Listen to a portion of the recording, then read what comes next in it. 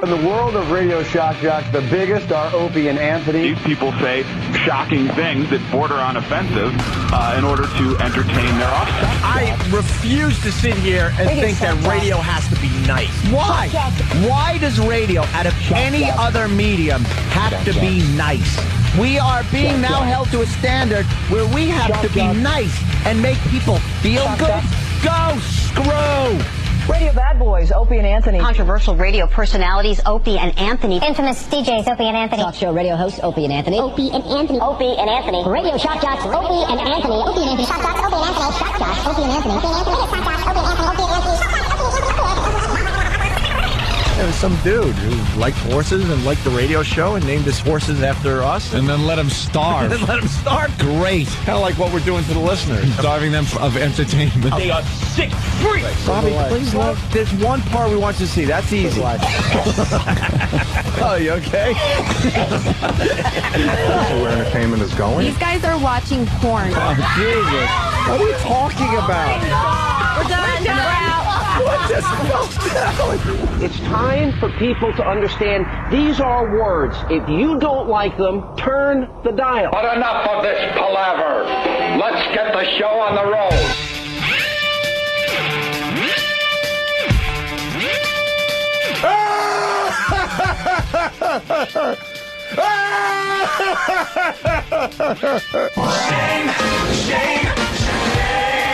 Shame on you.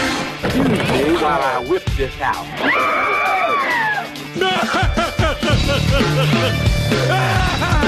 You use your tongue prettier than a $20 hole. He was the greatest piece of ass I've ever had, and I've had him all over the world. He was banging cocktails two at a time.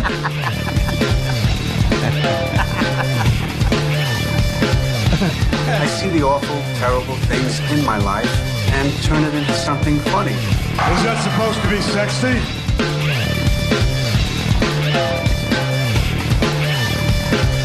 Pitted, so pitted. Get in the hole! Hey, everybody, we're all gonna get laid!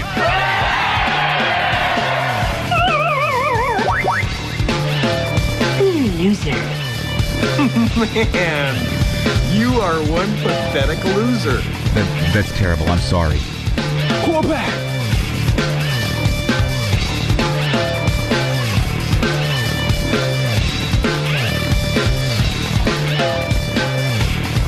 You're a phony! Hey, this guy's a great big phony! Hey, you're a great big phony, you know that? That's right, you're a big fat phony!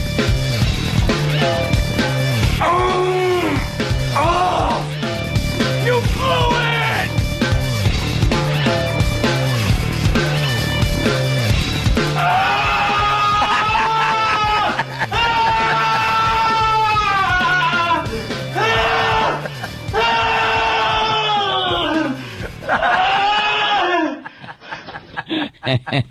Pray for me.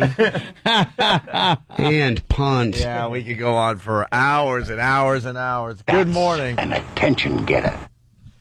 Good morning. I'm client number 10. That's client number 11. How That's you client doing? number 12. Welcome to the Opie and Anthony Show.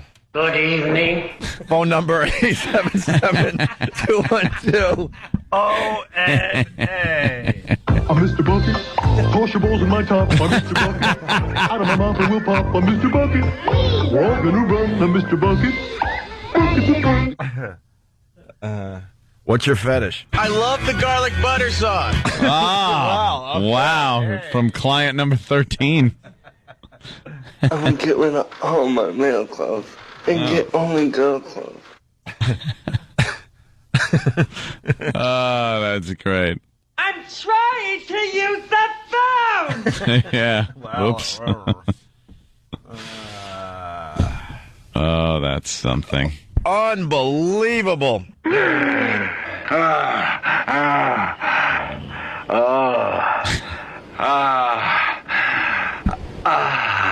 You blundering bag of boots.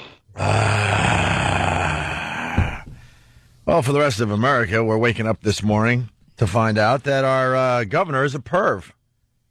Old goody two-shoes. Elliot Spitzer. Old goody two-shoes. Mr. We'll get ethics back into Albany. Mm-hmm. He's one of these do-gooders, one of these tattletales, as it were. When he was a prosecutor, he'd go after all these causes with this holier-than-thou attitude. And oopsie, there he is. Client number 9. Client number 9. I don't even know where to begin. I have never read more than I have in the last 16 hours. I thought it was inappropriate at the press conference when he held up the picture of McGreevy and said, at least I wasn't putting that in my mouth.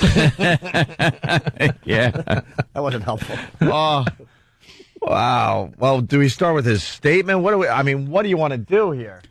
Well, I guess the facts, if no one knows by now, but I'm sure everybody does, maybe in the rest of the country. Yeah. They need a little filling in, but Elliot Spitzer, governor of New York, state of New York for the past year, I guess. A little over a year. Over a year. Caught in a sting operation for the Emperor's Club, which is a very high-price call girl operation. Looked like a great operation they had going there. Sure did. I hear the broads cost about $200 to $300 a night. Perhaps more than that, Opie. What is it, $5,000 an hour? It was, up to $5,000. What do you get for $5,000 an hour? Just a very hot girl? I've never spent nearly that much money. You get elegance, quote unquote, and you probably get like a penthouse model. Yeah, you're getting top of the line girls that will probably do anything, and maybe a little discretion. But when you're being investigated, it's kind of hard to be discreet. I think a lot of people, the news is saying he was caught during this sting operation for this prostitution ring. But I think the truth of the matter is they were looking into him and stumbled on this prostitution ring. Right. They were getting a little suspicious with this guy. What was it, his money? There's something about the way his money was moving? They noticed his money was moving around a little bit, so they looked into it a bit further, and then they discovered this whole prostitution thing. You can't be the governor of New York and do this. You just can't. Really? Someone's going to say something. He's on TV. They're hookers. And they come in and go, "Hey, I'm just a dopey hooker, and even I know you're the governor of New York." Dude, I've been recognized by hookers. Yeah, have you really? Yes, of course. Yes. And there he is, just business as usual. Right. So he was caught. I guess the records have him as client number 9. From outer space. That's it, from outer space. Client 9 from outer space. It's going to be a great new movie. It's fantastic. It's about a governor that has sex on the night before Valentine's Day. Which is even better. Mr. Romantic. Oh, this guy. I like to take off expensive women's clothing. A governor may have sex with a woman like this. So he was client number 9. Yes. From outer space. And he was he liked, what did they say? Some things that might be unsafe. Was that what they said? Or dangerous? I believe he was some dangerous behavior. Client 9 asked Kristen, the prostitute's quote name, Kristen, to do things that you might not think were safe. Yes. Now, we do have an expert on prostitution in the studio. What would that mean, Jimmy? Well, I think that I did also read somewhere on one of the websites. I believe he would like to go bagless, as we say. Yeah. Now, a condom. I don't know if he was asking for condoms to be removed during sex, because sometimes during, let's just say, certain types of sex, some girls will ask you to wear one, some won't. So I don't know if they mean he was trying to go unprotected the whole way or just through part of it. I think for that kind of money, you should be able to not have to use any type of protection. And I mean, Yeah, maybe utilize an open wound. It doesn't even matter. Stab her in the side and use that. And do what you will with that. I mean, that should pretty much be for the price, $5,000. Right. So you're just saying that maybe no condom. Yeah, I'm pretty sure that's what it was. That would be unsafe they behavior. He requested that you don't wear condoms. Mm-hmm. He cannot wear Oh, condoms. we were like trying to figure out what that really meant in the office. We're thinking it was, Yeah. Well, at least maybe having sex while juggling dynamite sounds unsafe. I don't know. Let's loose some bobcats in the room. Hungry bobcats. Yeah, get our heart rates up. What the hell? Yeah, stuff like that. Right. That would be unsafe, I would think. Sure. Propped her up on a rickety beehive. Again, unsafe. I almost had a spit take. Took the wrong opportunity to start drinking coffee there, Jimmy. Kristen, the prostitute, was paid $4,300 in cash for a 2-hour session. And what's really interesting, he was going down to Washington for Valentine's Day, basically. He was down there on the 13th. How romantic. He did it with this chick on the 13th. Also part of the 14th, which would be Valentine's Day. Yes. It was after midnight. They were actually making a point of that. It's like, well, it was after midnight, technically Valentine's Day. And boy, he wanted this badly because he kept calling, I guess, the company that would send Kristen to see if they got his payment, because he was paying ahead of time to a fake, company? Yeah, they had something set up where you didn't have to use a credit card or pay cash with your hands to somebody else. You'd transfer money into another account that was like a company that was set up by this Emperor's Club. It looked like a consulting company. Yeah. And then you'd have an account set up with a balance, and you would use their services, right? Their hookers, and they would take money out of your account. So he knows he's going down to Washington. He knows he wants to get a prostitute, but his money didn't clear yet. So he's calling the company like, what's going on? Please tell me what's going on. Like whipped up into a froth at that point. And this is what's hilarious. The company said that he had a $400 credit, I believe, $400 or $500 credit. Not getting much at the Emperor's Club for $400. But they were trying to figure out if that's enough money to at least send the girl. Right. And then figure out business later. And the company decided, who gives a crap, it's the governor, that's not enough money to just send the girl. And then at the last minute, the money cleared, and then it led to the girl showing up at his room, where the door was unlocked, where she could just push it in and wait for him. And there he was, probably nude on the bed. Actually, I think she arrived before he did, unfortunately. Because I was picturing the same thing. It's like, hey, hands behind his head. Hi, how you doing, honey? I'm picturing, she comes into the room, and he's waiting for her, ass up. Oh, God. Oh, damn. It's just a fantastic story because this guy, like I said, holier than thou and just a tattletale. He made it so difficult for radio people to do the most innocent thing, like maybe go see a concert or something. Right. If we want to go see a concert, it's a whole big thing we got to do now. We can't just grab tickets and go. It's got to go through channels. And this is all because Elliot Spitzer thought that there was misappropriations going on in the radio industry with payola. Yeah, every ticket had to be accounted for. Yeah, every prize has to be accounted for. I want to go to a show here in New York City. I wasn't allowed to get a ticket from the radio station I worked for because every ticket had to be accounted for. Uh-huh. And they already gave away the proper amount of tickets or something like that. So if they gave me a ticket, then there'd be some kind of suspicion. And this was all Elliot Spitzer's doing. Huh? And you have to sign for it. It's just a pain in the ass. He's really made radio a pain in the ass as far as this type of thing goes. He was involved in a couple of pretty high-profile prostitution ring takedowns as prosecutor.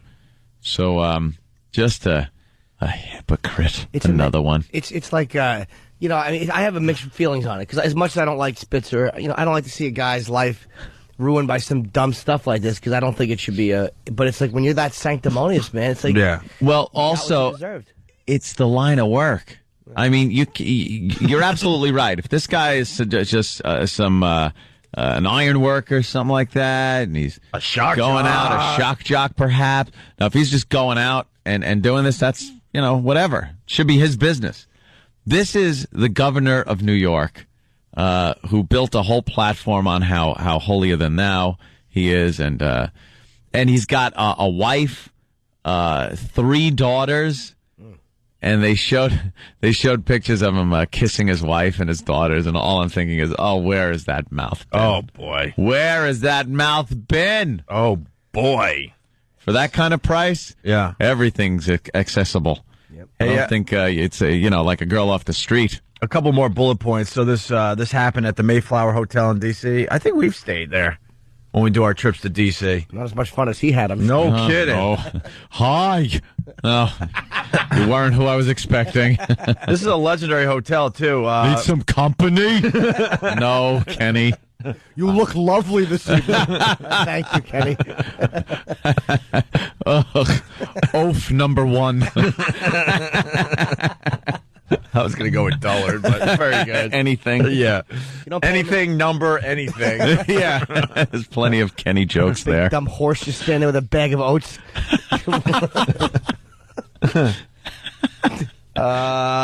Let's see. Why aren't we on in Buffalo? Uh-oh, what happened? What happened? We have huge ratings there. Why? John, what's going on?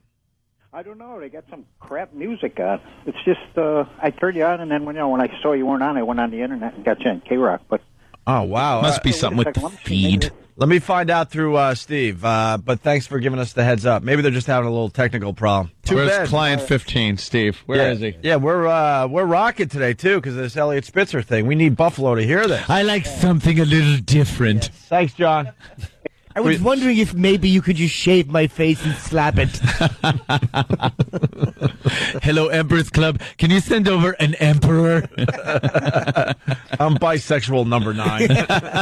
Oh, I thought this was for penguins. They have a fetish.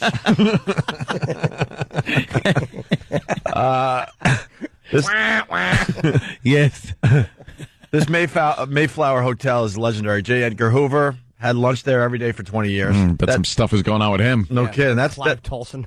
But something you probably didn't know, President Franklin D. Roosevelt, the famous "We have nothing to fear but fear itself" speech, was at that hotel in room 776. They grilled Monica Lewinsky in that hotel. Yeah. For the Bill Clinton thing. And a few other fine things. hotel. It was just a few blocks from the White House, by the way. Just a mere few blocks from the White House. And I bet you Elliot Spitzer got there because they said he got there after she did, so he probably had a suit on. He probably had that, just his underarms probably stunk. His breath was probably clammy, like dry breath, because he was so excited to get there. Oh, he probably was. He's the governor, so nobody ever tells him when he has spittle breath. You want to chew a mint already? Dumpster breath? Yeah. He just looks like a creep. Yeah. He looks like a creepy guy that you could just see just saying filthy things. Yeah. When is he going to step down? I don't know. You can't fight this one. This one you can't fight. He will be stepping down. No. And well, I guess this we don't know what to do with this one. There's so much to do. We're just organizing here. But when he does step down, probably as early as this morning, we are going to have a blind black governor here in New York City. Yes. Or here in New York State, excuse me. From Harlem? What's his name?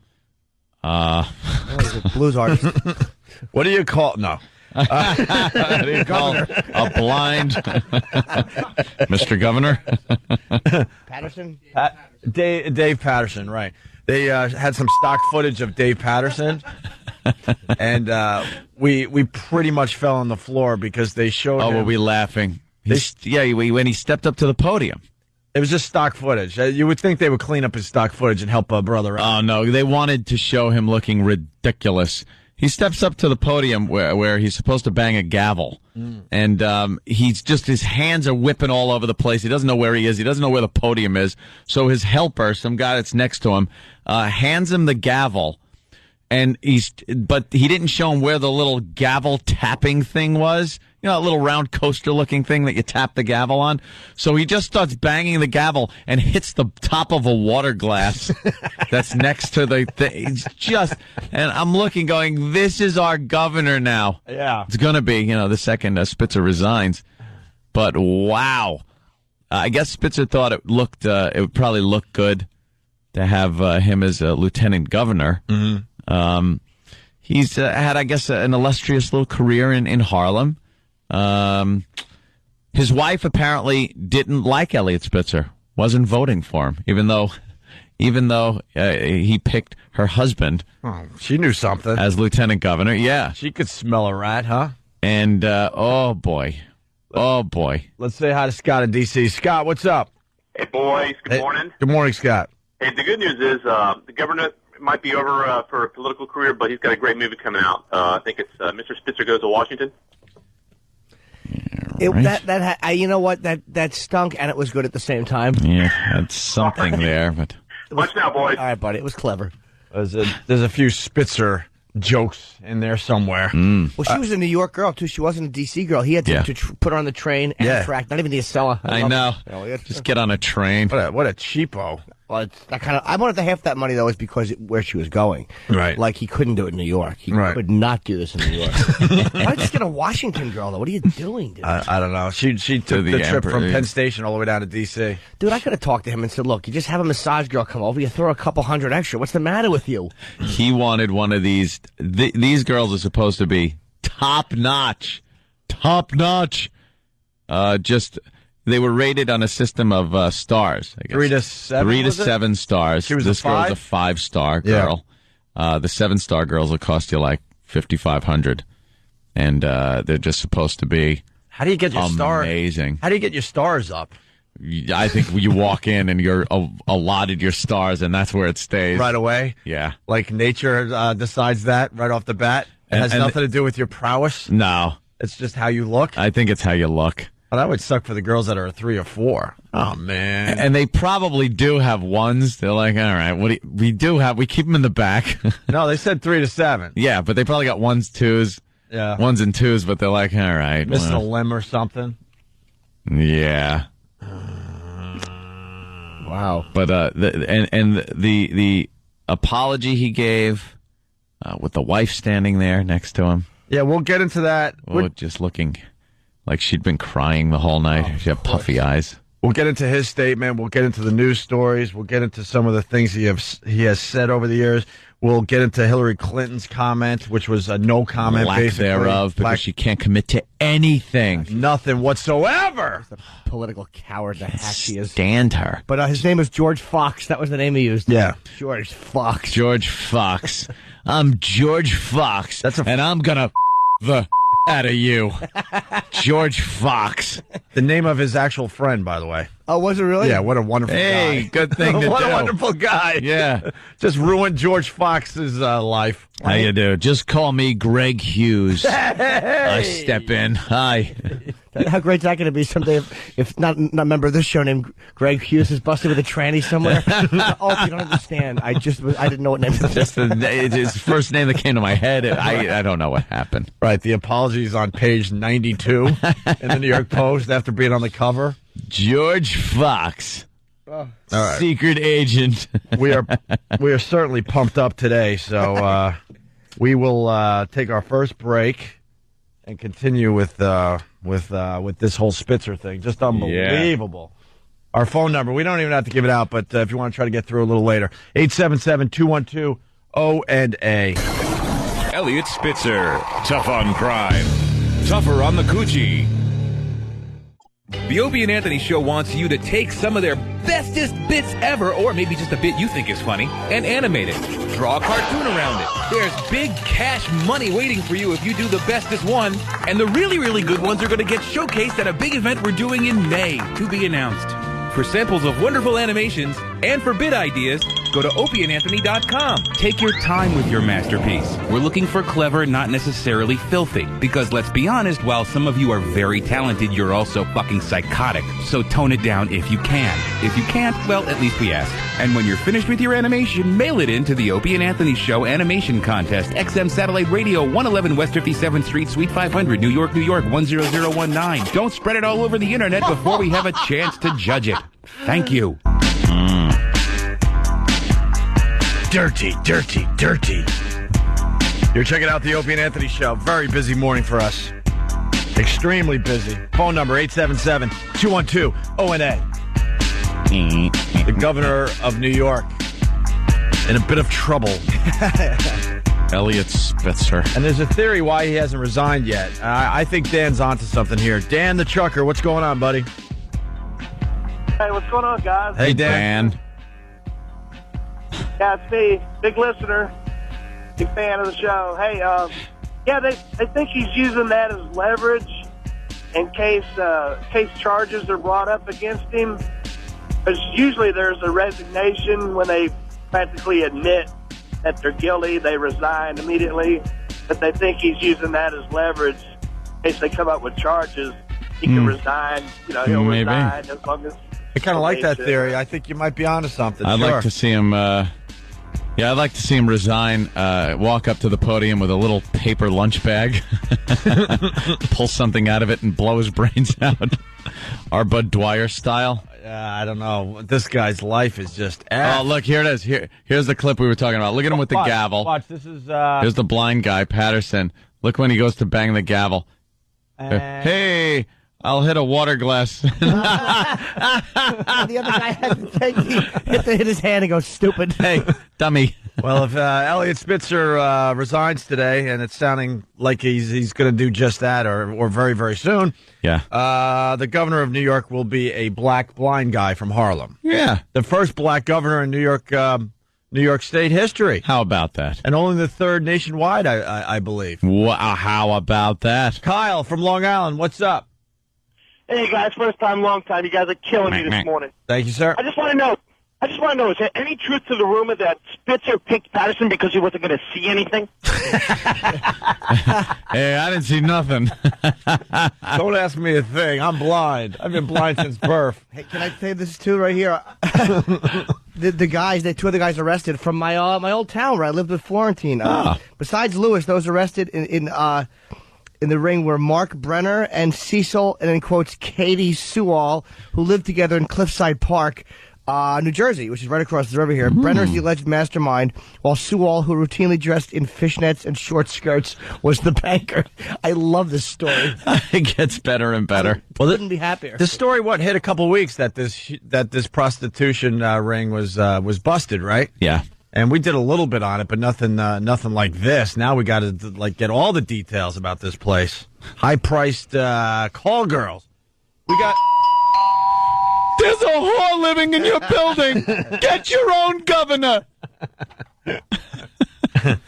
We have a Elliot Spitzer campaign ad. You want to hear it? Sure. All right. Recently, my running mate David Patterson and I toured the school he attended as a child. Walking past the very same hall signs he did 40 years ago.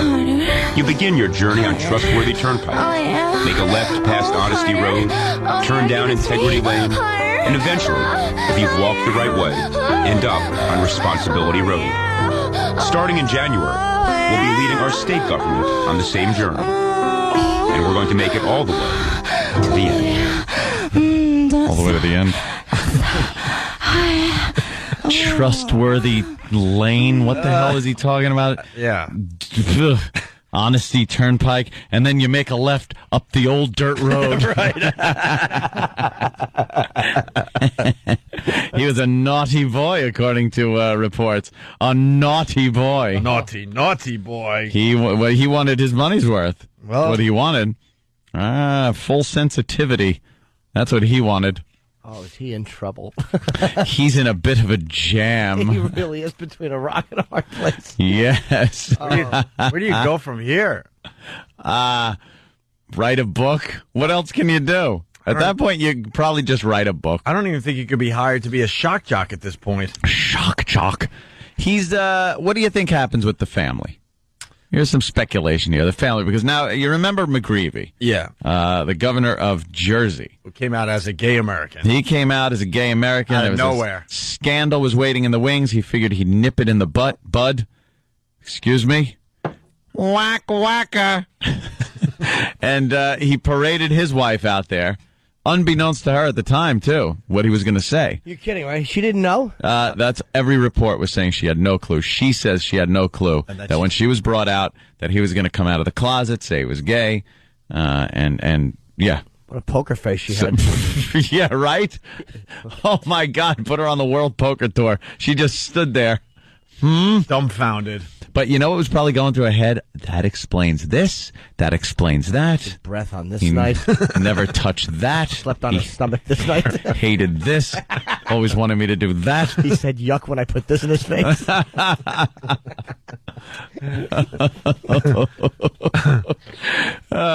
So, they stepped out there. She acted well, and they looked like they were going to stay some type of family. I don't know.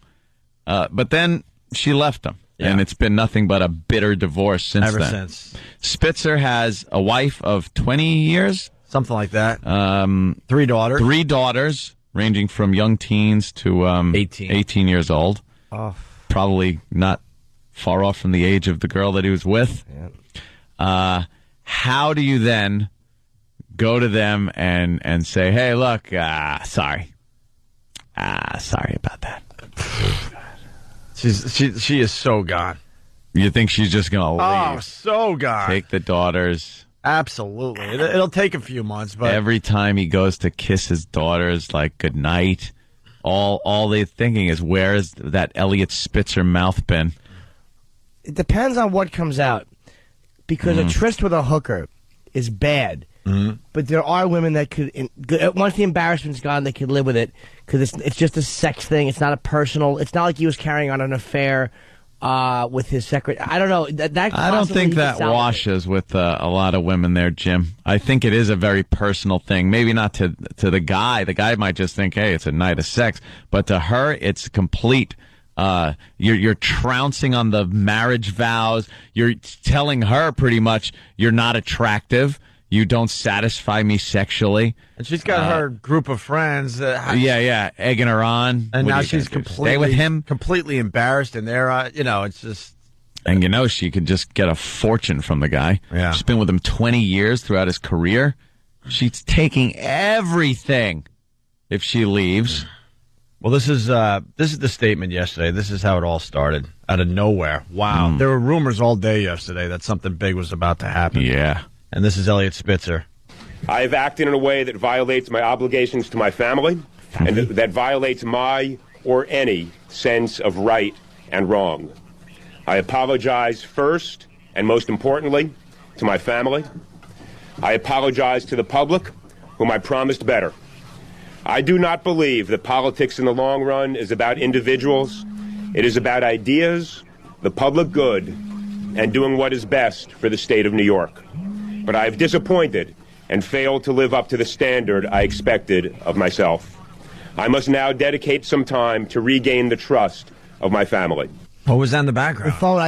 The first time I heard it too, I'm looking for my phone too. No, really? Yeah, what the hell? That was his phone? Yes, and it's not annoying at all the way he says family. Family? It's not like an 8-syllable word, you ass. I want to apologize to my family. My family. Family.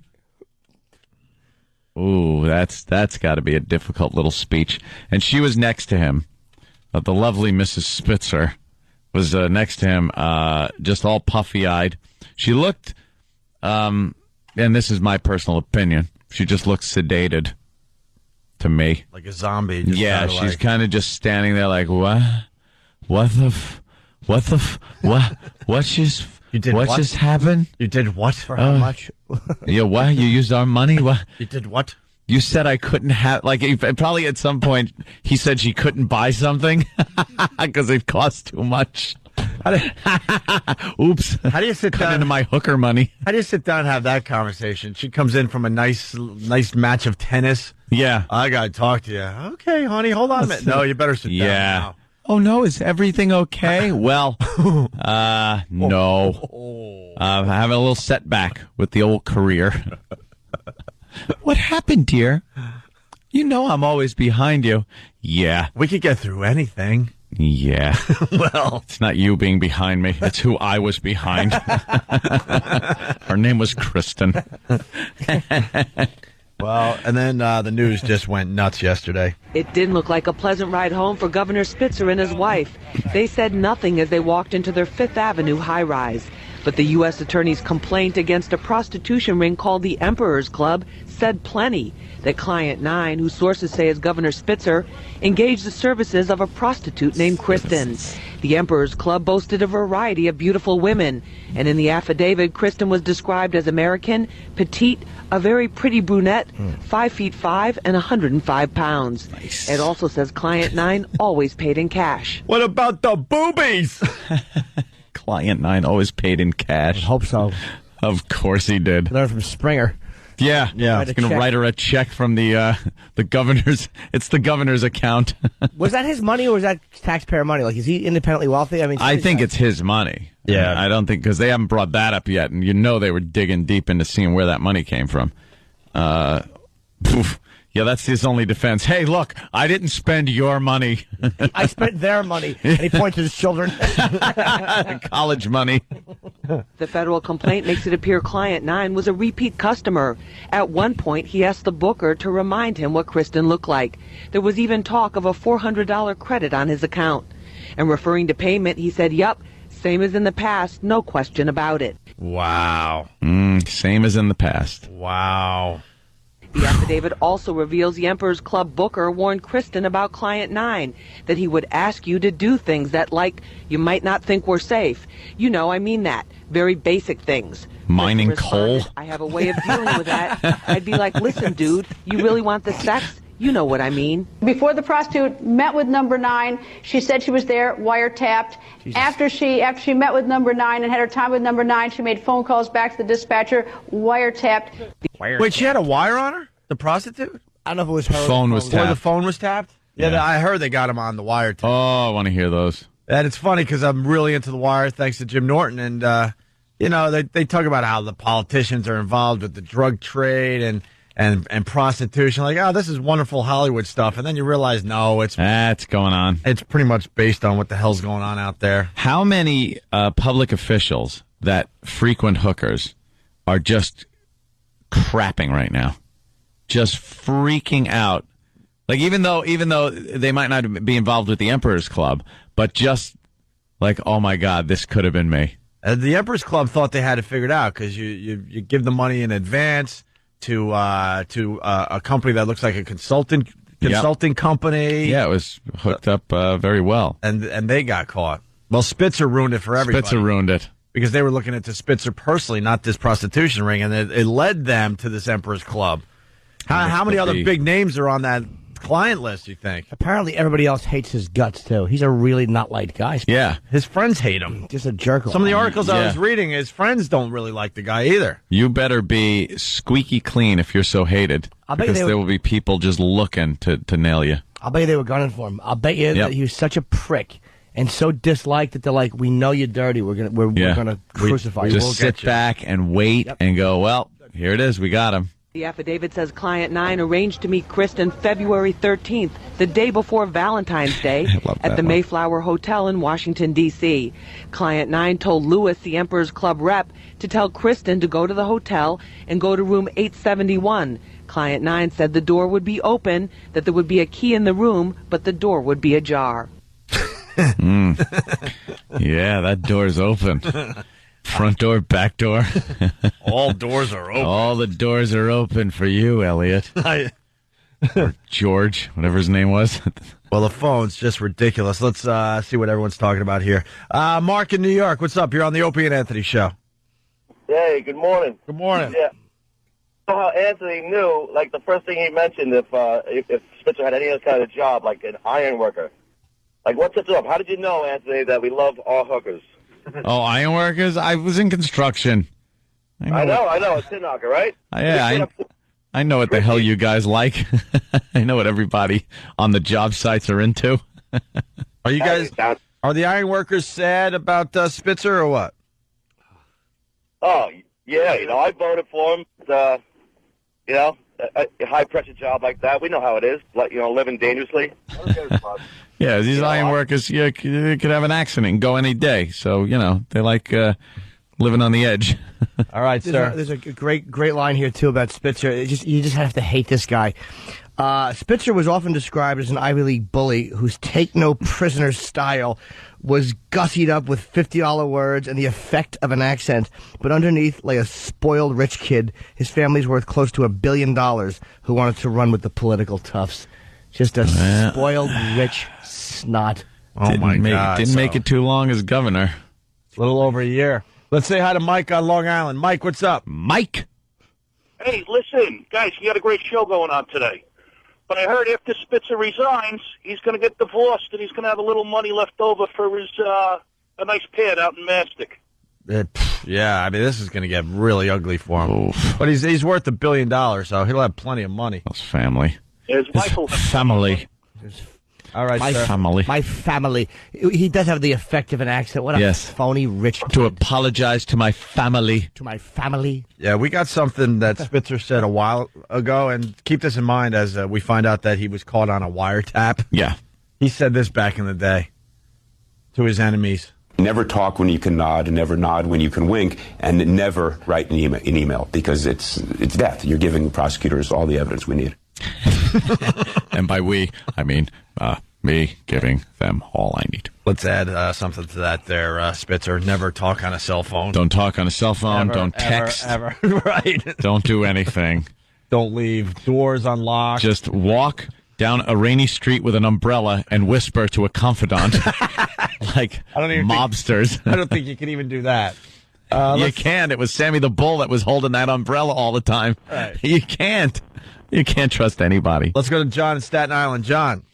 Hey, what's up, guys? Hey. Why do all these people make these painful speeches? Why wouldn't you just hop on the next flight to, like, Bora Bora and just let somebody else handle that? Right. I would just, Yeah, could someone else do this? I'm not getting out there. I would just flee the area. People would be calling and knocking on my door going, but you have to say something. Yeah. I got $1 billion in the Nope. bank. I don't have to say nothing. I'm not saying anything. That's a good point. He should have just taken off and we never see him again and let everyone else just mop up his mess. Or just get out there and keep your same brazen attitude. Yeah, I had sex with a hooker. What's it to you? Let's say hi to Jim in Jamaica. Jim, what's up? Hey, what's up, Owen? Hey. I work in Jamaica as a cop. I mean, this guy could have went to Stuffed in Rockaway, got 45 hours, got a girl with maybe a little hair on her chin or an Adam's apple. We got the same thing. And we would have kept it discreet, you know what I mean? Discreet. I hear you. Imagine being this guy's kid, going to school, client number 9's daughter. Well, he thought he thought he was safe. He had the money to spend, and this prostitution ring was set up in such a way that everyone felt safe using it. But they were looking at him. Somebody wanted him bad. Yep. That's what it comes down to. And they noticed his bank account. There was some money being exchanged, and they looked into it, and it led him to this Emperor's Club. Should have little Jimmy temp him out. He could have, got him something a little better. There you go. Well, I could have saved him a few dollars. Let's say hi to Mike in Fort Bragg. Mike, what's up? Hey, guys. Morning, Yimmy. Hey, buddy. Hey, I know what Spitzer's wife can do now. She can just run for president. You know? Yeah, seems to be the only qualification you really need. Right. If they stay with the spouse, you know that there's a motive for it. Either they want a political future, or they want something out of it. Then they'll just stay with them and use them, and Well, I think in this case, she's just shell shocked. She probably found out about it yesterday. I don't know. Your name is Christy. You'll answer only to Christy. Speaking of Hillary Clinton, this is what she had to say yesterday. Don't just stare at it. Eat it. This is Hillary Clinton yesterday. Wait to see what comes out over the next days. I don't have any comment on that, but I obviously am sending, my best wishes and thoughts to the governor and to his family. This is why she cannot be president of the United States of America. Yeah. She can't commit to anything. Just you have an opinion. She has to have an opinion. What a safe, covering her own ass coward. Of course. I want my president, not a big fan of Giuliani, but he would just get out there and go, look, this is what I have to say. Yeah. It's going to piss off some people, but I'm going to say it. And you knew where he stood on things. It's inappropriate behavior. Yeah. Why not just say that? It's a very inappropriate behavior for a public official, blah, blah, blah. Just say something. Say like this of substance. If these accusations are true, this is disgusting. You know, you would get a lot of respect from potential voters. You say nothing. Yeah, at least say if it's true. Like, I don't. If she would have said, "Look, I don't know if it's true, and I hope it's not true," but if it's true, he's got to step down. Yeah. I hate politicians for that reason right there. Yeah. Hate them all. Well, she's a coward. She's the worst. She's a Boy. big coward, bigger than most. She's really, really grossly wishy-washy about everything. Absolutely. Absolutely. All right, we got to take another break. Trying to listen to my new Robert Palmer tape, and Mrs. Spitzer's just buzzing in my ear. Susu Studio. Where are you going, Elliot? I have to return some videotapes. Another break and then right back to the phones. People calling from all over the country today. Look at that. Why did the governor have to pay for it? Well, we'll ask Jimmy. Why did the governor have to pay for it? Because he's the governor. You can't just go out hopping into bars and trying to pick up chicks. I think because it's a little risky to call an aide and go, could you get me a girl? Yeah. I'm lonely. It's not the 60s. My family. My family. My family. He's apologizing to his family. To my family? Who talks like that? Steve. Phone number 877-212-018. We'll go right back to the phones after the break. Elliot Spitzer, hypocrite of the century. You don't have to put on the red light. I get it. Those days are over. You don't have to sell your body to the night. And punt. No, I'm still burning over that stupid Hillary. Oh, no kidding. We're back with the Opie and Anthony Show. Don't commit. Don't get on TV and be honest when you're pushing yourself to be president. Yeah. Well, someone's writing that she's not committing because Elliot Spitzer is a super delegate. Super delegate. Yeah, but she can't even commit to a baseball team. No. We don't know what she stands for. She's the worst. Oh, there he is, Elliot Spitzer and his wife getting out of their Escalade, going into their house, where apparently we heard today that they got their hands, the news got their hands on the governor's schedule for the day, and nothing is scheduled. Of course not. Him and his wife are in that house. Oh, my God. All day with nowhere to go. He is just being yelled at. You think? What did you do? Why? It was the day before Valentine's Day. I know, honey, I'm weak. I'm sorry. I'm weak. I know. How could you do this to our family? I'm sorry for the family. All the daughters are upstairs crying in their rooms. Daddy tries to come in. Honey, can I just get away? Slams the door. Oh, just slams the door, blasts some music he hates. I hope he has a comfortable couch in that apartment. Oh, he is just in hell right now. Doesn't matter if you're an iron worker or the governor. We always bring up the iron workers today. Right. Yeah, it's all about the iron workers today, but doesn't matter. He's just laying wherever he is. You know they're not sharing the same bed last night. You just know it. So he's laying there staring at the ceiling, just thinking how badly he screwed up. Or when you know what's even worse? When you wake up, you just wake up and forget about it for that second you just woke up and go, oh, what a beautiful day. Oh, God, I got a good night. Oh, my God, they all know I had sex with a hooker. It just hits him like a freight train. Wait, how's that again, Ant? It's like, I slept pretty good. Where am I? I'm not in my usual. Oh, God, they caught me with a hooker. Oh, no. Oh, God, it's real. I'm client number 9. Oh, no. I thought it was a bad dream. I'm weak. I love it. That poor bastard. He's not. James Carville looks like an alien. He is really creepy looking. No kidding. Oh, He the should get worst. A wig or a top hat. Top hat. He's awful. Look at him. He is. He's like one of those typical aliens that people draw after they've had the probe. He's 49 years old, and he's the governor, and he lives in that great apartment. His life is ruined. Finished. Hey, we got some music for your bit, Anthony, if you want to try one more time.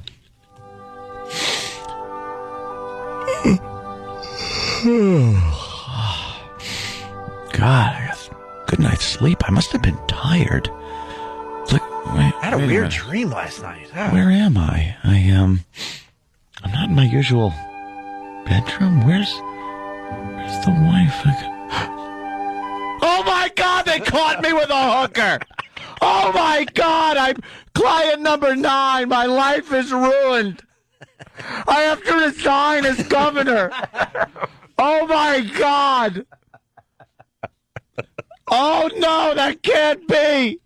I want to go back to sleep. Oh my God, the lieutenant governors are blind.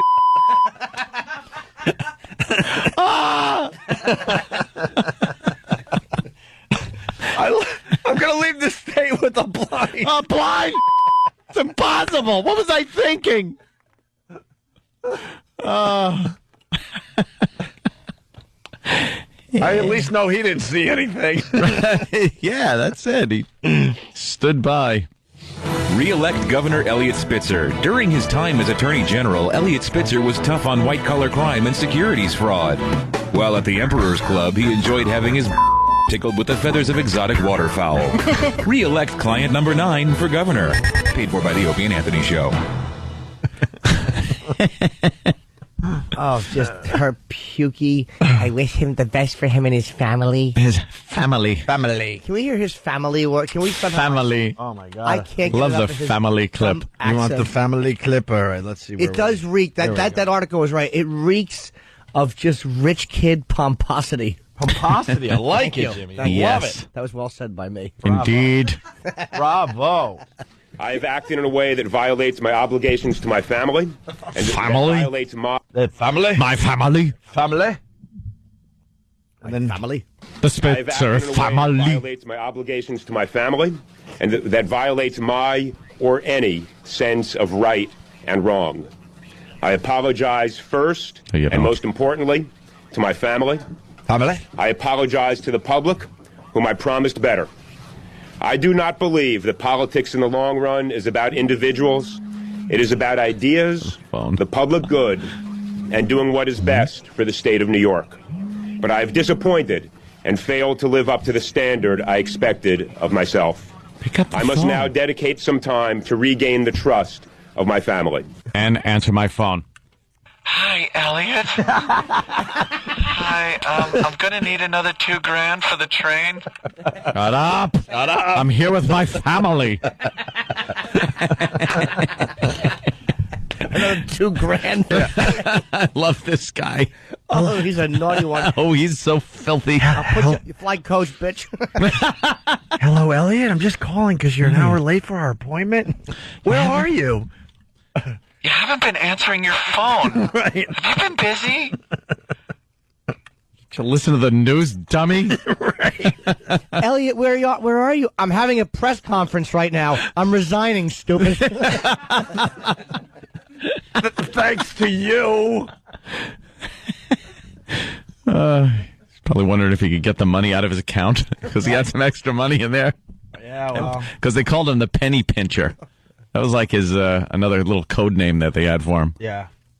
He's bargaining like it's some Budapest marketplace with these friggin' $5,000 hookers. Let's say hi to William and Mo. William? Yeah. Yeah. I think Hey, that's morning, Missouri. boys. Yeah, no. Hey, buddy. I just kind of wanted to state the obvious, man. You guys are killing this morning, though, but the last name, Spitzer. Well, that's a little hacky. I think we all know the Spitzer jokes. Yes. Wow. That's where you get to play along at home. It should be Elliot Pazer.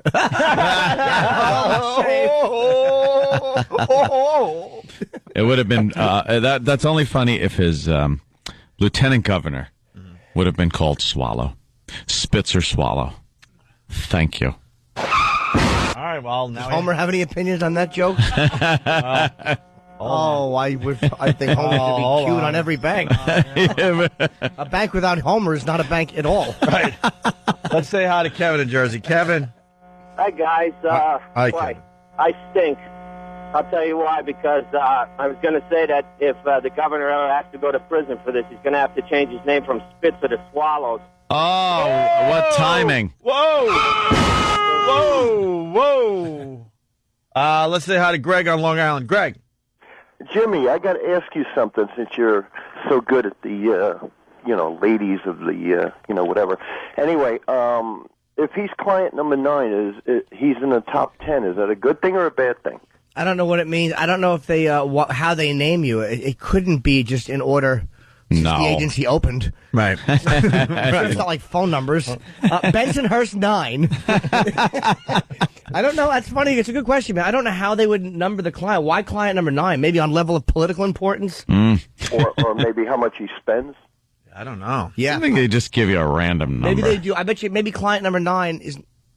You know what, though? He's got a bank. He's got an account there. I bet you it's this hooker's 9th client.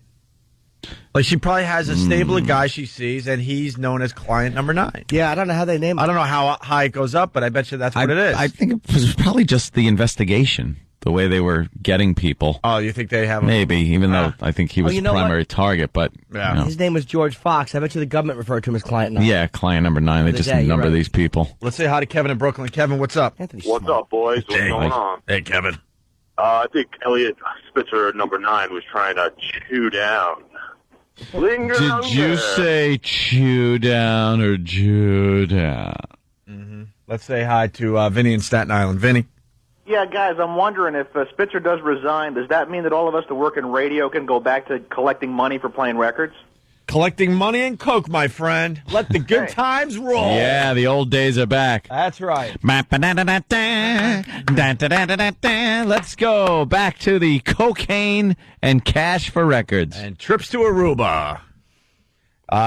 This is some more info that's coming in. We're on top of this thing today. Well, a prostitution scandal would obviously be bad news for any politician, especially tough for Elliot Spitzer, because he built his entire career on promises of cleaning up corruption and rooting out unethical behavior. When he was New York's Attorney General, Time magazine named him Crusader of the Year for his crackdowns on Wall Street and on corporate America. And the papers dubbed him Elliot Ness, after the guy who helped bring down Al Capone. His public image, a family man, a loving husband to his wife Silda, and father to 3 daughters, ages 17, 14, and 12. Tonight, Spitzer's squeaky clean image is tarnished, all because of a secret prostitution ring called the Emperor's Club.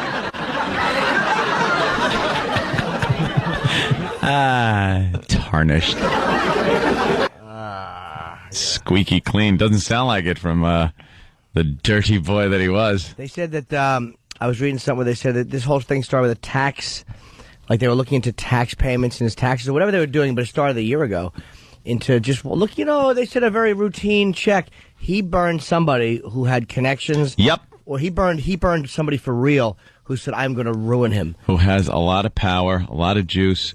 When you're the governor, also your records are open. They're an open book. Yep. Your finances are an open book. But he thought he was safe. Once again, Where was this money going? Like they would, even though it was going into some kind of fake company, consulting company that's set up just to protect people when they're paying for whores. What, they're just going to take it at face value and not look into the company and see what it is? See, here's what you got to do. You got to get your own credit card and use your own credit card, and it will just say Elliot Spitzer. And then if you get busted, you go, "What? Of course it's fake. What am I going to use my own credit card?" Right? Yeah, that's just it. He was too careful, and it looks guilty. He should have just done it, with his own credit card. What? Am I this stupid? People, come on. Someone stole my credit card for the 80th time this year. I never reported, of course. Oh, he's a fresh boy. Let's go to Rich in Jersey. Rich, what's up? Hey, how you doing, guys? Good, Rich. Hey, listen, I think you guys are looking at this all wrong. He's not at home living in hell with his wife. I think his wife is praising him that he's not like McGreevy You know what I'm saying? Yeah, there's something. There's something there because she was probably standing right next to him yesterday, going, "Oh, thank God it was a prostitute and not a gay thing." Yeah. Exactly. If we Oh, sorry, bro. I had enough of him anyway. All right, moving on. Some of the things that Spitzer did in office here. Sworn in as governor the first day of 2007, Eliot Spitzer vowed to root out corruption. We must transform our government so that it is as ethical and wise as all of New York. Before taking on New York, Spitzer took on Wall Street. In 2 terms as Attorney General, he launched prosecutions that shook major companies, a move that gained him enemies and acclaim. People should not be misled just because they aren't big-time investors. I was reading that Wall Street cheered yesterday when this all went down. They were cheering. Was he wrong to go after them, though? Like, I mean, I'm not going to knock everything. Like, I don't know if he was wrong, because those guys tend to be kind of greedy. It's just when you use words like ethical and cleaning up and family and blah, blah, blah, blah. By the way, his smile, he looks like such a tool when he smiles. He has an underbite, and his jaw kind of goes up like that. He is a douche when he smiles. Don't ever smile. Just put that thin-lipped kind of terse look on your face. That's better. He doesn't look too good in swim trunks either. He's horrendous. He got a picture of him in the paper. He's bare-chested in swim trunks. Looks like he's ready for Beauty and the Geek. If they say, "Why'd you get a hooker?" all you should say is, "Look at me." Right. You understand, right? As AG, Spitzer also prosecuted 2 prostitution rings. Spitzer's silver-spooned past seemed to prepare him for public life. Born to wealthy East Side parents, he graduated Princeton. Oh, that woman did a terrible job there. Wow. Princeton. Yeah, I can't get past that blip. Let me see what I can do here. Is that her or is that the tape? Princeton. Yeah, we lost the tape on that one. That sucks. Fixing what is broken is the theme of this campaign. But Spitzer's first year as governor was fraught with problems, an effort by his aides to dig up dirt on the state's top Republican, and an unpopular plan to give driver's licenses to illegal immigrants. I pledge to toil each and every day so as not to disappoint the hardworking people of this state who have placed their trust in this future. Yeah, he was known for digging up dirt on his opponents. So that's probably where this whole thing went, Jimmy. Like, okay, well, let's dig into you and see what you're all about. If by chance I was elected governor, I would be brought down within an hour. They swear you in and you resign. Same day. I would say I do, and I would turn, "Hi, Daddy." On second thought, ladies and gentlemen. I'd like to apologize to my family. To my family. My family. Oh, it's just the worst. Hi, Daddy. Let's say hi to Chris on Long Island. Chris, what's up? Good morning, ladies. Hey. The lieutenant governor is going to repeal the payola rules, but only for Stevie Wonder and Ray Charles records. Let's say hi to Tom in Jersey. Tom, what's up? Hey, what's up, guys? Great show. Thanks, Tom. I noticed yesterday you were saying his wife looked like she was completely drugged up. The only time her eyes really opened up is when he used the word violate. So she was probably thinking, if I just let him violate me, we wouldn't be in this jam today. His wife's name was, you should have just cut it at one. His wife's name is Silda, which, he couldn't have said that in a sexual sense and felt good. Oh, Silda. That's right. Jiggle them, Silda. Jiggle. Spit on it, Silda. Silda. Silda? Get out of the way. Silda. Oh, he had enough of Silda's. She's probably just a real uptight New York awful lay. Silda. Probably wouldn't do certain things. Not in my hair, Elliot. Not in my hair. I was just at the beauty parlor. Silda. Oh, how awful. Well, she's the wife of a governor. They got 3 kids together. 3 daughters. Do you think that there's really this, odds are there wasn't this huge passionate lovemaking going on when she's raised 3 daughters and there's this career thing and I just love guys like this because, he's a goody two-shoes type of guy, talking about ethics and all that. And they say that these type of guys usually are the dirtiest behind the scenes. Look at Bill O'Reilly, the crap they found out about him. Yeah. All the crazy stuff he was doing. And he's on TV preaching family values all the time. And Pastor Ted, the leader of the New Life There's Church. a whole list of the guys Republican. like this. These guys are usually uptight Republicans because Democrats aren't as big for the sex stuff. They usually don't go after you for sex stuff as much. But right. Exactly. I love watching. She's pretty, though. His wife is a good-looking woman. I mean, considering she's pumped out 3 kids, you know what it does to a woman's body. She's probably like, look, this is just not what it used to be. There's another option. You're not pink socking me, Elliot. You are not pink socking me. Come on, just one quick slinky. Let me give you one pink slinky. Joe from New Hampshire has a question for Jimmy. Yes, Joe. How do you do, Joe? Yeah, Jimmy. Yes. Jimmy. Yeah. You think Spitzer likes prostitutes? Yeah, that's a good question, Jimmy. I don't know, to be very honest with you. I mean, under the circumstances, I would probably say that he loves them. Whoa. Certainly does. Right now, I'm sure he doesn't, though. Right now, I'm sure he's not fond of them at all. No. Little tattletales. Well, it wasn't. Yeah, I guess they did wear a wire, but the government probably came in and said, look, we know who he is. You think the hookers wore wires or they just tapped his phone? Probably just tapped the phone. Oh, really? Because they said a phone tap thing. I don't know if he's wearing a wire, if she was wearing a wire. Well, Spitzer wasn't. Imagine if the reason they caught him is because he wore a wire to go under the cover to bust them. And he's like, oh, yeah, I'm implicating myself. He should just always wear a wire, just in case something happens. Hey, I'm in on this. Yes, what are you doing here? It's a big sting operation. Blowing my cover. This goes back to one of my favorite things we do, like the guy that's caught with a prostitute and then she dies, and now he's got to cover up the whole thing. Oh, yeah. But there was some of that going on. Of course, not a killing of a prostitute, but there was a point where he's taking a phone call from the wife. When he got the first... And he knows all hell is going to break loose any day now. And she's just having a little chit-chat, a little friendly chat with the gov. When he got the first phone call, I think, when it was like, Mr. Spitzer, we have been conducting an investigation. Your name has come up in a sting operation we're doing, a prostitution ring. And he probably just goes, oh, my God, it's just done. I have to start killing people. I have to have people killed now. Who do I call to kill hookers and pimps? What happens when he wakes up in the morning? He thinks for a second he thinks he's okay. All right, wait. Yeah. We got to do the music, Jimmy. I mean, come on. Because he's probably on the sofa, right? Yeah, he's just on the sofa, sleeping a little uncomfortable, but...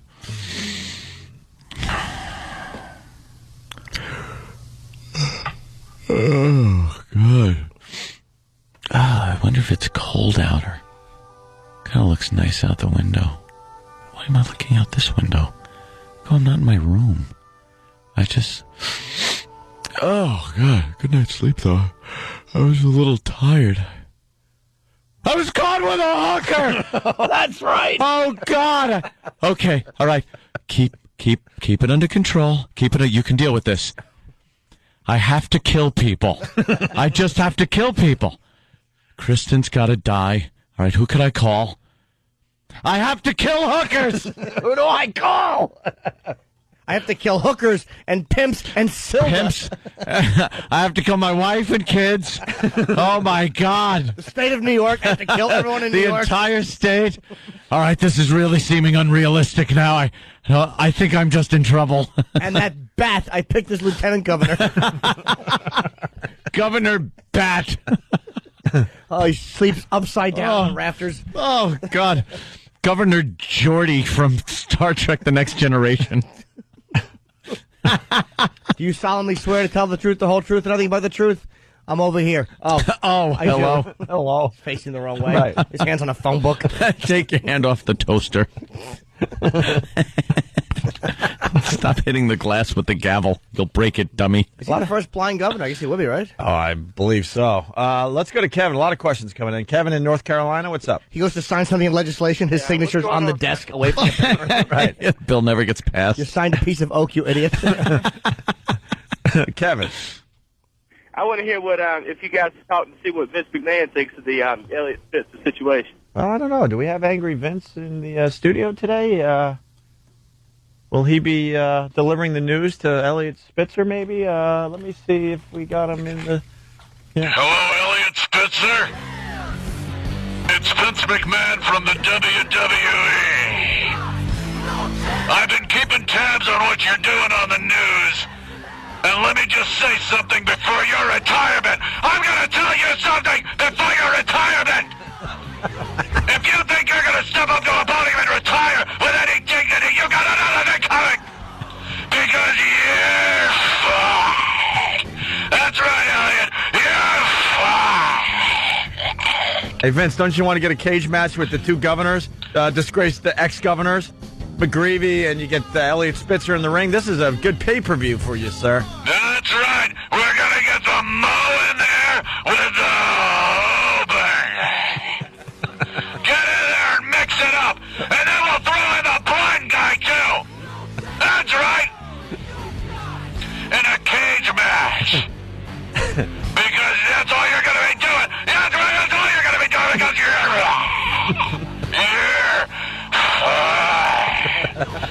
we got the blind guy to referee the match.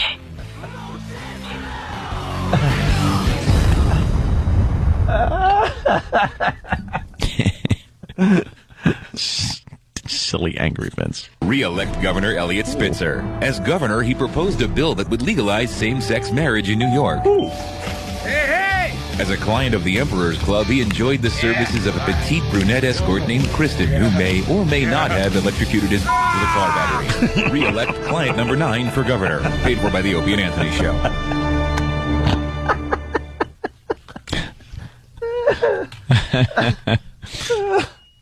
Oh, unbelievable. God. What a life. We've seen some great crap in our lifetime. Oh, yeah. Just amazing stuff. Scandal. Just amazing, amazing stuff. God forbid Hillary should have a real comment, that stupid suit jacket. She has a body like George Papard.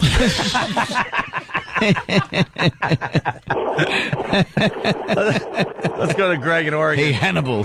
Hey, Greg, what's up? Get in here. Hey, I figure he probably found out about the Emperor's Club by digging into the dirt of all these other politicians. Said, hey, that's something I could do. Where are you, sir? You on the roof of a car like Grape Ape?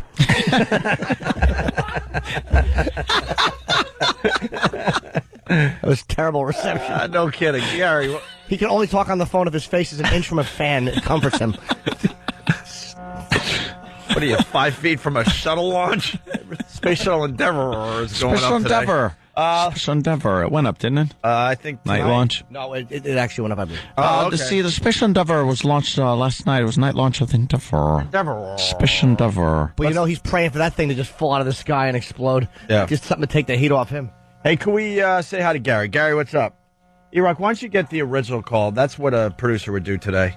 If you got the Space Shuttle Endeavour going up, you get the original call from that dude from Brooklyn, and then it makes everyone happy. Let's say hi to Gary. What's up, Gary? Hey, guys. Hey.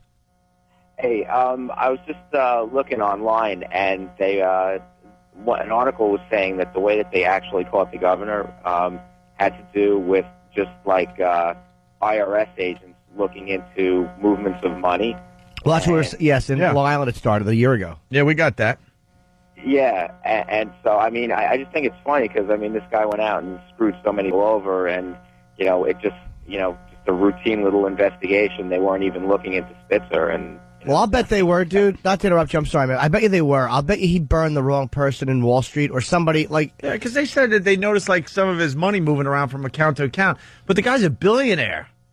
He wasn't spending that much money that would make people's eyebrows go up. Somebody had it out for him. Somebody went after him and found out. They tailed him, or they knew somebody who said, look, this is what he's doing. And they figured out a way to catch him doing it. It sounds like he made a lot of enemies, and, you know, that's what your enemies do. Yep. They dig up dirt. And he sounds a sanctimonious rich kid. I mean, you just couldn't be happier to see somebody humiliated publicly than a sanctimonious rich kid. Mm-hmm. All right, we still got lots to do. It's the Opie and Anthony Show. But first this. Elliot Spitzer. Do as he says, not as he does.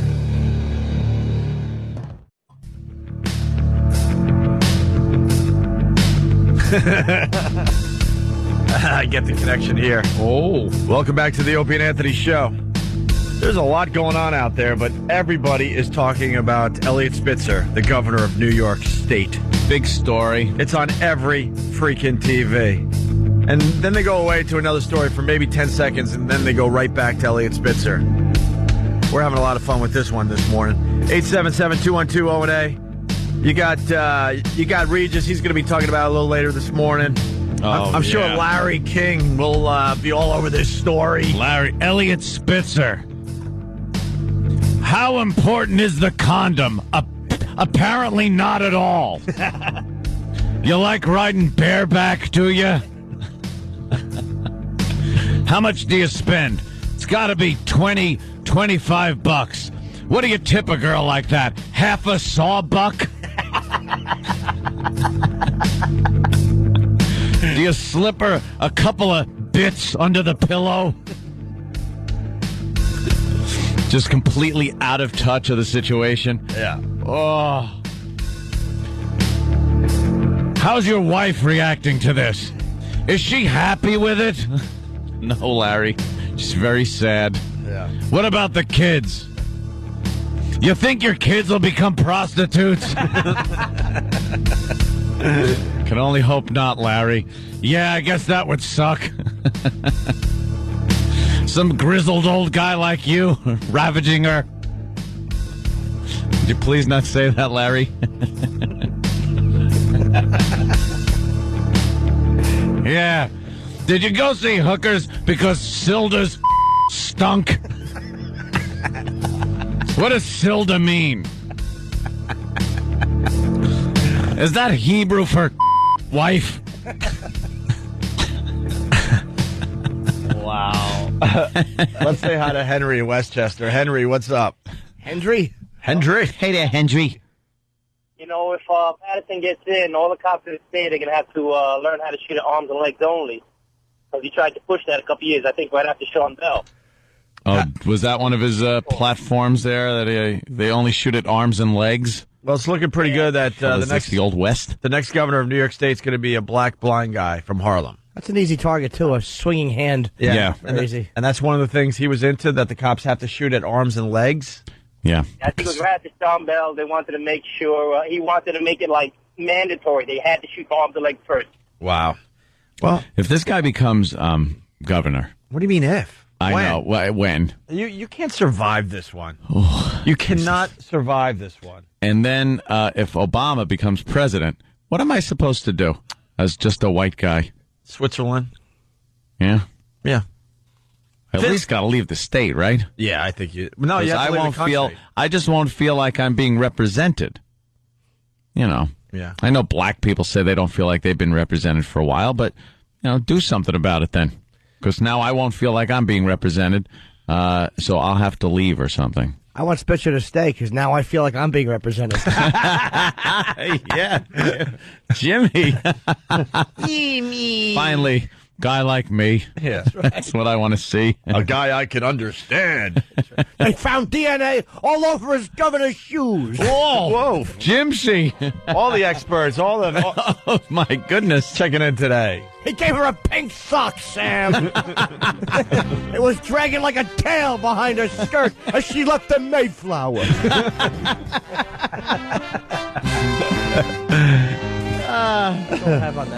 Standing up on the stage with his wife.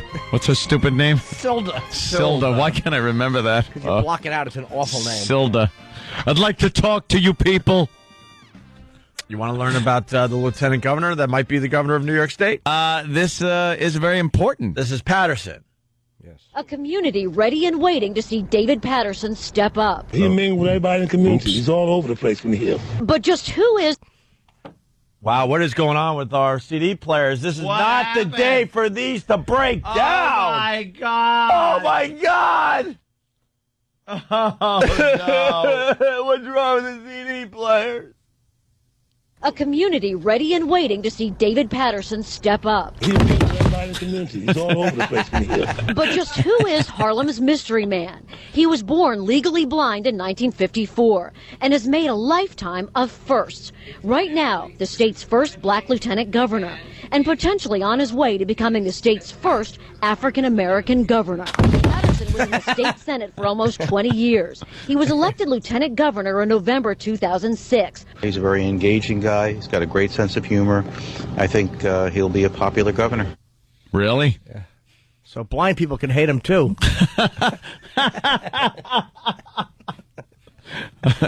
All right. Here we go. Step up so you can swear in. Oh, jeez. Get up here. Someone pick up the governor, please. Yeah. Someone get the governor. Yeah, the TV cameras are rolling. There you go. He's the first governor to ever walk into a wall. There's going to be a whole lot of firsts with this guy. Here he goes. He's giving a speech in Washington by the little reflecting pond. Oh, jeez. No, by the reflecting pond. Here he is, breaking ground for a new building. Oh, jeez, he just took out the construction worker. I just want to see him throw out the first pitch at Yankee Stadium. There it is. Oh, there's a happy young fan.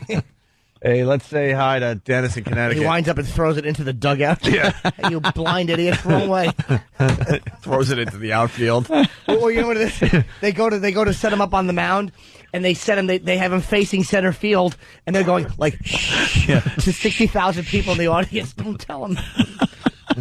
Let's say hi to Dennis in Connecticut. Dennis. Hey, guys, I just wanted to mention how lucky are clients 1 through 8 this morning. You know, they're thrilled that number 9 is Spitzer. No one's talking about them. That's true. No kidding. 1 through 8. Whew. You got to think now that this case is wide open that there's going to be some more high-profile names that are mentioned. Mm-hmm. I hope that'll be the second or third leg of this story because they're going to want to keep this one going for a while. Let's say hi to Danny in Howard Beach. Danny. Hey, guys. How you doing? Hey, man. I had a question for Jimmy being the expert on the matter. Well, what does $5,000 get you? I've never spent anything even remotely that high. I think it just gets you fired. Yeah, fired. Exactly. A job on the lecture circuit someday. Yeah, perhaps. It gets you hotness, right? Really, you get beautiful girls, but she's $1,000 an hour girl that he had come from New York. She's not a $5,000 girl, but he had to transport her from New York to D.C., so it's a 4-hour minimum, I'm sure, on the train. I mean, there's a lot of expenses that go in. But if he had just banged her in a hotel in New York, it probably would have cost him $1,500 for the hour. Really, that's it? I'm thinking so, yeah. I wonder if Patterson is going to be up in Harlem playing a little stick ball. You know, they like doing that like the old days. Yeah, of course. And he's pitching. Hey, I'm over here. Over here. How many? Wait a minute. No! Give the governor another ball. Oh, jeez. Oh, come on. Could you hit the guy with the stick? Okay, maybe you ought to bat, Governor. Oh, there goes the catcher. This game. Oh, yes, shame. Arnold Diaz. Probably being knocking on his door right now, trying to get a comment from the governor. Governor? Ugh, is right. You think the news right now would pay attention if Elliot Spitzer made a statement? Just opens his door, gets his mail. Hi, how you doing? You think he's trying to escape and he's just like flipping around the channels, just hoping he can find one channel that's not talking about Maybe it. There's something Maybe on. I could go to Nickelodeon. Hannah Montana's even talking about it. Right now, he's on the toilet, remembering that hooker, and his legs are stretched out, and his feet are pointed up at the ceiling, and he just wants to finish before Silda walks in and wraps it. Oh, Silda. Yeah, he's got his bathrobe on, dangling in the toilet. Oh, hey, Silda. Anthony. Sexy name. You want to do a little more Spitzer? I don't know. Waking up. Elliot Spitzer? To a new day? Well, it's got to be rough. Yeah. Because when you're sleeping, you forget everything. Sometimes, you dream crazy stuff, and you wake up and go, "Oh my God, thank God that was a dream." Yeah, you think it was a dream, or I know, it's a much smaller scale, but when we were fired, there were a lot of days in the beginning where I was thinking, I'd wake up and go, "Oh God, I gotta get to... Oh, my God. Oh, no. That's right. I'm fired. Damn. You know, it kind of sucked. So, Elliot just kind of lays there. This is so... Oh, waking up. Oh, why does my back hurt? Why? I'm on a pullout in the living room. Why wouldn't I be in bed with my wife? Wife! She knows I had sex with a hooker! Oh, my God, everyone does! I'm ruined! I'm completely ruined! How will I see my family? Family. I can't face my family. He's got. Not only does he have to. Hooker! Not only does he have to resign, he has to resign. So resign. Hey, let's say hi. The phones. We could do 5 hours on this. We will. What do you mean we can? Ken? John the trucker, what's up? Hey, man, what's up, boys? Hey.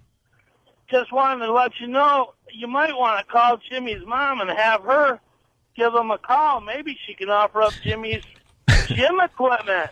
Now, Elliot? Yeah. There are certain things. I know you're into the ladies of the evening, Elliot. But perhaps you can, it's like Dr. Phil said, resign, you're through. Oh, he is a finished man. He's really hoping, though, that people look at the lieutenant governor and go, we can't have this. I swear that's got to be why he picked this guy. So you go, how bad is it he went to a hooker? It could be worse. Look what it could be. Yeah, she wasn't underage. It's not an animal, and she's not dead. Yeah. It's all right. All right, we can handle Wasn't this. a guy. We'll see. We'll see how racist people really are in this state. Wow. See if they allow this. It's been a very interesting couple of days. That whole thing about trying to shoot for limbs. Ugh. Well, we got a cop on the line. He's not happy about that. Let's go to Double G. Of course not. Double G, Island Park. What's up? What's up, fellas, man? You guys are doing terrific this morning. Listen, this guy wants this cop to shoot at the limbs. You got to teach everybody first up at the range. Yeah, well, people. yeah. There's no. That's not the way you work. First of all, it's more dangerous that way because you want to hit a big target so your bullets don't go flying past your target, and it's just dangerous for the cops. Mm-hmm. Stop. All you got to say is, yeah, I aimed at his hand, but I hit his chest. He was saying the Pledge of Allegiance. You want me to tell you? Sorry, Gov. Re-elect Governor Elliot Spitzer. As Attorney General, he was instrumental in building cases against the unethical practices of many brokerage firms in the state. As client number 9, he enjoyed having only the finest fruits and vegetables pounded into his by high-priced escorts. Re-elect client number 9 for governor. Paid for by the Opie and Anthony Show. I love the fact that in every Steve thing that has something being pounded, Yeah. jackhammer. Yes, going on. pounded. Yeah, He puts the jackhammer noise. That's not possible. No. I would tell, if I was a police officer, I would say, okay, we'll shoot for limbs. Mm-hmm. Governor Patterson, here's a gun. The second you can hit one, we'll do the same. We'll follow suit. Let's say hi to Alan in Brooklyn. Holding on. Oh, my God, he's killing people. Governor, put the gun down. You hit the limbs, but they were on a tree 2 blocks away.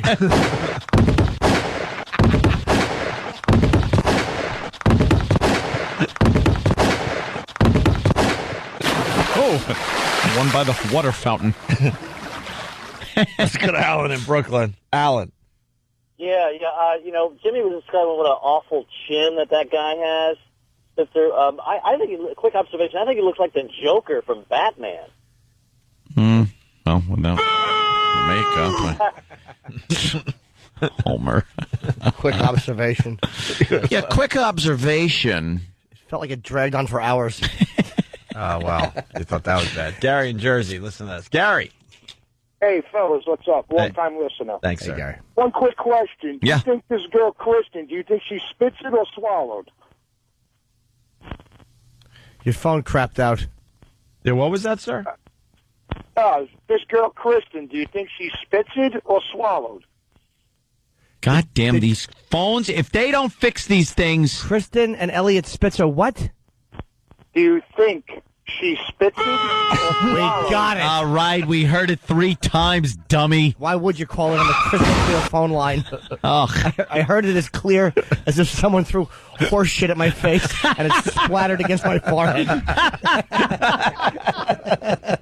Crystal clear, it rang through my head. awful. That's basically the first joke every single person made when they heard about Get it. Spitzer. Yes, it sounds like Spitz. Yes. We get it. Yeah. Rework his name. That's the first thing you do when this stuff hits the news wire.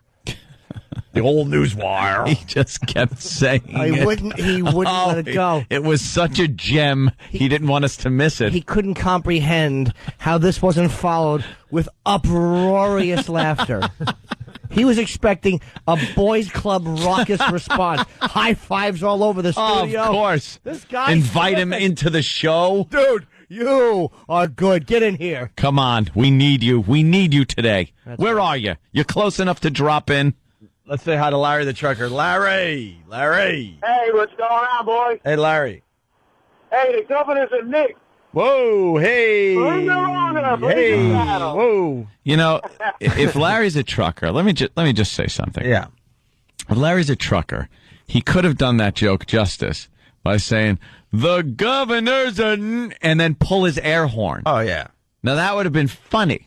That's a new... Would have been followed by, as Jim said, uproarious laughter. Yes, raucous. Why don't raucous. Maybe another trucker could try that same to joke. see what that might sound like could be done a new properly. Bit. This could be a new bit on the show. We'll work you through the jokes. They use the horn to cover up the dirty parts of it's their own bleeps of the phone call.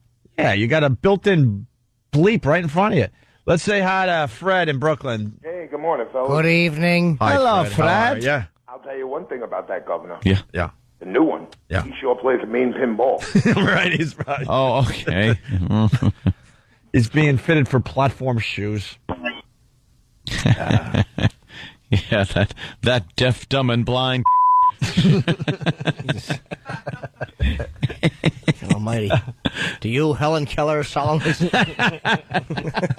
Matt in Boston. He burned his face answering the iron. Hey, did you get it? It's a swallow. He was reading the manhole cover. He forgot to take the plunger out of the toilet. Matt in Boston, listening on BCN, home of the River Rave, coming soon. What's up, Matt? We got a lieutenant governor that is blind, has never shot a gun, and if he ever has, he probably killed somebody himself. Yeah. And he's going to tell cops how to shoot a gun? Yeah.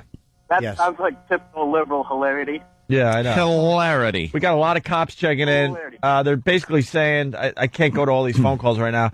I'm a cop. It's almost impossible to hit an arm or a leg when you're in that situation. Of course it is. We did the... I think it's the movies. This guy thinks it's the movie, although he, I never saw one. Yeah. All right. We were going to play Jim's mom call, but maybe after the break we could do that. Who do we have coming in after the break? Otto and George up next on the Opie and Anthony Show. Elliot Spitzer possibly likes it in the... Show is flying by today. It's the Opie and Anthony Show. Otto and George in studio. Got to go to the phones for a sec. Hold on. Try it again, Otto. Good evening. There he is. We got a couple things going on. We got Roman in Jersey, not happy with the program this morning. What's up, Roman? Roman. Yellow. Yo, hey. Hi. Hey. Roman. Hello. Oh, hi. Yeah, I have a blind dad and a blind brother, and I don't like the blind jokes. Well, we try to just have a good time on the... I love that. All right. I was really going to try to be nice and then really bury him. And then realize he's just a douche. Let's go to Paul the trucker. Paul, what's up? Hey there, Paul. How do you do, Paul? I'm good. I just wanted to say that Governor Spitzer is I think he takes it in the longer. All right, 10 minutes ago? Yeah, I know, right? No, but it's the start of the bit. I like this bit. It has potential. You get the truckers, they call up with very racist, crazy stuff, and they just bleep out their own racism with their horns. But he said Governor Spitzer. I know, he messed it up. But at least he got the bit going. It's Lieutenant Governor Patterson. Who will be the new governor of New New York guy? State. Seen that guy there, Otto? The new Lieutenant Governor? The blind black governor? Yeah. Yeah. But, yeah, where's he going to... You know why there are so many trees in Harlem? Transportation. Oh, my God. He just shut down the show. He's a bad person. Did we get dumped out? I think we just got fired. Oh. Yeah, dumped out. Dumped out. That's the least of our worries. Don't you get the feeling that Tom Hagen and Al Neary are somehow behind this whole scandal there? And Al Neary washing up in the sink in the background, the towel over his shoulder? Mr. Corleone? Yeah. Vito Corleone? Yeah. With your silk suits and your olive oil skin. Yeah.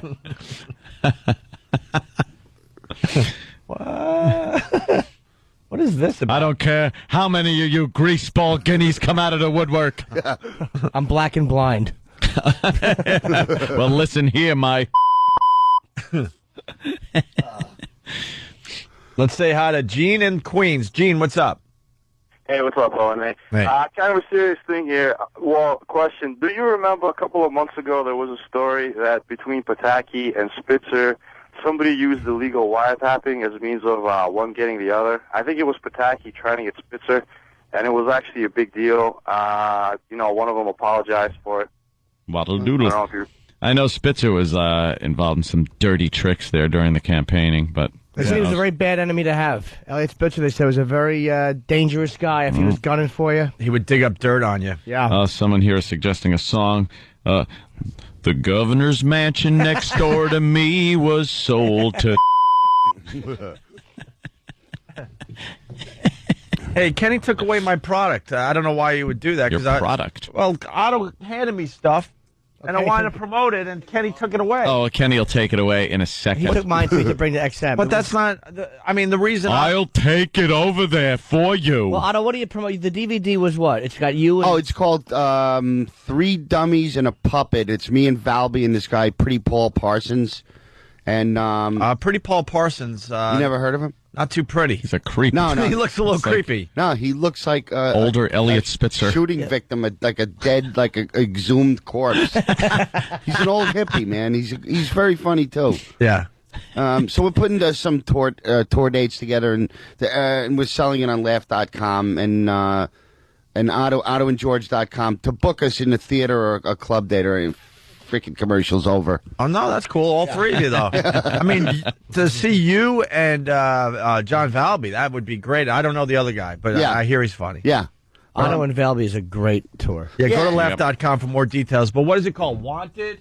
Yeah, for crimes against humanity. Yeah, it looks like an old, wanted poster. It's pretty cool. It says 3 dummies and a puppet. Yeah. Very cool. Yeah, thank you.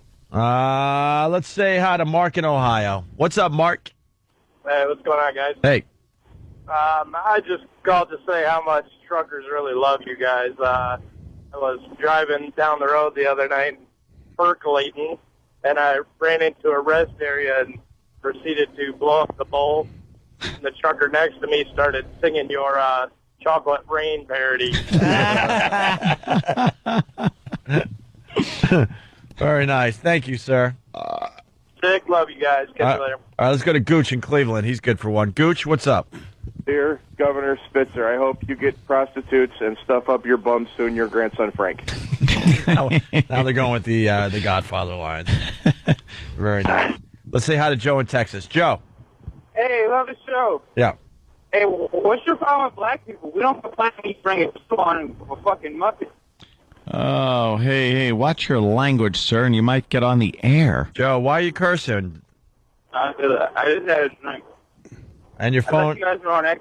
And your phone stinks, so... What the hell was he saying? I don't know. If you call back... I'm thinking about a Muppet. Or a puppet. Yeah. Maybe he didn't like that line. I don't know. Frankly, I'm offended. Good evening. Good evening. She was very badly raped, you see. Yeah. The doctor said he was the governor, but I... What's the big deal? All politicians had, extracurricular, stuff since the beginning of politics. They used to pull Washington and them guys out of whorehouses, put the powdered wig back on. You got to make a speech. They'd go on 3-day drunks with whores and stuff. Yeah, Ben Franklin was a big one with the whores. Yeah, man, it's nothing new. Ben Franklin? Yeah. Ben Franklin would go over to France a lot. Yeah. And when he was over there, just banging like crazy. You can't go to France a lot back in the day. What? Because it would take But he did. It took long. He'd be on that ship, and, he'd get over there.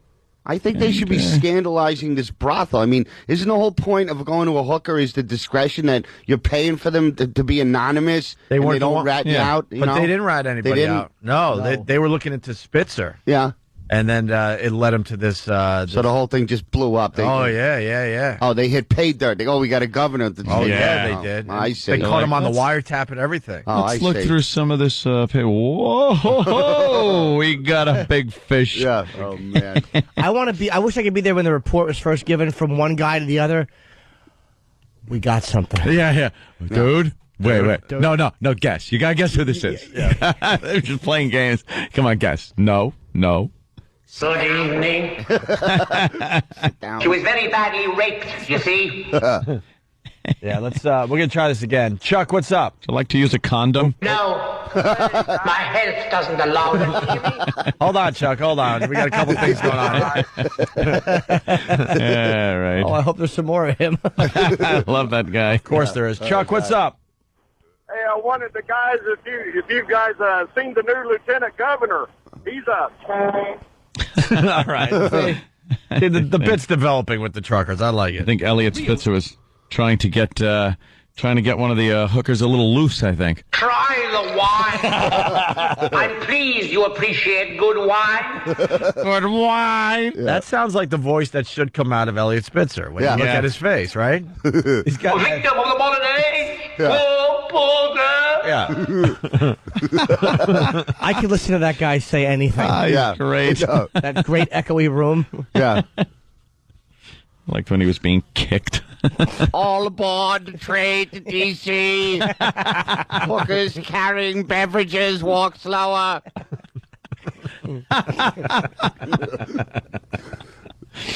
How much is in my account? Take the ring off that finger, it hurts. Have you ever seen that guy in any other film? I never seen. No. Where did they find him? Great. One and fantastic. Never seen him in Einstein anything. hairdo. Oh God, he was great. The rage in him. They put a ball in his mouth and paralyzed him and raped and killed his wife. Yeah. He was hot under the collar. You see. Re-elect Governor Elliot Spitzer. While serving as Attorney General, Spitzer fought the pervasive influence of payola in the entertainment industry, going head-to-head against a major radio company that accepted secret payments in exchange for airtime. As a customer of the Emperor's Club, Spitzer bumped uglies with escorts who accepted secret payments for sexual favors. Elliot Spitzer, he's coming for you, white-collar criminals, and all over the back, nose, and hair of a petite brunette prostitute in the Mayflower Hotel. Re-elect client number 9 for governor. Mike in Florida, what's up? Hey, what's up, guys? Hey, man. Hey, man, I'll never forget this, man. In high school, Ben Franklin had over 50 illegitimate children. Wow. All the great things he did for our country. 50? Well, why don't you wear a bag? What is he back doing? then? There were none. The hell were you thinking back then? It was a white stocking that he could also put on his foot. There were no bags. With a little bow on it, a black bow. He tried to tie the bottom of it, and he forgot it was attached to a kite, and they discovered electricity. Long way to go. Bad joke. What I meant by that, though, is, do something. Yeah, of course. They must have had something besides the old... I don't know. I think they used some kind of a sheep thing. Sheep intestine or something. I have no idea. Yeah. Just maybe flip it over. What are you going to do? Yeah. Let's go to Cigars and Scotch. They just had kids. That's all they did, I guess. They pink socked. What is pink sock? Oh, boy. Wow. I'll have to explain it to you off the air. Oh, this is okay. Yeah. You can whisper to him, and we'll get his reaction or something. Yeah. That's why after 9 o'clock. Just think. Oh, okay. Yeah. Your visual aids did nothing. Wait, what's that? Picture this. Hold on. I thought that was a good visual aid. Really? There's no way to. I'll have to tell you. There's no way. Okay. There's no way to explain it clean. Yeah. Let's say hi to. I might be able to explain it. All right. Anthony can do it. Explain it with a visual aid here. Yeah, we're gonna do Anthony's picking up his jacket now. Trying to explain this to Otto. Okay. And Anthony's putting his fist in his jacket. He's putting his fist in his jacket. Oh, okay. And then you're trying to find your other glove. And then Oh. Yes. Okay. Yeah, and the inside of the sleeve comes out. Yeah. I just turned my sleeve inside out when I pulled my arm out of my sleeve. No. And because it kind of, a lot of friction in that sleeve, it kind of pulled the sleeve inside out and left it just dangling there. Now, there's two sleeves, of course. There's a front sleeve and a back sleeve. Yeah, because I had it, facing that way. Yes, you kind did. of sideways. Sideways. And I was using the sleeve that was more toward the back than the front. And the front sleeve doesn't have that happen, only the back sleeve. No. Yeah. Let's say hi to Cigars and Scotch. What's up? Enough about the sock. Yeah.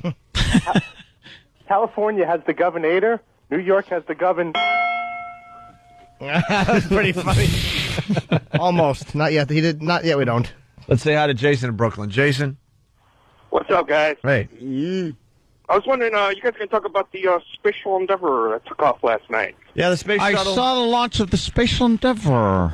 Well, that was the top story on CNN. It's like, are you kidding me? No one cares about a stupid thing going into space. No. That's old hat. Yeah. All right, punch it out, guys. All right. Thank you. Well, why don't we play, what was his name? I forgot his name. Andrew, that's right. Andrew from Brooklyn.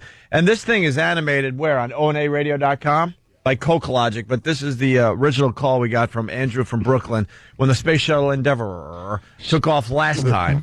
We go to break with this. We got Otto and George in studio today. Let's go to Brooklyn. It's Andrew. Andrew, what's up? I have a fun fact, too. Yeah. So the Space Shuttle Endeavour, the Space Shuttle Endeavour, the parts that the Space Shuttle Endeavour was actually built. Wait. The what? Space Shuttle Endeavour. The Space Shuttle Endeavour. All right, wait. It's hold on. There's something wrong with the phones. Andrew, right? Yes. All right, Andrew from Brooklyn. Yes. Okay, you're on the air. What's up? Space Shuttle Endeavour. That spacecraft was actually built to replace the Challenger, and something about the Challenger. Huh? Andy. I can't hear. What? You can't hear him either. No, what ship was built to replace it? I said Endeavour was built to replace Challenger. What? What Endeavour? What?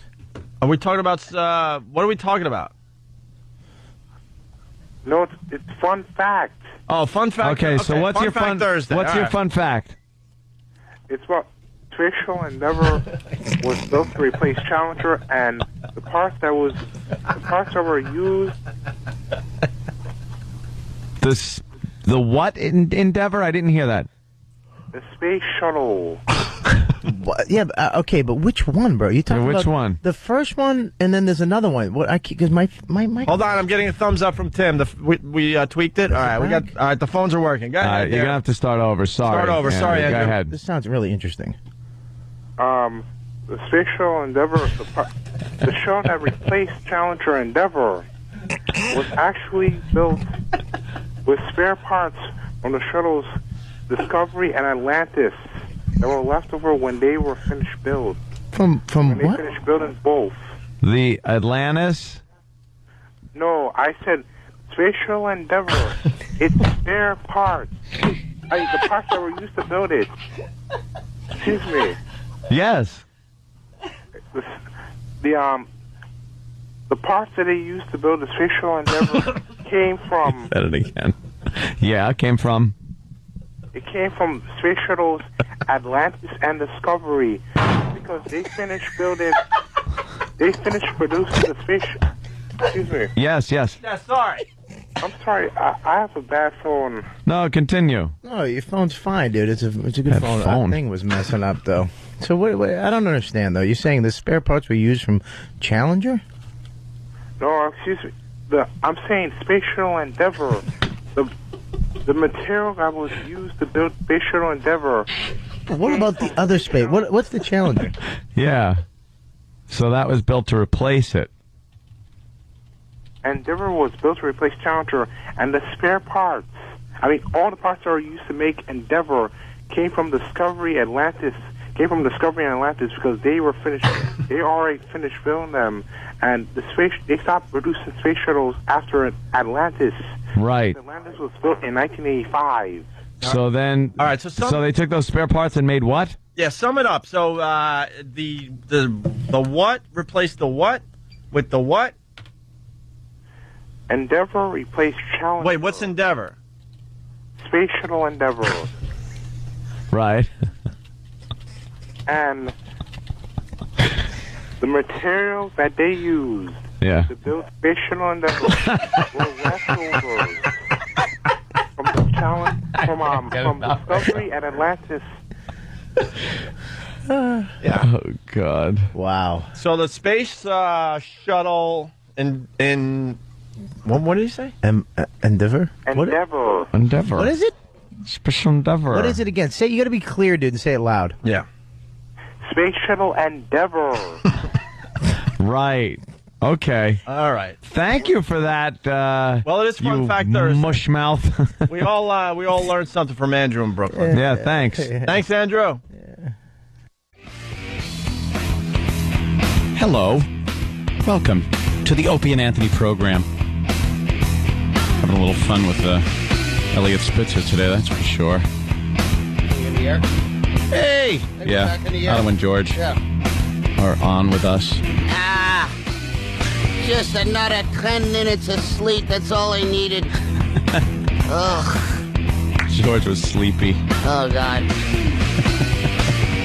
It's hard to plunk myself down into sleep when I have to do this show. I can't just go, right to sleep. I don't know. Never works. You guys are used to it. Your bodies just shut down at a certain time. No, not at all. Never. No, it sucks. Everyone says you'll never get used to doing morning radio, and it's true because I'm not a go to sleep at 7 o'clock at night guy. I did everything right. I didn't have any coffee after 2 o'clock in the afternoon. I didn't eat late. Yeah, you got to be a gremlin. Yeah, still couldn't sleep. You got to be really strict, and that doesn't even work. I went to bed at 9 last night because I was tired. Yeah. I think I finally fell asleep around 11. Yeah. You just can't shut down your brain that early in the night. Yeah. Otto and George in studio. He's got a DVD he's pushing, and it looks really, really good. It's called Wanted for Crimes Against Humanity. High hilarity, Norton. 3 dummies and a puppet. You got John Valby, you got Otto and George, and you got Pretty Paul Parsons. Yeah. The funny part about that is Pretty Paul's not pretty at all. Yeah. He's creepy looking. Looks like Bernard McGurk from I Miss a Show. Yeah, a little bit. A little bit. And you can get this at laugh.com or ottoandgeorge.com. Yeah. I got a lot of stuff for sale on laugh.com. The checks are rolling in. Yeah? I have enough money right now to last the rest of my life unless I want to buy something. Whoa. That's I forgot it's not that works. 9 Very o'clock nice. yet. You saved yourself on that one. This is going to be a hard bit to tell. I was watching the VH1 behind, the true story. It was, what do you call it, Freddie Mercury? Remember that guy? Yeah, sure. Of Lead course, singer of Queen. Yeah, and they always interview, the chauffeur, bodyguard. It's like, on the weekends after a concert, he would have, a picnic. He had, 4 or 5 close friends over for a picnic. And it was very wholesome. He'd leave with a picnic basket. Yeah, let's talk to the people who were at the picnic, what happened, well, he spread out the blanket, then he clubbed me into unconsciousness with a ukulele. And then he violated me right next to the potato salad. I didn't even get a sandwich. He left me there. The limo pulled off with a guy with buck teeth laughing in the back window. I think I got raped by Bugs Bunny.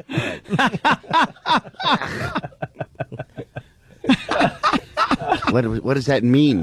What does that have to do with Spitzer? I don't know. But it's funny. Yeah, it's all about Elliot Spitzer today. A quick look at other things going on.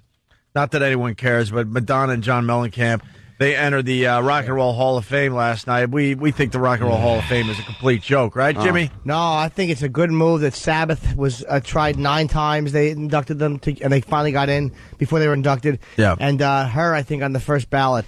They're relevant to what rock and roll is. They're really relevant. We read the list of bands that aren't in the Rock and Roll Hall of Fame. Yeah, it's just amazing. I don't have it in front of me right now, but bands like Rush, bands like Yes, I believe. Kenny and I went there when I was in Cleveland. Right. They induct Miles Davis. I mean, the great artist, but not even rock and roll at all. It's just jazz, Right. We went there because I wanted to trash this place. But I'll tell you, the guy who ran it told me that they don't. He said, we have nothing to do with the inductions. There's a voting board, some by artists. So they're just a building.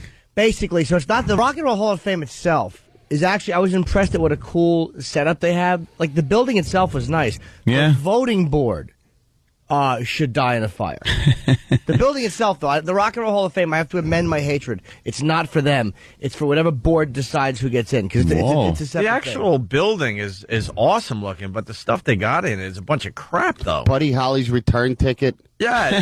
The other half of Mama Cass's sandwich and Elvis Presley's toilet seat. I wish it was that good. Oh, no. Otto. Okay. It's stuff that obviously the family members found in an attic somewhere. Like, well, here's Jimi Hendrix, I don't know, Boy Scout uniform. Yeah. There, you can have it. Yeah. We weren't going to do anything with it. Don't have anything of, I don't know, stuff where you actually would go, wow. Really? So you got Madonna and John Mellencamp entering the Hall of Fame. Wow. And then you got this dopey story. Billy Crystal. Oh, love this one. What a waxy puppet he's turned into. Billy Crystal. Maybe we should just do the news story on this one.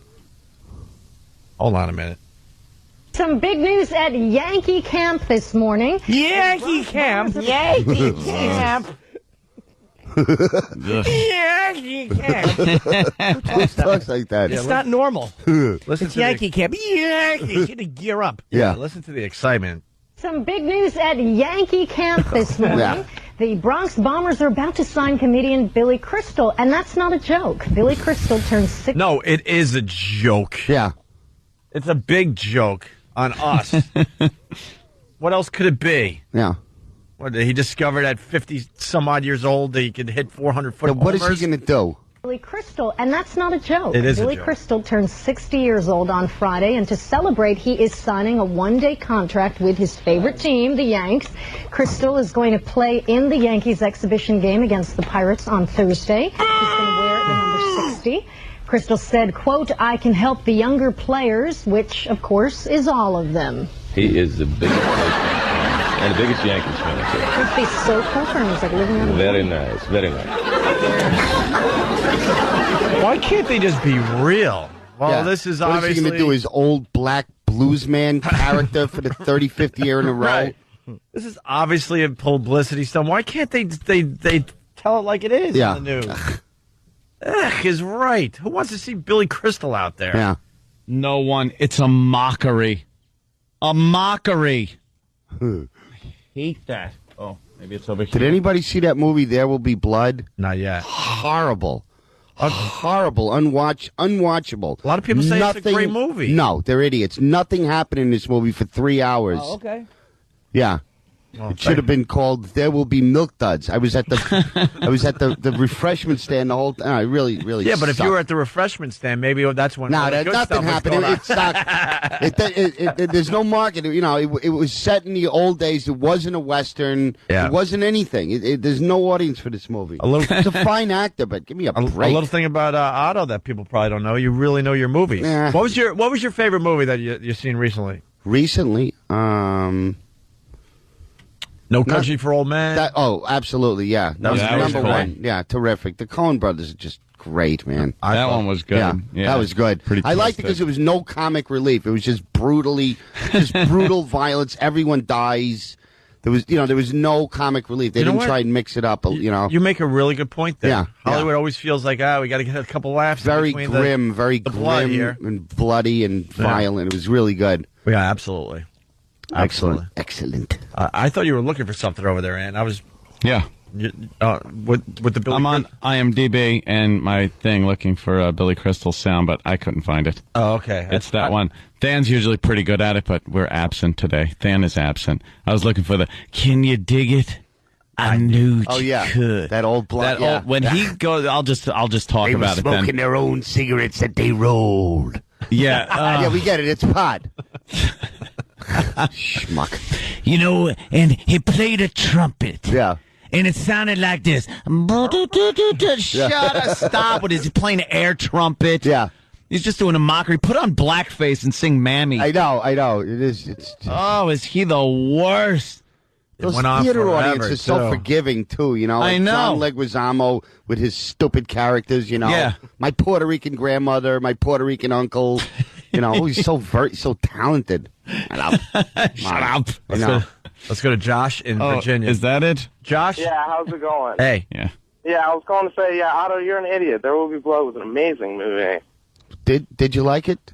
Yeah, I loved it. Which It was part? Great. The first 30 minutes, there's no talking, but it's amazing. You're You're waiting on the edge of your seat. Whoa. 30 minutes of no talking? Yeah. Yeah, but it was amazing. It's a guy just doing his one single thing in a mind, but you're captivated by the whole thing, wondering what's going to happen next. Yeah, the first hour, nothing is said. The second hour, oh, my kid is adopted. The third hour, has anybody got a bowling pin? And he freaking clubs the guy to death with a bowling pin. 3 hours for this. Waiting. You gotta give it to the little I kid stayed that was till the end. preacher.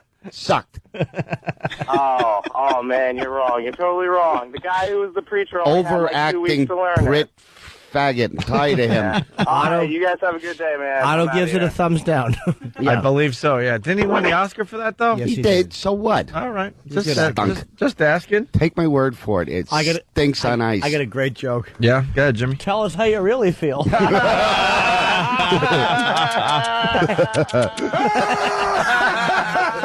That guy's an ass. Re-elect Governor Elliot Spitzer. As Attorney General, he exposed record companies that paid millions of dollars each year to get music stations to add songs to their playlists. As client number 9, he exposed himself to high-priced escorts who would point and laugh at his cashew-shaped genitals. Re-elect client number 9 for governor. Paid for by the Opie and Anthony Show. I don't like the fact that our laughs or Ant's laugh is put in there like we're the hookers. I know, right? Yeah. Yeah, what the hell? Did you find that on the replay machine? No. Oh, you didn't find it? we've been hoping you mean would this? get that. E-Rock, what Of do you course got I there? did. I'm teasing. What? Can you dig that? I do that you could. I do that you could. Right. And then, when Katrina came through, it was hard on all of us. Where were you? He was in Beverly Hills somewhere. Yeah. But he's the voice of the black man. Billy I hate when he Crystal. mixes drama and pathos and comedy. Stop it. Yeah, it's the worst thing I've ever seen a quote-unquote comic try to do. Yeah, I know. What is he going to do for the Yankees? Are they going to let him play, or is he going to just sit on the bench? Oh. I hope he takes a liner right to the head. Oh, that'd be fantastic. It's a big Just enough splits target, his really. head open. He's laying there just bleeding to death on the field. Fame is a weird thing. Tragedy today as Yeah. Billy Crystal was killed at Yankee Stadium. It was supposed to be a fun-filled day for Crystal, who was a big Yankee fan. And to have it end in his death like this is tragic. Oh, I would just be laughing. Here's the video. Please remember, get the children out of the room. This is very graphic. As Billy Crystal's big, stupid head explodes with his wispy afro on top. All you see is a red mist, like he was taken out by a sniper. Dealey Plaza. Oh, I would love that. Just see his head explode. Why is his head getting bigger? Yeah. Something with weird. being famous, man. The Yes. more famous you get, your head just Movie stars expands. all have big heads, though. Yeah? It's true. Yeah, they got to have big heads. Yeah, Something about big the heads, camera. no torso. It's true. Why is Paul Newman, Charles Bronson, Pacino, Bronson. almost every big movie star was Eddie Murphy, freakishly big head, but the camera shrinks it somehow. The camera shrinks their head. Yeah, it's very odd. Damn. Tremendous skull on Tommy Lee Jones. Have you seen that thing? It's like a jukebox. It's huge.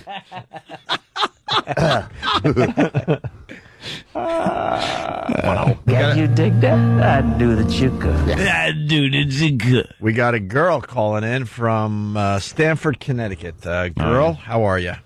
How are you? Hi, guys. Good. Hi. Hi. I Good just evening. wanted to say, There Will Be Blood is amazing, Okay. and they don't talk for like 12 minutes in the beginning. It's not a half hour. Oh, it's long. Not 12 minutes. that's a Might lot. as well be a half hour in a movie. God forbid a comedian All right, that's two exaggerates people for a like it. We laugh. got two right here that didn't like it. What's your point? It sucked. I don't. You're silly. It's amazing, and it's intense, and it's awesome. No, it wasn't either. No. It wasn't any of those adjectives. School that bitch. Yeah. Let's say hi to Anthony in New York. Anthony. Hey, what's up? Hey, what's going on, man? I just want to let you know that Billy Crystal is going to be a celebrity manager, not a player. I didn't hear that on the news. All they were talking about was how he's joining the Yankees for a day. You think Susan Waldman's going to have something to say about it? Goodness gracious! Yeah. Billy Crystal's up in George Steinbrenner's box with his wispy afro. Wispy. He's doing the black gentleman impression. Of all the dramatic things I've ever seen, goodness gracious. I don't know when this man was funny. Sorry, Jimmy. I know you're, Yeah. you're represented by similar people. Well, I like Billy. Of course you do. I understand what the official Analyze line has to that. be. No, Billy's been very nice to me. So An Has he? atrocious sequel that was. Oh, not as bad as the stupid sequel, Curly's Gold. Oh, God. To that stupid Western. Yeah. Oh, nothing better than a good man movie where the city guys go and try to be a rough and tumble. Yeah. And the hardships they encounter, and then they all get together at the end and pull it They're off. on a mancation. That's right. They all eat the cracker once a night. Would you ever go on a man? They all take turns eating the cracker in the middle. Would you go on a mancation, Otto? What do you mean? Just a bunch of guys in the woods? It's the camping? latest thing. You get your boys together and you go on vacation. Absolutely. I prefer the company of men. Women, you just tolerate when they're speaking. You try and look interested. They have nothing to say. I wasn't They're expecting just this angle. buzzkill skanks. he's right. I prefer the company of men. You laugh. You can say whatever you want. Be yourself. That was Absolutely. Gleason. Gleason was like that too. Like they wanted to have fun with the boys, and when you wanted to bang them, you banged them. But aside from that, boys? Oh, absolutely. No, the chicks. The girl's nodding. That's absolutely. Aha! Yeah. I'd rather go out with Harvey. That's no good when you want to have some fun. Who invited the skirts? Yeah. Sleeping for snips. I haven't had lunch in weeks. Just squirts. My favorite line in that is the prosecutor asked him a question, and he goes, "I wouldn't give you the skin off a grape." Yeah. Let's go to Joe in Flushing. Joe? You're dumb, Tommy, but you're not that dumb. Awful victim mature. Yeah. Hey, Joe. How's it going, guys? Hey. Better now.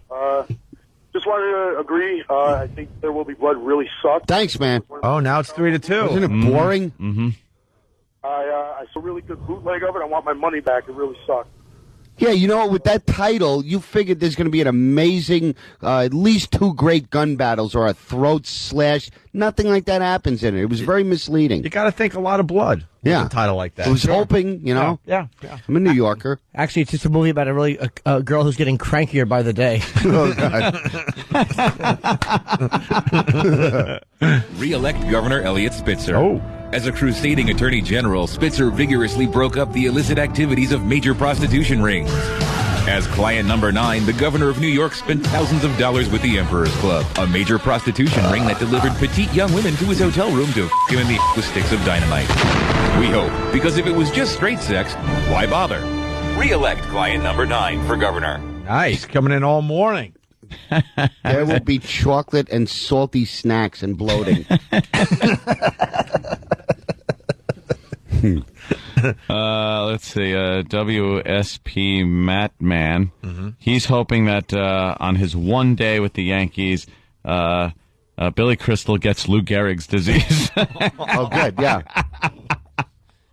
I'm the luckiest man in the world. Can you dig that? I do that you good. Do that you good. Oh, Yeah. Was there more of that, or was that all there was? I don't Yeah, that's pretty much all there was Yeah. of that. Everything else was just sleep-inducing. Yeah.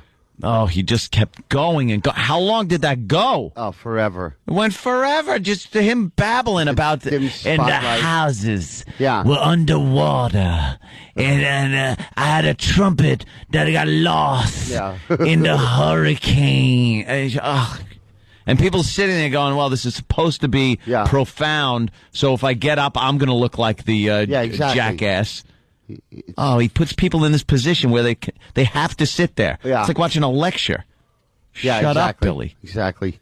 Yeah, you Be get funny for Overly F's sake. artistic, pompous. We got a douche. lot. Yeah. We got a lot of Catholics in house today. You get the new no-nos from the Catholic Church. Oh, no, what? Coming down from the Pope. They hand out, the Pope occasionally comes out with new sins.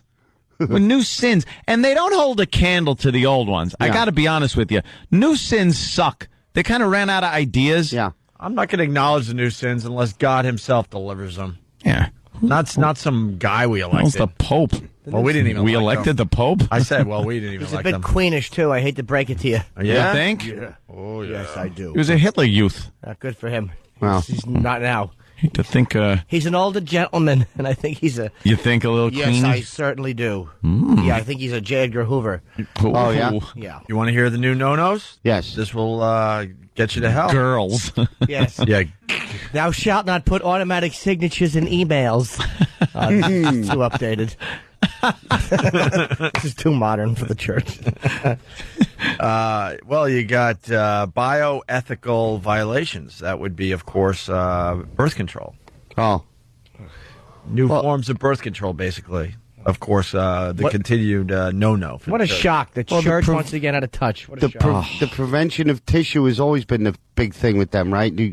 Every seed must be, Yeah, utilized. every You sperm can't is waste sacred. it. Yeah. Well, that leads to the next no-no. Yeah. The new no-no. Morally dubious experiment, such as stem cell research. is a no-no. Yeah, why would you bother with stem cell research when it helps people? It's science. It's not some mythical creatures that are floating around in some abstract space that's called heaven. How about adding extra relish to tartar sauce? Does he have anything to say about that?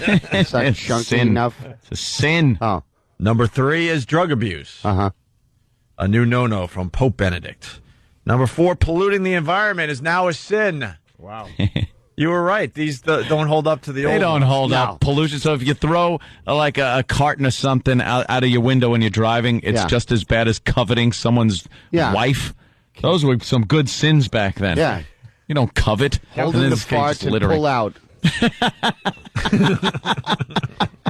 Thou shalt not kill or make the Indian cry on the side of the road. Yeah, there you go. The next one, contributing to the widening gap between the rich and the poor. Oh. How do you do that? Contributing to the widening sin? gap between the rich and poor. Yeah, they're running out of stuff to... They're really running out of sins. These sins To get us stink. Oh, he's saying share the wealth and like, how about take one of their $1 million hats that the Pope wears and give it to some crack whore, Let her get a buzz. God, Otto, you hit it right on the head. Yeah. The Vatican is one of the most wealthy organizations. The Catholic Church, one of the most wealthy organizations. Yeah. Talk about a Pawn the Pope disparity. hat. Pawn the Pope the hat. That Pope hat. staff that he has. Buy a Sell new the shopping Pope-mobile. cart. Yeah. Buy a Volkswagen. Well, at least Yeah. You Nazi. Filthy lying sodomite. you Nazi queen. Yeah. Do you have any audio of the Pope talking in his voice? let's find it. Look, here's the next one is Oh. excessive. The next no-no is excessive wealth. But that's the Catholic Church. And basically where he lives. The Vatican is excessive wealth. How about the next no-no is not living off government land and not paying taxes? How about not protecting Nazi commie homo. and moving? How about not moving priests who you know are guilty of pedophilia from parish to parish? Is that what they do? Oh, they just rotate them Oh, around. they bury them. Yeah, they Oh, quiet okay. them, yeah. They don't take them out of They circulation. lamb it for a while. Yes, they do. Yeah. Wow. Lamb it. Mom the I lamb. watch The Sopranos. They, It's like a bad regional manager. They don't want to fire him, so they just move him from store to store, hoping Wow. to kind of connect. they do more trading than Major League Baseball. They just move these Send guys them- around. Send them to another city full of children. And then and another no-no is creating poverty, which You can't create poverty. How do you do that? I guess firing. I don't know. Firing people, taking their jobs away. Awful bunch of sins. Right? Horrid. Yeah. I don't like this New Year's batch of sins. Yeah. Let's say hi to Marco in Queens. Marco. What's up, guys? What's up? Hey. I want to let you know that you guys pretty much broke every single one of those sins on air. I don't know what you do in the privacy of your own homes, Yeah. but definitely on air. Yeah. Oh, do we have that? Thank you, sir. We just got a communique together. here. We have it. Here's Iraq. Okay. No. No? I do want to hear that. All right, let's say hi to Steve in Niagara Falls Hear real something, for God's sake. fast. Steve. Hey guys, how you doing, man? Good. What's up? I got one for you. Elliot Spitzer, that he was the number 9 was his code. I figured for his campaign trail next time he could do the Mambo number 9 song. A little bit of Julia in my life. Hey, that's not a bad idea. Let's he's saying. or we could rework it and do client number 9 instead of Mambo number 9. Is Spitzer a Jewish guy? Oh, what do you think? Yeah. Elliot Spitzer, a platform designed to clean up New York. And extra-large platform go-go boots to go with his matching purse and peacock feather hat. Re-elect client number 9 for governor. It says paid for by the Opie and Anthony Show. The guy got a hooker. How does Steve throw his own life into this? He likes things pounded. He likes to wear dresses. His name. He's a producer. Right. He's just taking everything from personal experience and shoehorning it into our Spitzer bit. You got it, E-Rock? Yeah. Let's go. This is how we finish today. Do you know what it means to miss New Orleans? I miss it each night and day. I know I'm not wrong. Oh, God. The feeling's getting stronger the longer I stay away. Mr. moss-colored vines, the tall sugar pines, where mockingbirds come to sing. Mockingbirds. Yeah. And I'd like to see the lazy Mississippi hurrying into spring. Where's Heinrich Himmler when you need him? A Creole tune that fills the air. I dream about Mockingbirds. Soon I'm wishing that I was Wayne. Do you know what it means to miss New Orleans? 'Cause that's where you left your home. How about shortening this fucker? And there's one thing God. more than I miss New Orleans. Oh, my God, Otto. Right on. Oh, yeah. Oh, well. The saxophone solo. Oh, man. Stephen S. from Bayshore writes, creating poverty, does that include CBS and how they pay or don't pay for the rundown? Push Steve. Stephen S. from Bayshore writes the rundown for ONARadio.com. He hasn't been paid since December or something. And Steve doesn't have a lot of money. He could definitely use the money that CBS owes him. Yeah. Why don't they do the right thing and pay the damn guy? The Pope's against poverty. I hear that. Oh, back to Billy Crystal. Oh. Come on, big finish. What? Mr. Bush, can you dig this? I knew that you could. Christ almighty. Is he doing a kick line thing here? You should only get cancer. I hope you get cancer. And there's one thing more. I miss the ones I care for more than I miss. More Dan. New Orleans, Baba Oh, yeah. Ugh. And then the people are like, they don't want to applaud this. They do not want to applaud this. Oh, why feed into him? There should have been dead, deafening silence. The guy who made My Giant is still getting standing O's for that crap. Here's the Pope. We got to get out of here, but Jimmy said the Pope sounds a little strange. Lighten the load. We are invited to contemplate Jesus as an example of how to conduct our daily. Oh, but it does sound a bit, that's chicken good, Touch my monkey. Yes. Struggle against temptation. May this time of purification prepare our hearts to celebrate the saving mysteries of the death and the resurrection of Christ. I wish you all a pleasant stay in Rome and a blessed Sunday. Oh, boy. Wow, Yeah, there's Jimmy, a little, you nailed that one. little Paul Lynn going there. That's I'm the Pope. Full speed ahead. Alan Seuss. Party favors. I'm gonna bless you. Bless you all. My favorite Paul Lynn, they go, this next question is about cuisine. Paul, what's the main reason for pounding meat? And he goes, loneliness. He went out like a true Mo, too. Like taking poppers. And, oh, yeah, he didn't play. Yeah. Just croaking on the bed from autoerotic asphyxiation or something. Face down in a peep booth with like a little bit of egg salad on his face and an ascot. Oh, can I plug one more thing? Yeah. My other DVD, it's a sketch show called Detention Lounge. I'm on there with Jim Florentine and my friend Kevin Bacco. Nice. And you can purchase that on detentionlounge.com. Any gigs coming up? Yeah, I'll be, it's all on my website, ottoandgeorge.com. I'll be at Zany's this weekend. And well, let's make sure people know you got a new product out here that you brought us this morning, too. You can go to laugh.com. It's Wanted for Crimes Against Humanity. Yeah.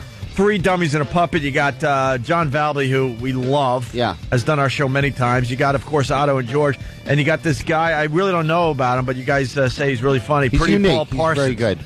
What kind of humor does he do? He's like a kind of a dirty Stephen Wright. He's real unique cat. He is. Very cool. I'm going to check this out tonight, Otto. Thank you. New Orleans. Oh, New Orleans. You won't be hearing any of that on our show. Wait, can I plug real quick? Yeah. This Friday, I'm in Denver at the Gothic Theater. Nice. And then this Saturday, the Pangeist, whatever it's called, theater in Minneapolis. But that one may be sold out. But check on my MySpace. All right, Jimmy. Yeah. Can you dig it? We're off to XM. Have a great day. I'm gay. You guys do the walkover? You still do the walkover? Yeah.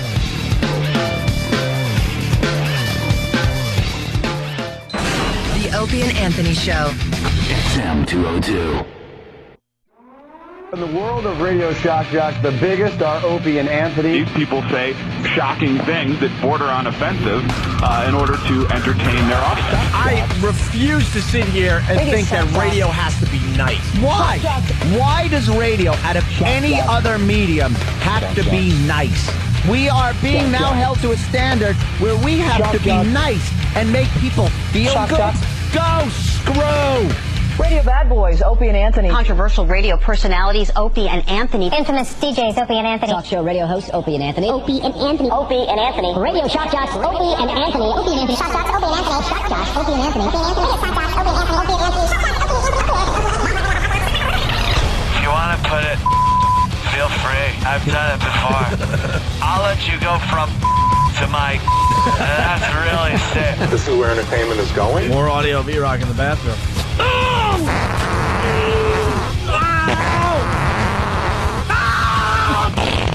They are sick freaks. Can you pop this? I want to see something squirt out. Aim it over there.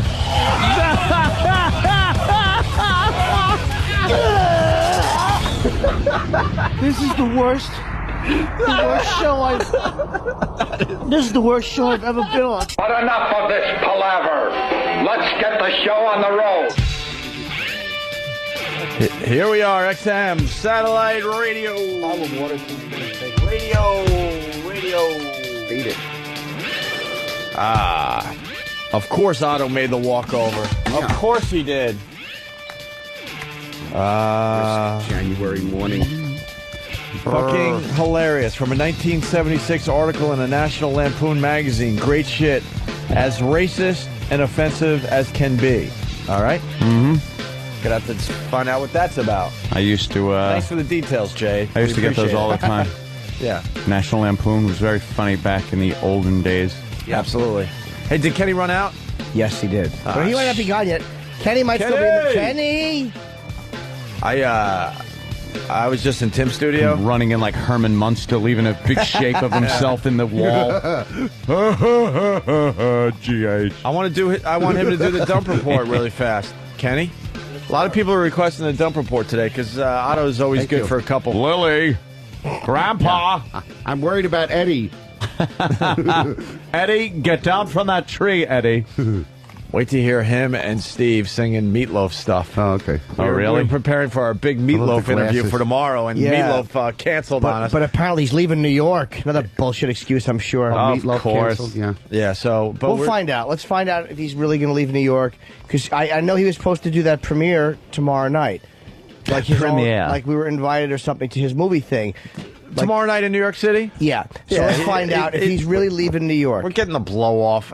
He's not leaving New York if he's got a premiere tomorrow. This is bullshit. Let's ask Roland. What did Roland said? Well, let's get Roland on the phone and find out. Well, wait till you hear these guys singing Meatloaf. We'll still play the Meatloaf stuff that we had prepared for the interview. I can't wait for the big hit, Paradise by the Dashboard. You got to Light. hear the Wolf one. Oh, really? You know, what's that song where they talk about the wolf and with the red rose? With the red rose, blah blah blah.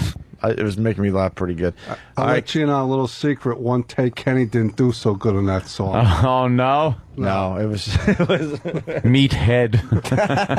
It just goes on way too long. You're gonna go from laughing to get really annoyed, and then you're gonna laugh by the end of it because it's just awful. Do we have the sweeper for the dump report? Live from the Opie and Anthony Show studios, the Daily Dump Report. Good morning, everyone. It's Club Soda Kenny with the infamous Dump Report. Debuting at 7:56 a.m., Jim Norton with a holy shit Dump Report. And then 7:57, a caller, the governor's ANIG. What? What? What was that? They dumped out a nig? Yeah. He didn't say it all the way out. He just said nig. No, he just said nig. Yeah, a caller said that. Wow. 8:14, another caller said fucking. Yeah. 8:44, Otto made his debut with faggot. Faggot's no good. Why Can would you that be believe dumb? that that's not acceptable? No. That's not a that curse was not word. said. That's not a Given is curse wrong word. about that one. No. That he said that was not said in a that's fucking that's a wrong dump right there. The word faggot is really getting We a are bad allowed to reputation. say it. Yeah. Yeah. As long as you're not describing sexuality. God, is that fucking irritating. Yeah. It really is. Oh, your mother's cunt now. That was a bad dump. Yeah. Yeah, Bad dump. Yes. 9 o'clock, Otto backed it up with fucker. Oh, okay. Yeah, Faggot. I think that's fine too. Dump faggot and wonder why people are fucking running to uncensored content. I have no idea. Yeah. And that's today's dump report. Well, it was supposed to be fun. Now it's just there will be thanks, dumps. Kenny. Yeah. There will be dumps. there will be dumps. I'm an oil man. We are. I'm Daniel Day Lewis. I am an oil man. All right, you're obsessed with it. There with will this be movie. milk duds. God, this society is so strange. Really fast, I think it was CNN. They did the top music downloads for today or the past week. Yeah. And because the dude died, everyone feels like they have to download a Jeff Healey song. What the hell is that? It's the #1 download. He is the dead blind guy that he played the guitar sitting like it was on his lap. yeah. And Was he was that in the- Roadhouse with Swayze. He was Cursed movie, by the way. He's dead now, and Swayze's got pancreatic cancer. Cursed movie, Cursed movie. Yeah. Cancer took his eyes when he was a kid, and then it came back to kill him. Did? At 41 years old. What, Yeah, did they that's wait around why the he was corner? blind, because of cancer. Huh? What, did it wait around the corner and just let him feel good for a little while? Yeah, no Yeah. shit. That cancer's There you a go. bitch. I'm going to take your eyes, and I'll come back when you're 40. Yeah. Oh, boy. So, there you have it. How you get eye cancer? God, that's got to be horrendous. It's like a lot of guys, like, they get, like, heart disease, and they go to get treated, and then, like, a year later, they die of cancer. With my doctor, if he treats you for heart disease, you die of heart disease. Here, boy. It's not the eye cancer, that's the bitch. It's all those years of trying to smoke out of your eyes. That's really the hardest part. We got to go back to the Pope. Ow. We found this way too late in the first half of the show. Yes, Jimmy the brought good this to Pope. our attention, and man, he nailed this. The Pope sounds a little Pope Sally. a little little swishy, A little fruity. a little swishy. We are invited to contemplate Sometimes you Jesus sound like a little as an example child. of Sometimes I'm a bad boy, yeah. Yeah. Creepy. We are invited to contemplate Jesus as an example of how to conduct our daily struggle against temptation. May this time of purification prepare our hearts to celebrate the saving mysteries of the death and the resurrection of Christ. I wish you all a pleasant stay in Rome and a blessed Sunday. And now is the time at the Vatican where we dance Touch My Monkey. Yeah. That's good, yeah. I like when he first got in, though. We all were in the Hitler Youth. Right. Back then, it was just what you did. All we did was send a few Jews to camp. It was mostly in the summer. He does have a... I don't know, I can't tell with the accent. Can't really tell the accent. Can we hear him in German? There's got to be some German audio. I bet you the German's a lot different. Raus. Yeah, I like wispy afro. Juden. I enjoy I got that. a correction. Brian from St. Louis, he's usually good for corrections and accuracy. He writes, it wasn't because he died, this Jeff Healey being a big download. It was because some shit dick, dreadlocked fag on American Idol sang his song, Hallelujah. Or Hallelujah or something like that, or whatever. Hallelujah? Well, maybe he's just spelling Hallelujah wrong. I don't know. You never know. Where are you? Because he's blind. Get it? And while we're at it, let's wish Coke Logic a very happy birthday. Oh, how about that? All right. Not that I give a shit. I was just saying, how about that? Hallelujah, I'm a corpus. Do we want to talk to Dennis Hoff? Steve wants to know. Would he have anything on the Elliot Spitzer thing? Probably not, Yeah, right? but he's a TV guy, right? Do we have the latest on Elliot Spitzer? I think it's still... Is he retired yet, or resigned, or whatever the fuck it was? We're waiting. Killed himself. That'll be done by Friday, right? Yeah, he's going to pull a fucking Chris Benoit with his family. Oh, my God. Let's say hi to Stuart Summers. Stuart. Yes, how are you today? Good. Hello. Hello. Yeah, I heard that retarded is no longer a good word to say. No, you can't say retarded. No, you have to say picture wrecker. Yeah, it was on the news. They said something about they're saying mentally challenged now or something. Yeah. Yes, since 1990. Also, Yeah, but see, here's the problem. We talked about this yesterday. We'll start using mentally challenged to the point where that won't be acceptable anymore. Yes. Because we're pointing out that they might be different from being normal. We'll have to go to Mo Howard hair. right. With that thing. also, I was riding in the car the other day with my wife. She was kind of reading a book. And Sounds dull. we were playing the Kenny and Patty, the John Travolta. There is no God. Yeah. And anyway, she looked up and said, "Are they making fun of Down's children again?" Again. Yeah, we do a lot. She sounds like a fun chick. Yeah. Yeah. Her name's Jennifer, too. Ugh.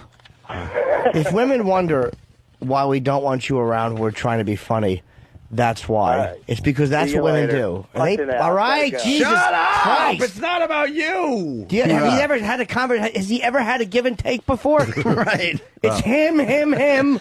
Me. I'm a real person, sir. I'm not an actor in your play. Fucking asshole. You're just there to give him cues. I'm talking. He just keeps going. Yeah. Like there's not a pause button on me, Blathering shithead. on and on. I exist. What in God's holy name are you blathering about? Oh, see, now we're all fucked up. Tim in New York. Tim. Hey, guys. Hey, it wasn't Jeff Healey that wrote Hallelujah. It was Jeff Buckley. He's been dead for like 12 years or so. Oh, Spuds Buckley? He should be dead. He's really. I left that disc at home today. Did you? What a shame. Yeah, so me bringing up that whole fact is just stupid because I got everything wrong. Yeah, eye cancer. And It was Jeff Buckley, and it was because the Idol guy sang it last night. It had nothing to do with Jeff Healey and his death. Well, you should have said you read it at the Times. right on a placemat at a restaurant. So much for him being good for accuracy. Oh, fuck, I thought I hung up on you already. Shit, you got another line in. Thank you, sir. I appreciate it. Let's say hi to Fred in Maine. Fred. My name is the Pope, and I like to wear dresses. Yeah, he's a little... We got to get some German audio of him. Absolutely. Yeah, good. Dave in Jersey. Dave. Yeah, I got a question for you guys. With Spitzer and the governor and stuff, have you guys seen the look his wife is giving him? Yes. And all the videos and the pictures on Drudge and CNN. Looks like, oh my God. You know, if I was Spitzer, I mean, he's a billionaire. He comes from a lot of money. I would just leave. I wouldn't even... Wouldn't you just leave? I would go out of style.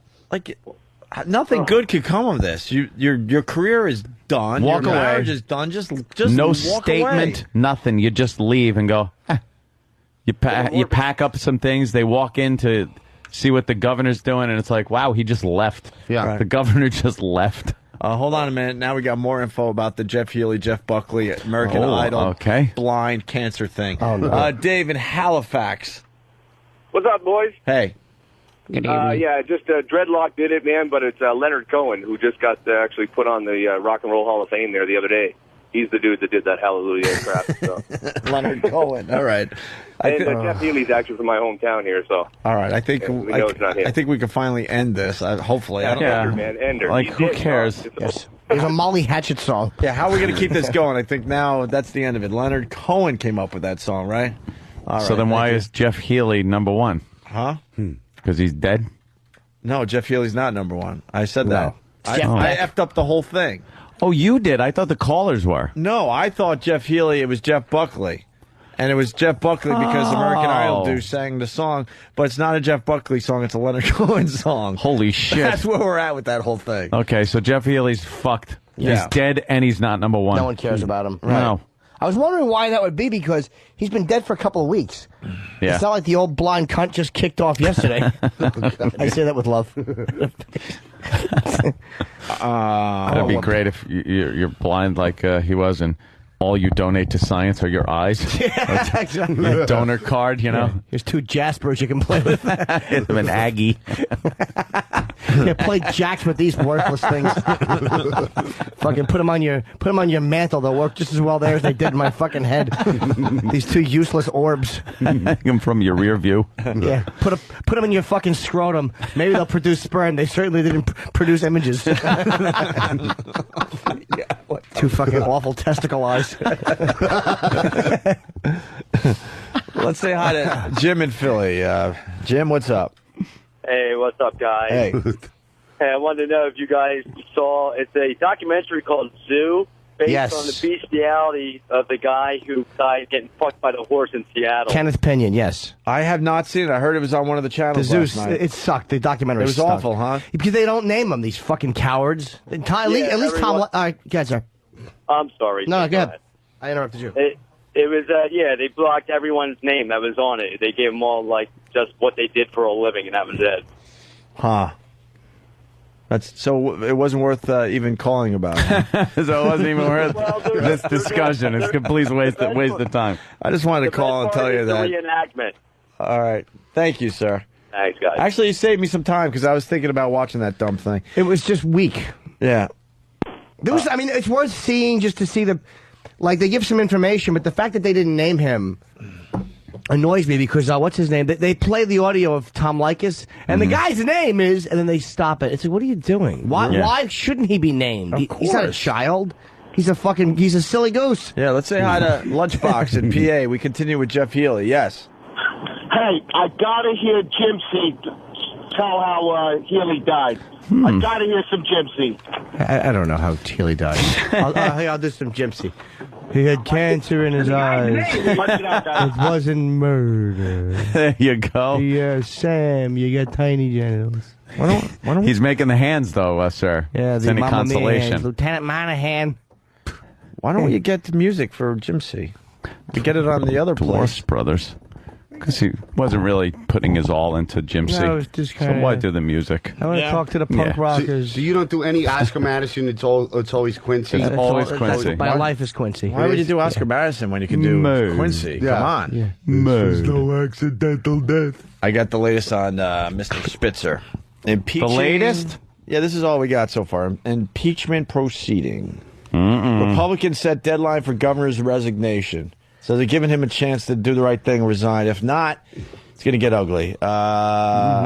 If Governor Eliot Spitzer opts to roll the dice and not resign, state Republican leadership may force him to go all in and call for his impeachment from office, according to State Assembly. Gambling analogies there. Sources told CBS 2 HD. Ooh, in high def. Shortly after it was Huge reported huge dick. That's what the- That the governor was linked to a prostitution ring, that he would hand in his resignation, which could happen within the next 36 hours.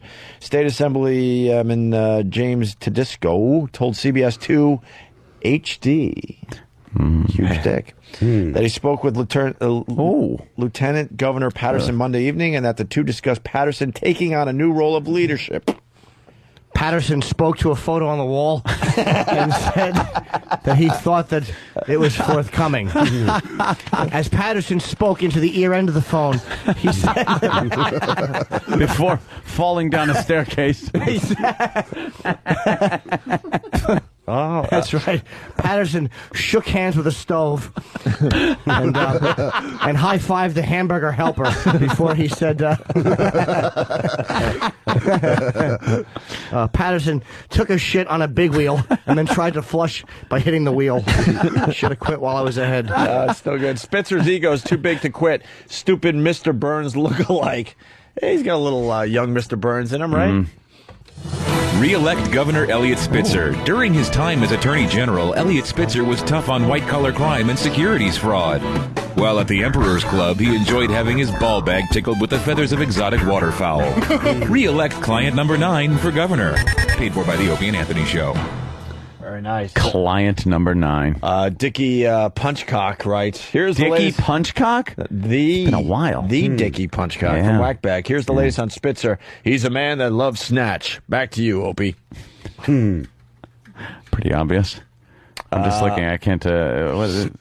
We got 12-year-old dwarf brothers on the Today Show. I'm just looking. Look at these little freakish dwarf brothers. They're not brothers, though. It's a guy and a girl.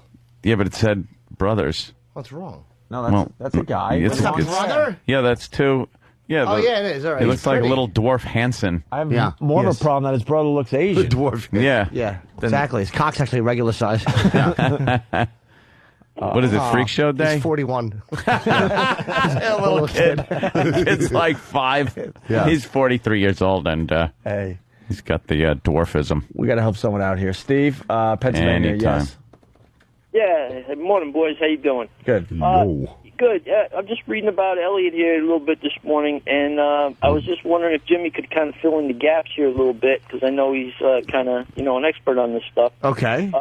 They're saying here he had done enough business with the service to have $400 in credit and a reputation for unsafe requests. He even wound up paying Kristen an extra $1,600 to restock his credit. What the hell does that mean? It just means that they had a running tab. There's like a bar tab, but obviously very discreet at the escort service, and he had some extra money in Can there. I jump in here, too? They said he had $400 in credit. That means this guy was a chiseler.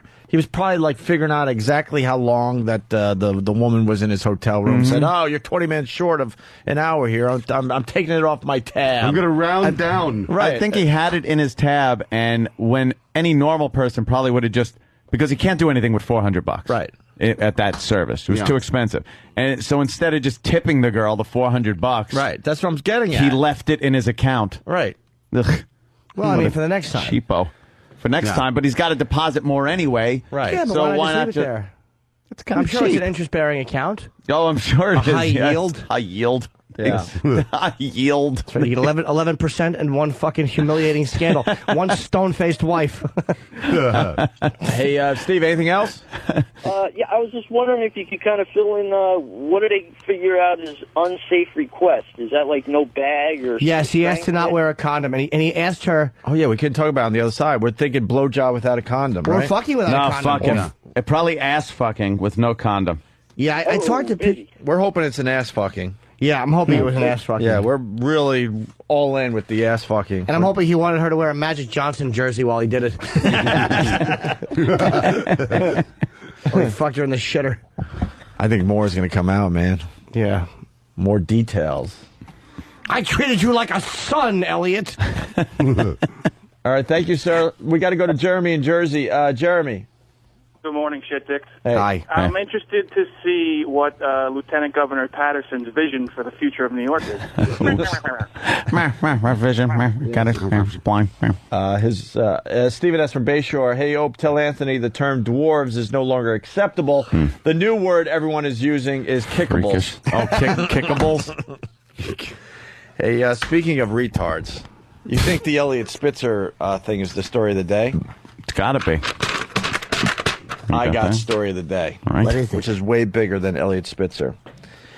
Outrage over parents' decision to have Down syndrome child undergo cosmetic surgery. Wow. Did it? They don't want him to look like a tard. A retard.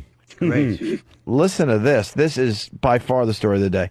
The parents of a girl with Down syndrome have caused a public outcry in the UK by subjecting their daughter to cosmetic surgery to improve her appearance. Why not? Georgia Bussey underwent radical and painful cosmetic surgery 3 times by the age of 5 so she could fit in with her peers. Why would anyone be outraged about that when all they're doing is making her life a little bit easier? What fucking purist people are. And what fucking Although when you assholes. look in that face, usually you have no expectations. None. Now, if there's plastic surgery and then you talk to it, and then you get one of those, you know, you'd be like, oh, Jesus, you bamboozled me. There's a woman applying for the job. Which one? The one eating the pencils. But she looks like a supermodel. Yeah, what the hell? I'm a little confused here. Parents of another girl with Down syndrome Button nose and a brain to match. Parents of another girl with Down syndrome told the paper that they were also considering altering her appearance in the future so she could be more accepted. In the future? The parents hit back, because a lot of people are complaining here, saying that no one complained when normal children had their ears pinned back. Are they pinning back ears It's a little of bit kids? of difference. I know you do that to it. Yeah, thanks to a dog. But I thought that was ages ago they did that. They had her tongue shaved.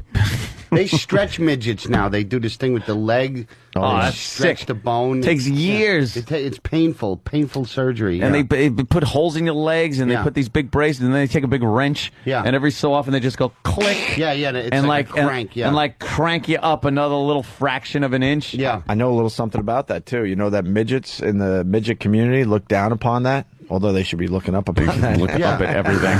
But they get pissed off if these people attempt to get taller. Yeah. Why, screw them. Well, why? I mean, because they're saying you should be proud of being a midget No, you and short and all you that should crap. live with No. it. Yeah. You shouldn't be proud of it. You should learn not to kill yourself. Yeah. It's as proud as you can get. Yeah. This goes on. Jimmy mentioned... Any other small handicapped group we can really pound on today? We really are bullying cunts, aren't we? We stink. We go after the tough targets. we shut our mouth. We shut our mouth about Spitzer until he, stepped in duty. They are tough targets, too. They're so small, they're hard to hit. Well, Jimmy mentioned the tongue. Yeah. In the first procedure, Jimmy, George's tongue was reduced to stop it from protruding. Good. According to the paper. Good. Sticking out. Always getting sunburned. Yeah, always looking like an idiot. How blithering do you want to look? Yeah. A tongue hanging out of your mouth makes you look stupid. It really is like the Hallmark card, greeting card of stupidity. The big sheepdog tongue wobbling in and out. Yeah. That really is. So that should be numero uno on the list. Yeah. Then folds of skin were removed from the inner corners of her eyes to take away the slantiness characteristic of Down syndrome. Yeah. Folds of skin. Yeah. Yeah, that little Sharp slanty edge. eyes they get. And finally, she had surgery to stop her ears from sticking out. Great. And then this family said society often judges people on the way they look. Society's not going to change overnight, so Georgia has to fit into society rather than society fitting into the way she is. You sew her mouth shut. The second she opens that thing up, the jig's up. Yeah. And she's going to move to L.A. because it's easy to spell.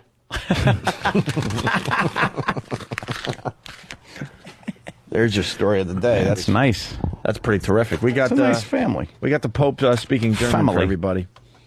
Just got to load it up here. Right. Is this in Nuremberg? 1938. Let's say hi to Jim in New York. Jim, what's up? Hey, man. Hey, guys, what's shaking? Jim. What's I up? know this kid got his ears pinned back about a year and a half ago. It wasn't even that bad. Not like Dumbo-like or anything. Did they- Where he, it wasn't a retard. Pinned back. I'm sure they don't use pins, do they? How's that I don't done? know what he did. It was some surgical procedure I had to go through. Yeah, I think they for cut like the 2 back of days. your ears and then take a little chunk out and pull it and sew it. Not bad. Like Sew I it said, back. it wasn't like wings or anything. It was That's weird. I never heard of that one before. Thank you, sir. Let's go to Sean in Albany. Sean? Hey, Ope, I gotta call you out, brother. Your all your knowledge about dwarf etiquette you got from watching the heightening episode on Seinfeld. Actually, I got my info from Little People, Big World. Yeah, yeah. You watch that show? Yeah. I wouldn't. They're fascinating. Thank you, sir. They're fascinating. Yeah. You really Those watch little that show? freaks. I watch it every To week. stare at a midget is not proper, but on that show you could stare for an hour and just look at their little chubby little legs, having a normal life, you know, fixing up their little house. That's great. Bathing in a wok. It's cute.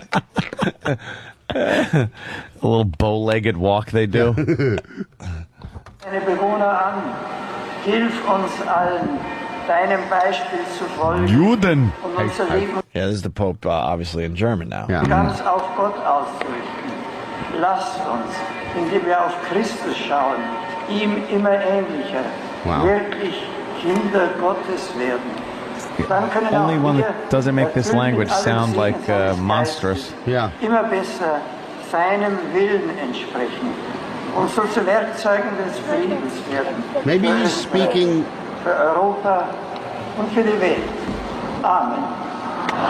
Maybe because German is such a harsh language, he's speaking that lilting way just so he won't come off as a Nazi. As you know? sounding all, Joseph full of Mengele. piss and vinegar.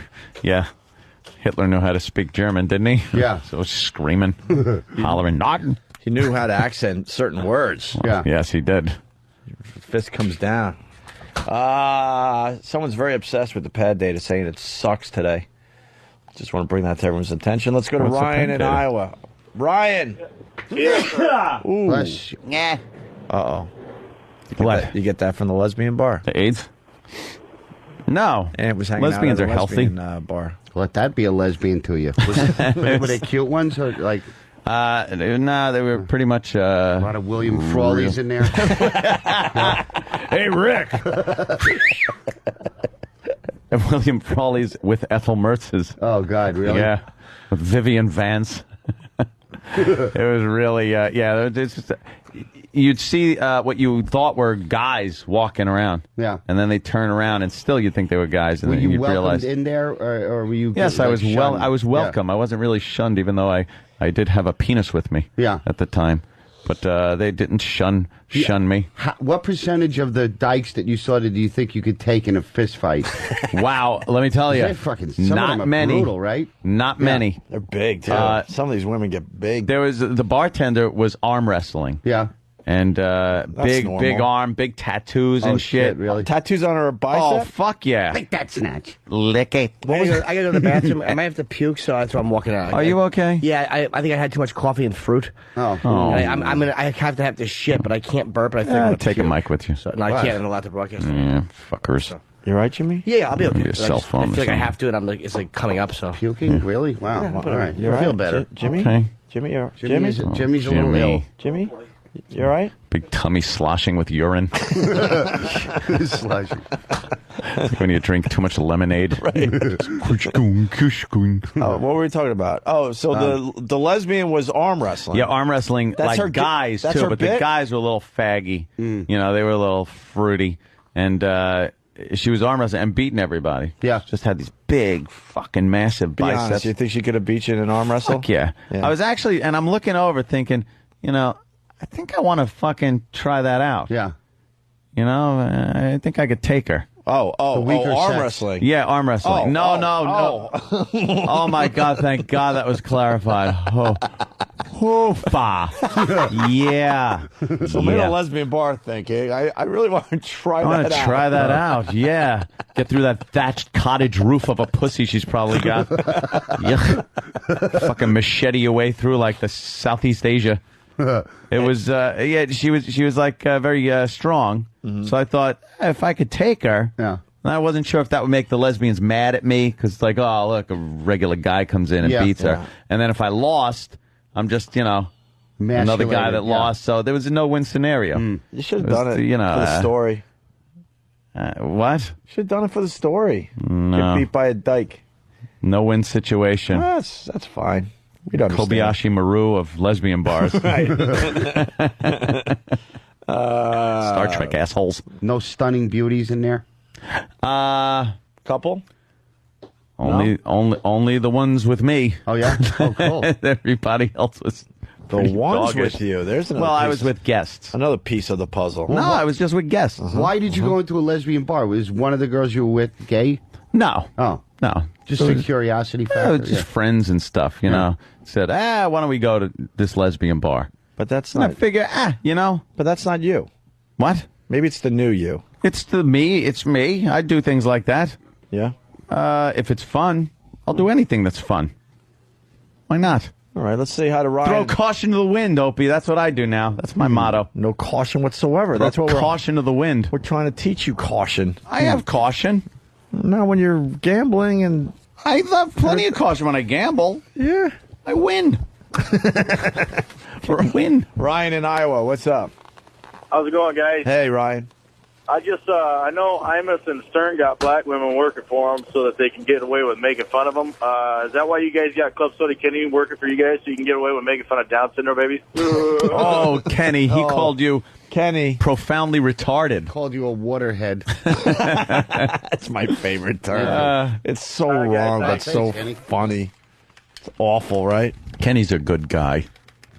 How are you, Kenny? He's just so big. You got a binyang yet today? I'll get you one. No, you're not going back out there. I'll get you one, GH. No, it's not. It's no bother at all. I'll be right back. All right. Re-elect Governor Elliot Spitzer. As Attorney General, he was instrumental in building cases against the unethical practices of many brokerage firms in the state. As client number 9, he enjoyed having only the finest fruits and vegetables pounded into his rectum by high-priced escorts. Re-elect client number 9 for governor. Paid for by the Opie and Anthony Show. Hey, what transcript did he get? I swear that I'm reading this on instant feedback. Mm-hmm. Dale Cruz writes from Massachusetts, what's up with Lee Abrams? So shut the fuck up, Steve. Lee Abrams is leaving XM Satellite Radio. He didn't mean that. I was just told 10 minutes He probably ago, just meant 15 minutes ago. He probably heard something like an old promo and Lee was going somewhere. It's like, what's up with Lee Abrams? No, Lee Abrams, who I love, this guy is a legend, is leaving XM Satellite Radio. I guess. Where's he going? I guess the whole staff was just told right before 9 o'clock, and he's gonna. The announcement of where he's going will be tomorrow, and I guess it's a great opportunity for Lee. Open up his little pot transportation business in his plane from Colombia to fucking Florida, transporting cocaine. You know, they didn't want us to talk about it, but if it's on instant feedback, shut the fuck up. People know. I never said I went to the fucking lesbian bar with guys. Ryan from Iowa. Why would I go with guys to a lesbian bar? Don't be silly. Well, you got your haters. I got this guy, Gay Opie I. Hughes. Wow, that's real funny, dude. Opie, not funny when you call Anthony an addict. It makes you sound like an ass. Oh no, he gambles once a month. He has no self-control. Once a month? Get a fucking clue, you calorie-keeping faggot. Whoa, what? Obviously, Gay Opie I. Hughes, you don't like me. That's fine, whatever. But if you don't get why we bring up Anthony's gambling addiction, then go fuck yourself. Go listen to something else. Yeah. I don't give a shit if Anthony gambles his entire fortune away. That's the truth of the whole fucking thing. And I know a little bit more than you. My fortune. Norton, get the bag. About his gambling. The bag, Norton. You ass. My fortune. Some people are never satisfied. This guy thinks he knows everything because he listens a little bit here and there. The fact is, Anthony gambles some huge fucking hands. That's right. Some people would look at that as maybe an issue. I'm living life, motherfucker. Because that's what I'm doing. This dope goes, oh, he gambles once a month. He gambles once a month with he probably gambles in one hand the amount of money you make in 1 year. Isn't that awful? You dope. But I only do that if I'm winning. Huh? I only do that if I'm winning. And then what, you back off? Yeah. Oh, see, Lee Abrams' resignation is already on Orbitcast, but Steve's like, oh, don't talk about this. It might be fake. Was he a beloved guy here? Huh? Was he a beloved? Yeah, Lee's great. Yeah. He did a lot for this business, and he did a lot for XM. Yeah. And it sucks that he's leaving, but he's definitely not being forced out. I want to make that perfectly clear because of all that merger crap. So, here it is. Lee Abrams resigns from XM. XM Satellite Radio's chief creative officer, Lee Abrams, has resigned from the company today, according to a letter sent out to employees this morning. Abrams, who joined XM in 1998. Wow. That's when no one believed in satellite. Can't believe he's that old. This guy has a vision. Will be part of a new company starting in April. Further details on this next endeavor will reportedly be available tomorrow. Endeavor. Is with Lieber's Endeavor. And then you get the bullshit statement from the bullshit exec. In this case, Eric Logan. Oh shit! He's the bullshit executive. You know, you've read this crap many times, and here it is. It is with mixed emotions that I announced to the company that Lee Abrams has resigned. Mixed emotions. I'm happy and glad. It's a little mixed. What's the mixed emotions? Mm-hmm. Happy for him, sad to see him go. Is that the corporate bullshit? No, actually, it's jealous bullshit. He's like sad that he's going and actually getting a job. Right. And I don't know, Logan might be out on his ass. Yeah, Logan's still waiting for his boat to come in. Yeah. That's where the sadness part comes in. Lee's impact on XM and the entire satellite radio industry would be impossible to capture in an email. Lee's going to get a job bagging groceries till he hangs himself in a halfway house. Carve his initials on a fucking beam. Creep. World's a little too fast for me. Yeah. Logan went all out for Lee Abrams' announcement. Oh, there you go. Thank you.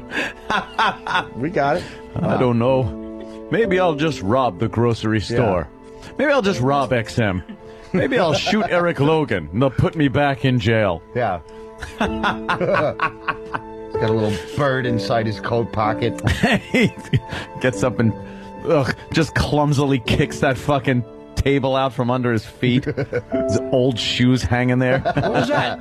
Shawshank. Oh. Shawshank, yeah. That was so damn depressing. Yeah.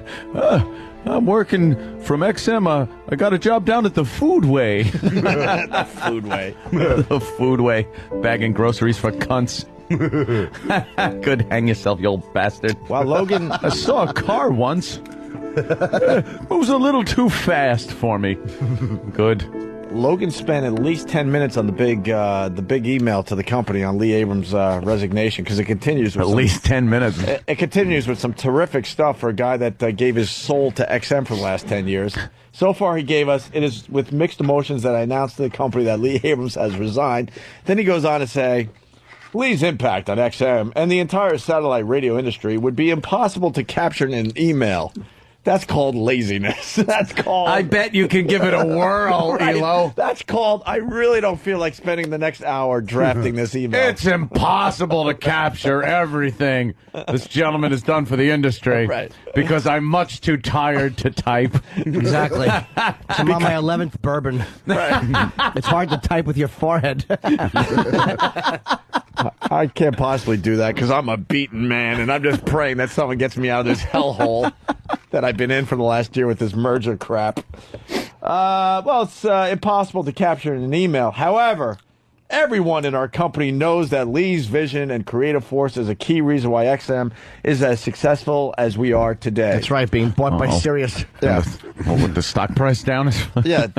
That's wonderful, Logan. What are you doing? Stock price is at an all-time low. There's $1 billion in debt, but... What did Lee do? Come up with the fucking Sirius dog symbol? Right. He told Mel, go over there. Oh, that Lee. Oh, my God. It's the reason why XM is successful. Is as successful as we are today. Oh, my God. There's nothing but horrific news that comes out when you Google XM. No, all kidding aside, Lee is the real deal. We love Lee. Lee's mark on our medium will be remembered forever, and we are grateful to have had Lee as one of our founding programmers and architect of our programming philosophy. The architect. His contributions are too numerous to enumerate. I'm guessing they found pot in his office. Something. He had to resign. Right. He's fucking... He's client number 8. Client... Yeah, I was going to say that. He's client fucking 8. Lee's last day with XM will be sometime in the next 3 weeks. Oh, okay, if they're letting him stay around a little bit, that means it's not too bad. And then he writes, I'm honestly at a loss for words. Wow. Jesus, Elo. No, he's just slurring all of them. Right. And then we got comments to this on Orbitcast. His last day will be sometime in the next 3 weeks, perhaps in 5 minutes. That falls in the time frame, doesn't it? You know what it is, Lee, though? I mean, Lee is an amazing guy. I mean, he could talk for hours about what FM.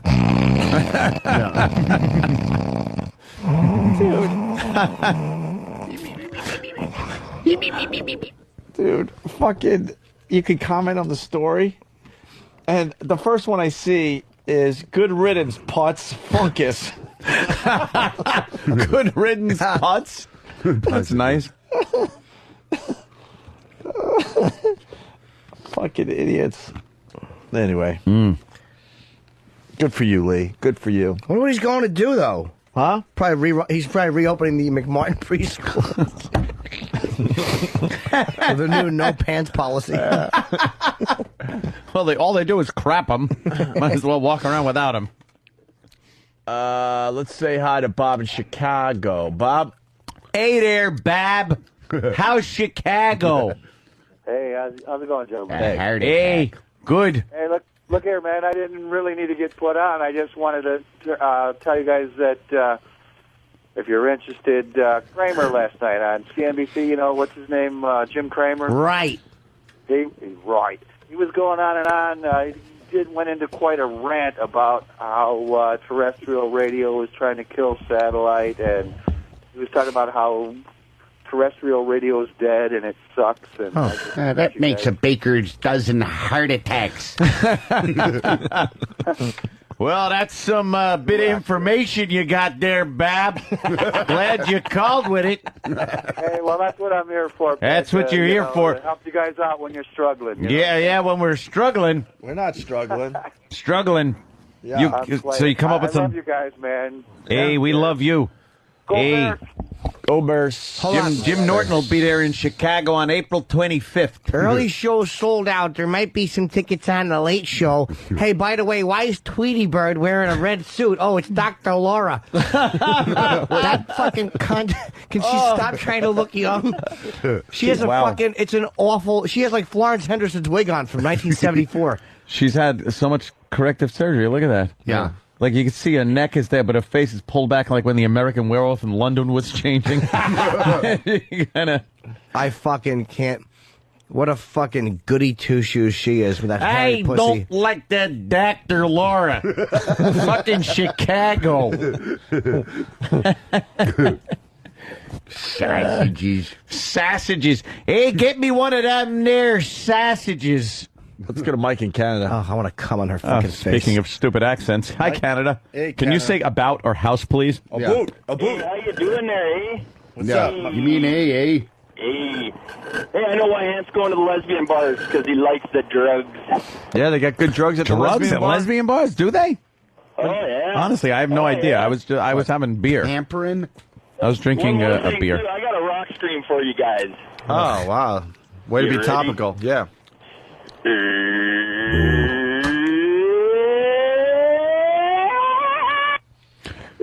That was last week's news. I was hoping that rock scream would end with a fucking anvil falling on his fucking foot. Let's take a quick break. You know the yelp of pain you'd give out if an anvil landed on your foot, on the bone of your foot? Wow. And it landed like the corner end first. You know what you don't see in movies anymore? Quicksand. I know. Yeah, what happened? What happened to quicksand? There's always a quicksand scene. Used to be right? horrifyingly terrible. That was a scary thought, wasn't it? You get sucked into the earth. I think everyone knows now that it's not like that. Yeah. And you could just kind of float on it. And if you swim, kind of tread water a little bit and not panic and try to get out. An umbrella and pull his dumb ass out, right? Yeah. You could get out of it. Can you? Yeah. Yeah. I love how they just slowly sunk in old movies. Yeah, I know. It's great. You put your foot on the black guy's head and then reach to claw your way through the fucking shrubbery. Hey, we should have mentioned this on the other side because we're live in Cleveland on that fine station up there. But there's somebody sponsoring a sticker stop at the WMMS studios during the Maxwell show from 2 to 6 p.m. Oh, yeah? Just got the word out. Is it today? Oh, we should have mentioned that. We should have mentioned it on the other side. Maybe you guys should wait a day and we'll do it on the other side and get the people going down there. We didn't know. We didn't know, sir. All Cleveland. We're going to take a quick break and continue with the Opie and Anthony show. Let's not forget, Otto and George have a new DVD out called Wanted for Crimes Against Humanity. 3 dummies and a puppet. You got John Valby, you got Otto and George, and you got this guy. You hear me talking, hillbilly boy? And you got Pretty Paul Parsons all on one Pretty DVD. fucking far from okay. Go to left.com for the DVD and go to ottoandgeorge.com for concert Thank you. There is a new element of vulgarity Opie and Anthony is outrageous. Fuck you. Moral ammo. Fuck you. Damages our children. Go fuck yourself. And diminishes their future. Evil. Evil. This is a tragedy for the society.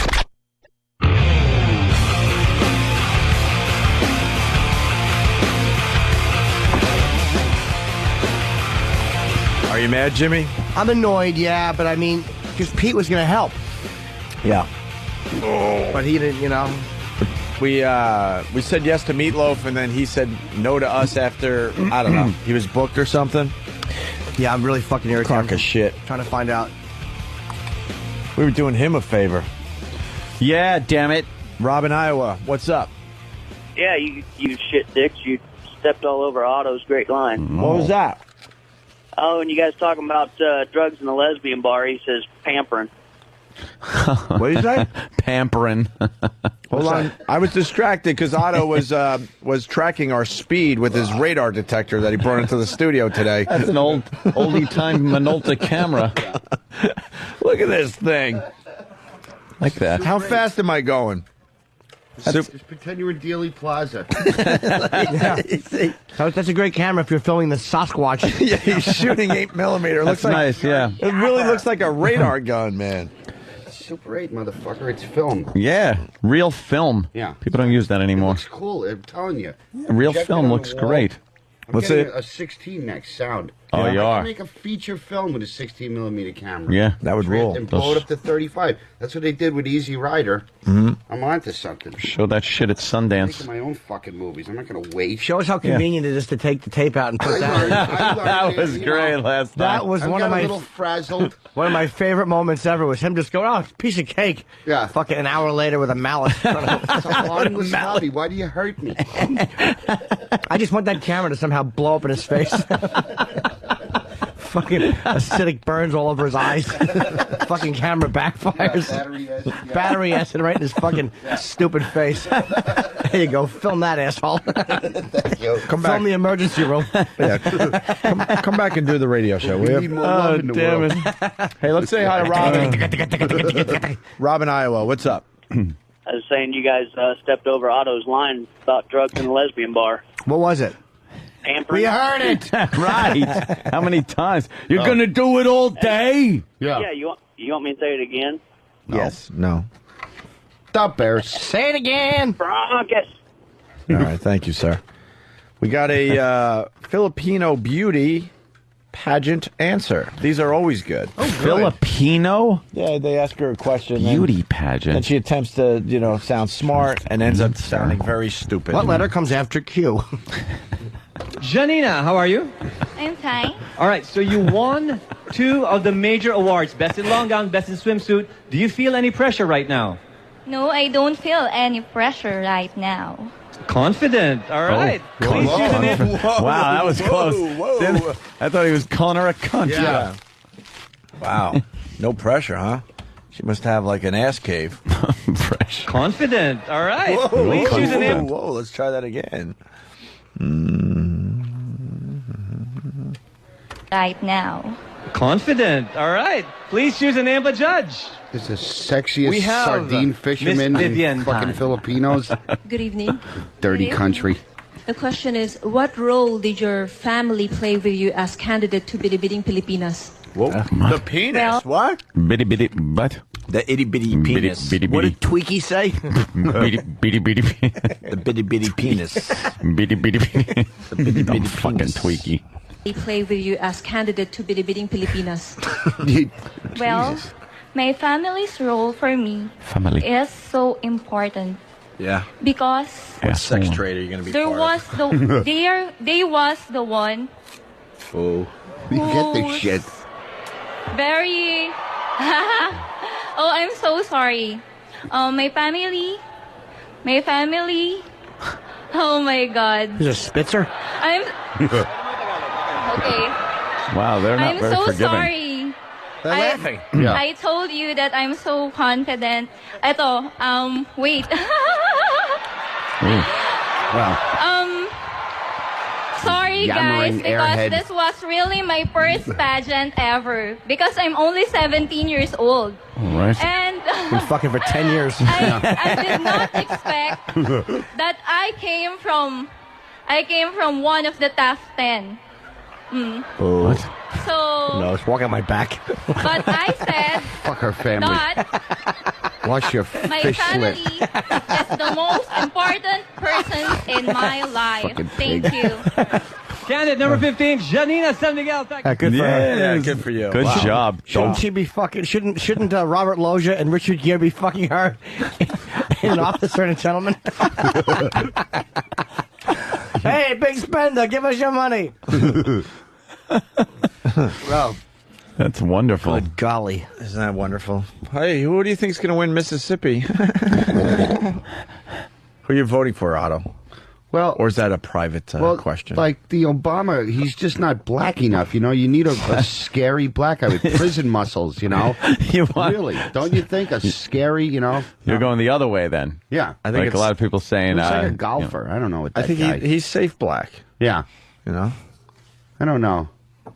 I don't think it makes a difference who's elected because nothing's going to fucking change. I mean, the fact that people still think that voting has any impact at all. The only impact you can have is a revolution, an assassination. That makes a change. I think Obama would make a difference. I think people would actually, it would be a change. Really? How Yeah, so? because I mean, because Whitey is so guilt-ridden. Yeah. That I think a lot more of his policies would pass than if just some old white guys in there and they could always vote against it. Nothing ever gets done in Washington anymore. If Congress likes something, the president vetoes it. Yeah. If the president writes something, Congress doesn't vote on it, and it doesn't go through. But I think Obama writes something, and then everyone goes, "We have to vote yes, or else we'll look like we're racists." Oh, no And way. they would just let shit through. What? No fucking way. No You way. don't see this country as being the most guilt-ridden white people on the guilty face about of the earth. anything. I'm not either. Yeah. That makes two of us, Otto. Yeah. And George, although he's Yeah. wood, Yeah. that makes three. Yeah. Everyone else is liberal Yeah. pieces of shite. You know, Regular Joe has a comment. Okay, Regular Joe. Regular Joe, yeah. Let the big muckety mucks work it out. What do I know? I like Regular Joe. Regular Joe. he really puts things in perspective. Regular Joe should be fucking slaughtered like a lamb. Bobby D. from Brockton writes, Otto wants Michael Clark Duncan as president. And then Gino from Philly writes, Kimbo Slice for Marcellus vice Wallace. president. Huh? Marcellus Wallace Would is be president. perfect? I'm That type pretty of dark? fucking far from all right. I'm the president, motherfucker. Here's a good Regular Joe kind of a phrase. Mm-hmm. Oh, no, nothing doing. That's my bread and butter. Nah, nothing doing. That's nothing That's my doing. bread and butter. Use a little elbow grease. Regular Joe says, well, what do I know? I just work here. Yeah. That comes from upstairs. Yeah, I'm just a working stiff. you know. Regular Joe What do I should be know? hit by a car. Oh, no, Regular Joe should fucking like fall with his legs onto a subway and just have them crushed where he's like a tourniquet. And then he gets his mouth fucked before they pull the train away. And his guts spill all over the tracks. Fuck Regular Joe. Like Joe is pressed between the platform and train and his family comes down and they can't say goodbye because he's having his mouth fucked. Oh. And when his wife goes to hug him, they pull the train away and his guts spill all over. Ending his life. Yeah. Let's say hi to Kevin in New Hampshire. Kevin. Wow. Kevin. How do you do, Regular Joe? Wow. All right. Kevin? Hello, sir. How you doing? Hey, Kevin. How you doing? What up? Kevin? Hey, back on an earlier subject from today, Anthony. Yes. When you woke up alone in the chair, alone in the studio, Mm-hmm. how long did it take you to realize, wow, I'm not dreaming, I really am on the radio? Oh, it was a matter of probably 5 or 6 seconds. I woke up, I looked around, and then I remembered I was supposed to be doing a radio show. And I went, oh, fuck. Thinking that your whole career is a dream, and like kind of like the Newhart last show when he woke up. And Oh, yeah, and it could have been a dream sequence, and I was asleep at my crappy tin-knocking job. And I just woke up. Well, that would suck. Oh, my God, would that suck? Imagine that. I fall asleep. I wake up, and I think I had a whole radio career, and I realize, oh, my God, I'm still just fucking knocking tin. I just dozed off in an attic. That would kind of be cool because, you know, I don't know, I'd be a lot younger. I wouldn't have gotten married. Yeah, true. We got a old woman getting. I like that sound. I do too. That's cool. What are you doing, Otto? I'm filming He's you taking guys. film. I'm making a movie. I'm going to do a silent documentary. It's not fast motion fucking. What do you think? You're Babe Ruth running around the bases? Candid photographs with this thing chugging away like a fucking cappuccino machine. Yeah. Like, let me capture the moment. That really is a noisy. Whisper in a helicopter. That's why they never got good footage of Bigfoot. They heard you scared it away every time. Right? Jesus Christ, what the hell was that? Turn it on again. I want to throw Omar out of the helicopter. Omar's okay. I told you a long time ago not to film me. Fucking little Don't monkey. ever film me, Tony. All right. Stupid Omar. Hey, That's great. I got to go back to this. Ignore the jackhammer and the cappuccino machine.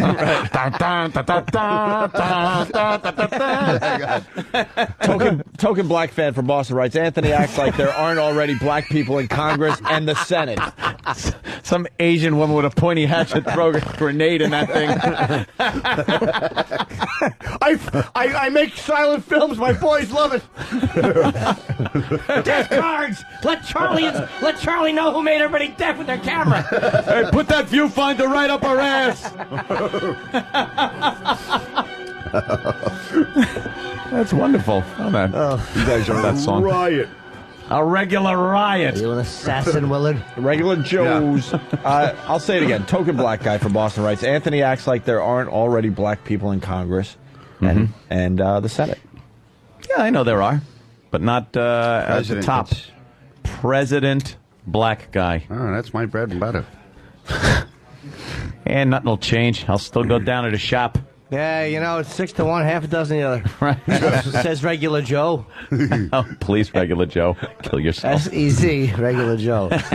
My girlfriend fucking hates regular Joe. Why? Yeah. Of course. He's a non-entity. She won't acknowledge when regular Joe talks. But Is that a character you're doing on the radio show or on stand-up? Everything in on radio shows from every character. No, never stand-up. It's all real life that I annoy my girlfriend with and I bring here. Oh, okay. Yeah.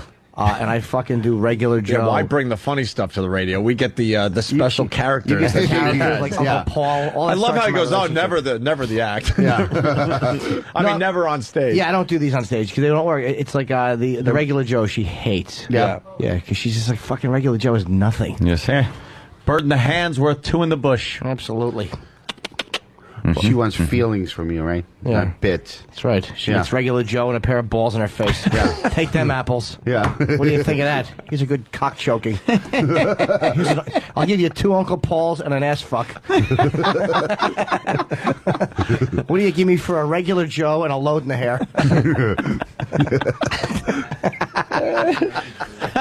Yes, fucking. We got this.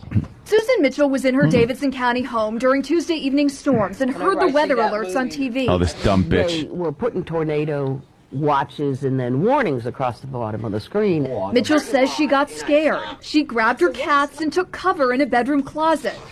I fell asleep, Dummy. and I woke up and I wanted to get out, and I couldn't get out. In her rush for safety, she forgot the closet door locks from the inside. Why would you have a closet door that locks from the inside? In case your shirts want to make a break for it. And if it locks from the inside, can't she get out? Oh, yeah, it locks from the inside. It means if it locks from the outside. Oh, good point, good point. Like, this whole fucking thing is screwy. Maybe this dumb broad thought she was locked in her own house. Yeah, what? I can't get out of the closet. Locked from the inside. It would be the outside. And why? Instead of panicking, she found a wood panel in the closet and tried to bust the door open. All right. It didn't work. She slipped a note under a crack in the closet door. For who? Help! I'm trapped in the closet since Tuesday night. What a dumb fuck. Why please. would you put a note outside the door when you could just yell help? It's in your closet. Yeah, you hear people there go, "Oh, I hope they got my note." If anybody's out there, read the note. Grab that note. Then somebody would read it and go, I can't read. I'm stick in the closet. How do you stick in a closet and then they leave? Apt natural. Unbelievable. The closet door. Help!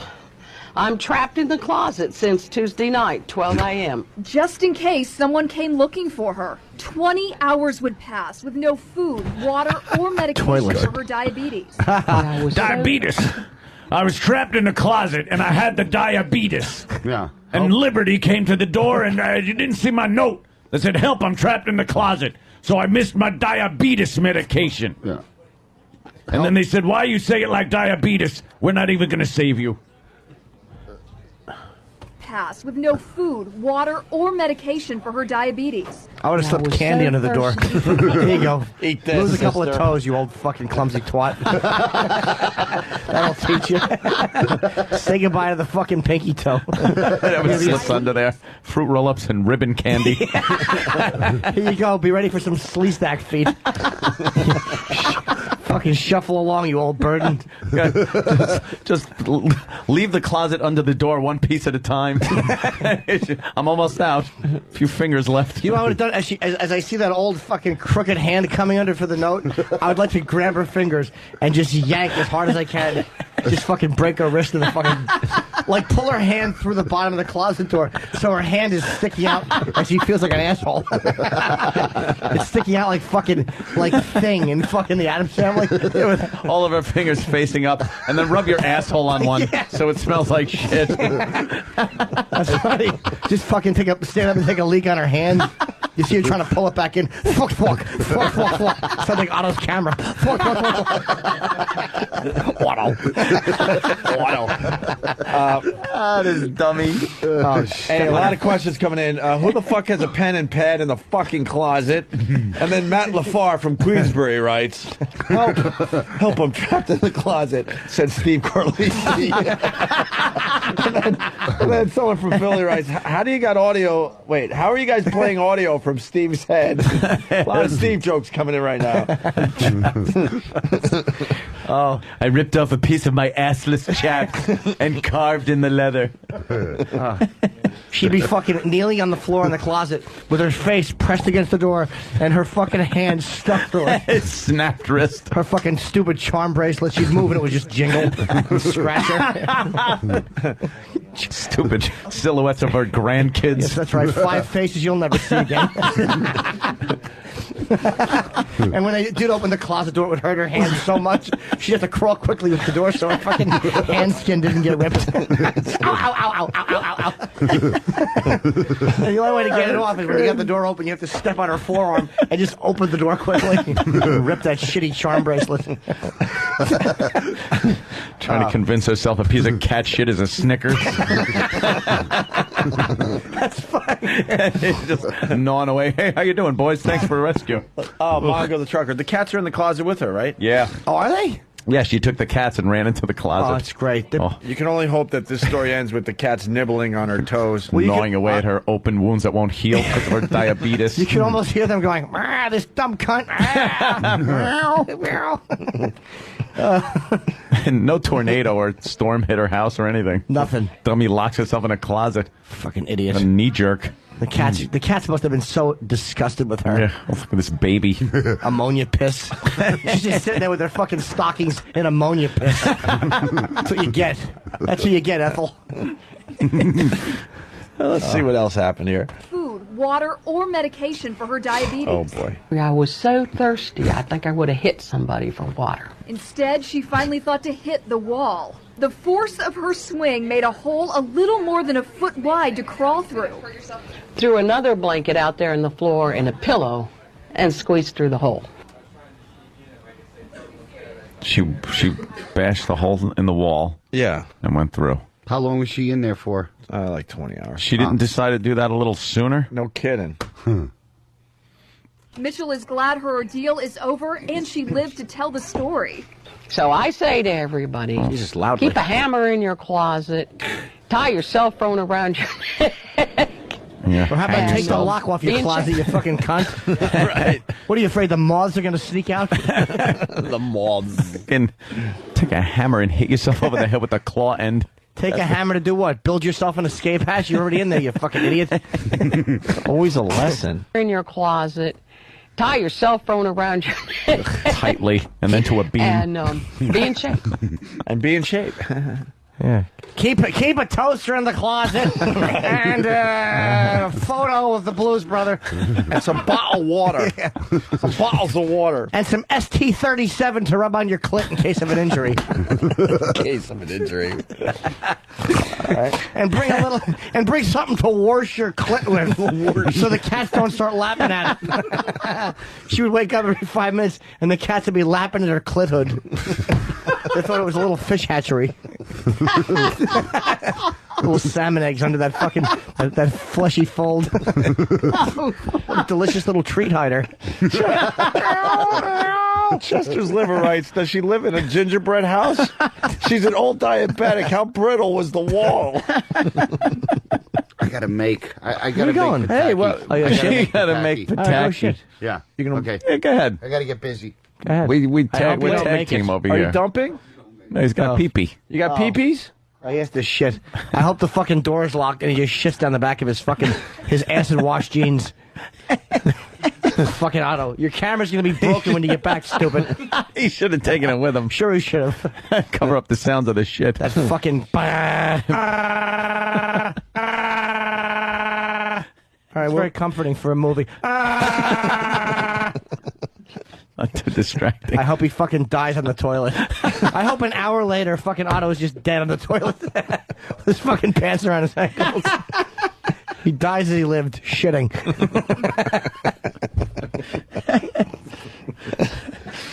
With that, we'll take a quick break.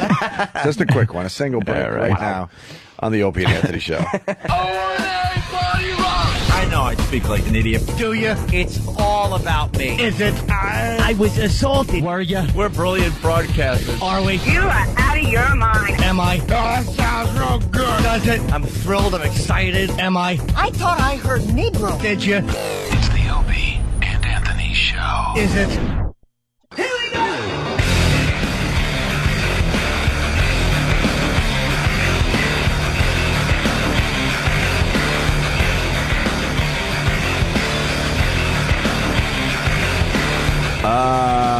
Otto is not back from taking his dump. Uh-oh. Maybe Jimmy was right and he died boy. on the bowl. Someone check on Otto. Send George in. Welcome back to the Opie and Anthony Show. A busy one today. With all the news, the breaking news. By the way, I want to thank all the pests that were helping out with the Google bomb yesterday. Yeah. Baby Diaper Mustache was doing very well yesterday. And then, Was it? Then dumb Elliot Spitzer had to trip over his dick. Ah, that's right. And fuck up everything. Yeah, that must have taken away the lead. We were rocking the Google bomb yesterday with the Baby Diaper Mustache. Did you see the segment is ruined? Did you see the video that's taking the nation by storm there, Otto? I heard about it. You actually did that? Well, That's Voss disgusting. got me in a corner. I had Did you to. puke? Yeah, I puked. Not a lot of people got confused because the video shows me like kind of. It looks like I'm puking in a wastebasket right here. I was actually dry heaving horribly, and then when I went in the bathroom and I couldn't get the smell off this part, I started puking. Oh God! And it takes a lot for me to puke. Yeah. A Oh, so lot. it didn't wash off in one. Know what it was? Baby fecal matter. I had a little goatee kind of growing in, so it was God. on every individual hair. Oh man! Last night I was still You're a man scrubbing of your away word. under my nose, scrubbing away. Jesus! And my girl is now finally kissing the bottom lip. Oh yeah. Yeah, 3 days later she will now just kiss the bottom lip. Here's the video, disgusting. Otto. Oh, okay. It's on all the screens. Yeah, it's doing very nicely on the old internet. It's in a lot of places. I guess ONARadio.com wouldn't put it on their website there, Steve? Not. I guess Baby not. diaper mustache. They were sent it, but it hasn't shown up there yet. Why? Bunch of dummies. Yeah, see, Good stuff. Otto, because Yeah. I really didn't expect to do this. Yeah. I'm not a stunt boy for the most part. I've Yeah. done some stunty things in my career. Yeah. But I got caught with my pants down. What am I going to do? I would have looked like the biggest asshole if I didn't go through with it. That's true. Yeah. But Voss brought in a diaper filled with baby shit. You had no choice at that point. Very right? green. And They weren't going to let you leave without doing it, right? Well, I was looking for an out. One of my outs was going to throw it at either Rich Voss or Bob Kelly, or smear it in E-Rock's face, and then that would have been the best. Well, I'm thinking of all the that'd been possibilities in great. my head, and I'm thinking, the listeners are going to crucify me. None of these are going to work. I got to do this now. It was like green and kind of like caramel colored. Yeah. Like butterscotch pudding. All right. With a little with a little melted dark chocolate in there. E-Rock, you And a have bit something yellow. to say? Kind of spongy. Yes, E. We were trying to sort this out yesterday. CBS will not put the photos, video, or link to them You up hear on this, any of their Jimmy? properties. This is one of the things we were talking about yesterday. What, E-Rock? You hear this? This is why I don't want to deal with those fuckers. What? The baby diaper mustache video or any of the pictures will not be up on They won't be the hosted website. nor linked to off their properties. They don't like scatological humor. However, last night I did see that it's on their YouTube channel. But the diaper, there's what fucking pussy makes these decisions? Because the diaper, you don't see anything happening in the diaper, fucking idiots. They said they can't do anything related to shit. Well, they should just fucking look at their programming. God, that was a good one on my part. Wow. Yeah, no, I get it. This, Yeah, fuck 'em. this is what we've been dealing with these guys. Bunch of babies. They want us to have a completely squeaky clean fucking website, and then we're allowed to promote it over there. Gee, thanks. But we can't even put this up on a website. What's wrong with this? As long as it's not going in your mouth, right? Yeah. I don't know. I don't know what the shit things are. It's odd. This is how out of touch they are. It's the internet. You're Yeah. supposed to be a little edgy around the net. Right. You could do I mean, anything. it's playing somewhere, right? It's just you want it more widely spread or something. Well, it's on YouTube. It's on opieandanthony.com. It's doing very well. I saw it on It a bunch of websites. Co-ed People magazine. should have to search a little for. This is like a snuff film. It's like, You think it's a this is snuff not film? what you do. Yeah, it's creepy. It's disgusting. It really is Yeah. disgusting. Yeah. I didn't realize how bad it would be. But that is just horrific. Well, here it goes, Otto. Yeah. I see you retching a little there. I'm just trying to get up the nerve to actually do this. I mean, how do you bring yourself to do? Oh, you got gloves on? Yeah, because and he's people got like, two what? dollops of shit What's on with the each hood? Doesn't index it trap finger. the odor even more? I don't know why I put the hood up. I was just feeling like silly, I guess. Yeah. Obi-Wan Kenobi. Why can't they do anything with shit on the online? Oh, God. Oh, God. Oh, fuck. That is difficult to watch. Yeah. Right there, I'm dry heaving. Yeah. I'm not puking. I'm dry heaving horribly, though. Like, my stomach wants to just start puking. Wow. God. And then it just gets worse and worse. And it takes me forever to get it off my fucking face. He fell off his chair. I love that part. I fell down. Yeah. And now I'm wiping it pretty much all over my face because I can't control the wiping process. And then I just need to get the fuck out of the studio as I'm trying. Look how bad you're just dry heaving. Everyone else is puking. Now I'm like pissed, and now I got the diaper. I'm like, I got to take someone down with me. And no one was around. Look, you see everyone kind of Everyone scattering. fled. And then I barely got in the garbage pail and then ran down the hall. There we go. Nice sprint. And then when I come back, I'm banging off the walls, and then my eyes were tearing for the rest of the show. God. It was awful. Absolutely awful. Well, the video's doing well on YouTube. You could go there at least to see it. Baby diaper You look like mustache. Inspector Clouseau for a second. Yeah. Hey, Cole. Certainly fucking better than Steve Martin looks. That Steve Martin film was what he smeared under his nose. Oh, God. And what he should have fucking smeared on the screen because that's what the movie was. He should get bone marrow cancer for making that. Yep. You know what's funny? Could you sign this? My son's a big fan. He's in the hospital. Oh, yeah. I hope you get cancer. You should only get cancer. There's a movement. There's people attempting to try to say that this is fake. It's so That obvious. happens with every single. Look at my eyes watering. I can't act. I'm not an actor. I happens suck. with every video out there. I that say it's absolutely fake. suck. Haven't talked to Rich Voss since. I think he's a little scared. I don't know. Yeah. Oh, the video was also removed from ripevideos.com. What the fuck is going on with the internet? Now they're starting to get pussied. Yep.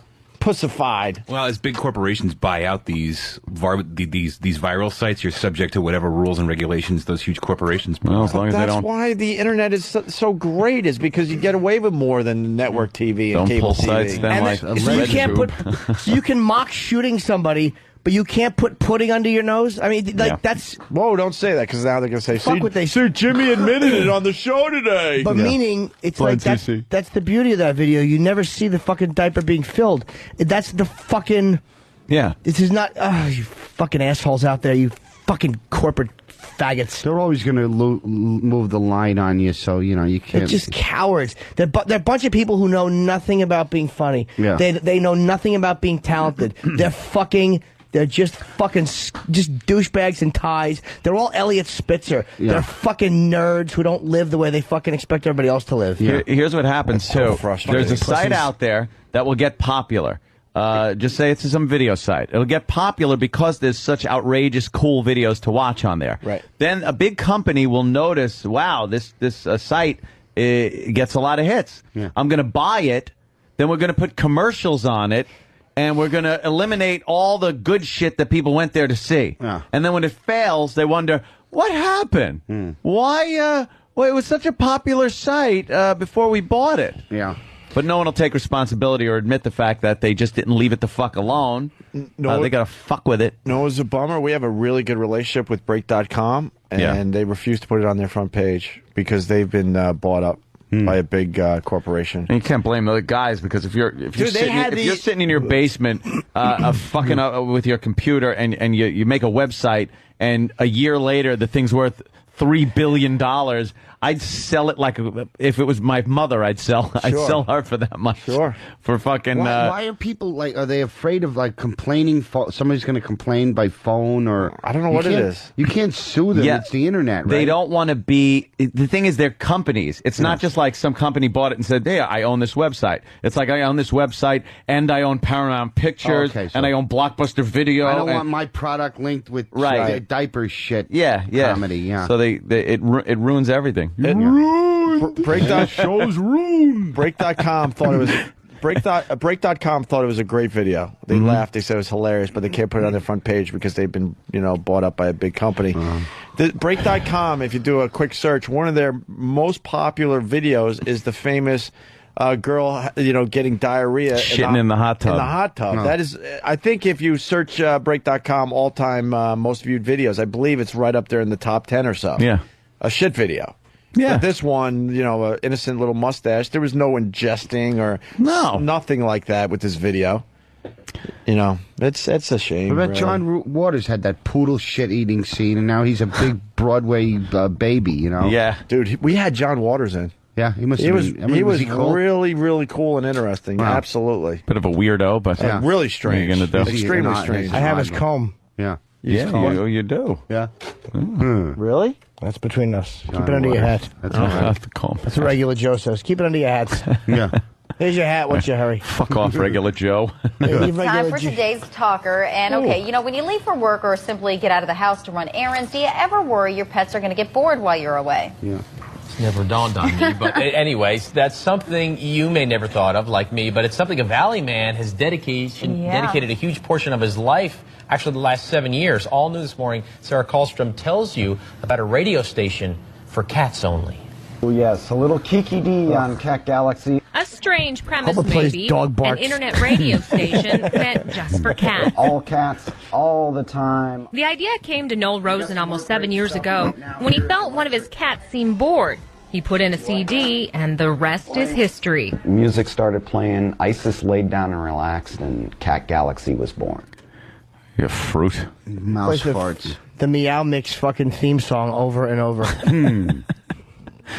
What is a cat? It doesn't matter. I hope it's the sound of a fucking screeching car tire instead of thud.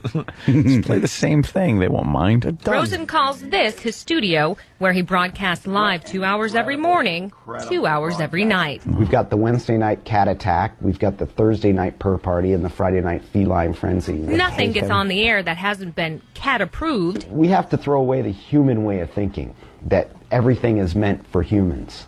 Cats, I think, know what they want to hear. If you're one of the 3 million people who have visited his website over the past 7 years... 3 what? This is why the Iraqs million. fucking hate us. We have fucking radio for cats over here. Cats. They have nothing to eat over in fucking Iraq. No wonder they hate us.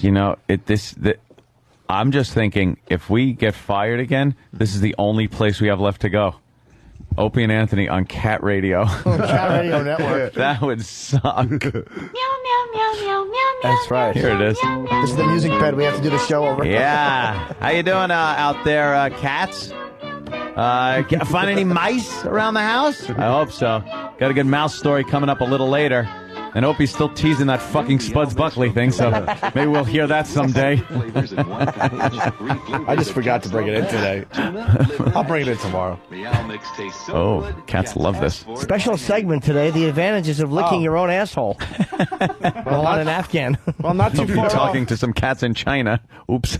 That's right. That's right. They're called food. Are we pets or lunch? Today's segment from China. Guys, I got the website up. They have some fine features like morning meows. The a lot of R's, perfect start to every cat's weekday morning. Beginning at 8 a.m., we play some of the best stuff in our feline freeform format and also have some great fun as well. Great fun. So get your weekday morning started off right with a lot of fun as only a station for felines can deliver. God, I hope this guy takes live calls. Please call this guy's radio show. It's catgalaxymedia.com. Meow Mixing Monday. Meow Mixing Monday has some great mixes of music from smooth jazz to alternative cats. Oh. Do I have to read this? In Heat Friday. Row, row, row, row, row, row. Stick the heel of your boot up its ass. Nothing more fun than fucking with a cat in heat when you were a kid. Yeah. It's like they take the tip of my boot and poke your ass with it. Their ass goes up in the air. You want to be fucked so bad and you're just teasing them. Little cock tease. But you can't put your big human fat dick in them. No. So you gotta kneel with a little lipstick right by your crotch and put your little lipstick in them, and they think they're being fucked by a cat cock. Row, row, row. Anthony, you think that's where Jack Jack is? You think he got discovered by CatGalaxyMedia.com? I can only hope. You think he's the morning man at CatGalaxyMedia.com? Yeah. I hope fucking Jack Jack right now is wondering why there's motorcycle tire treads in his back. No! No.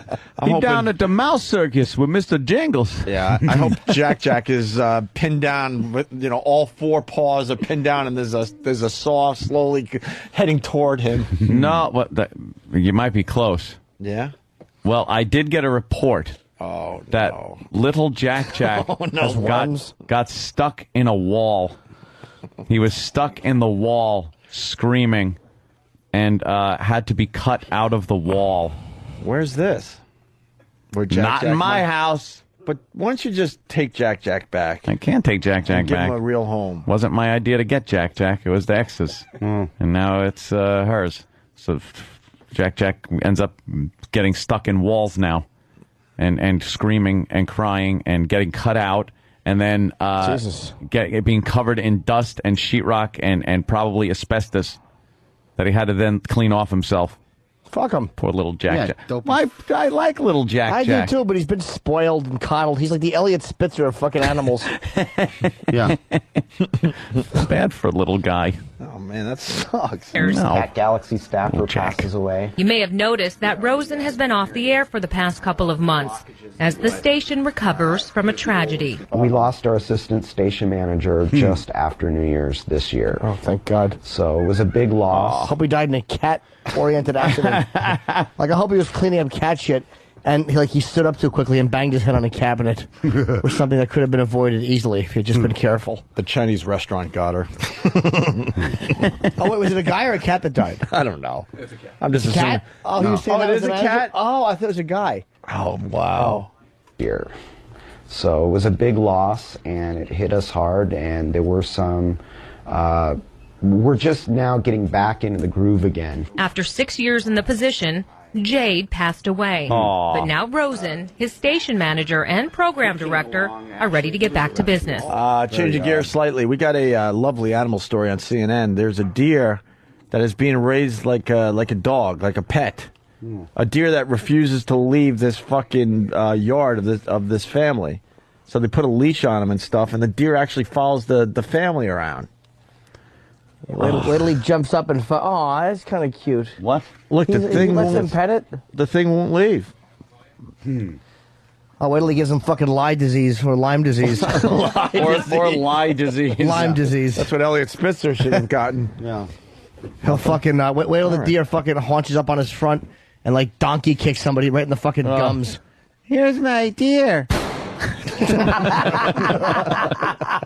Good kid. Where's your pet? He's in the den from the neck up. Drag it home. That is cute that the deer lets him pet it and stuff. I want to pet a deer. Go to a petting zoo, you dummy. I want to pet a deer with brass knuckles.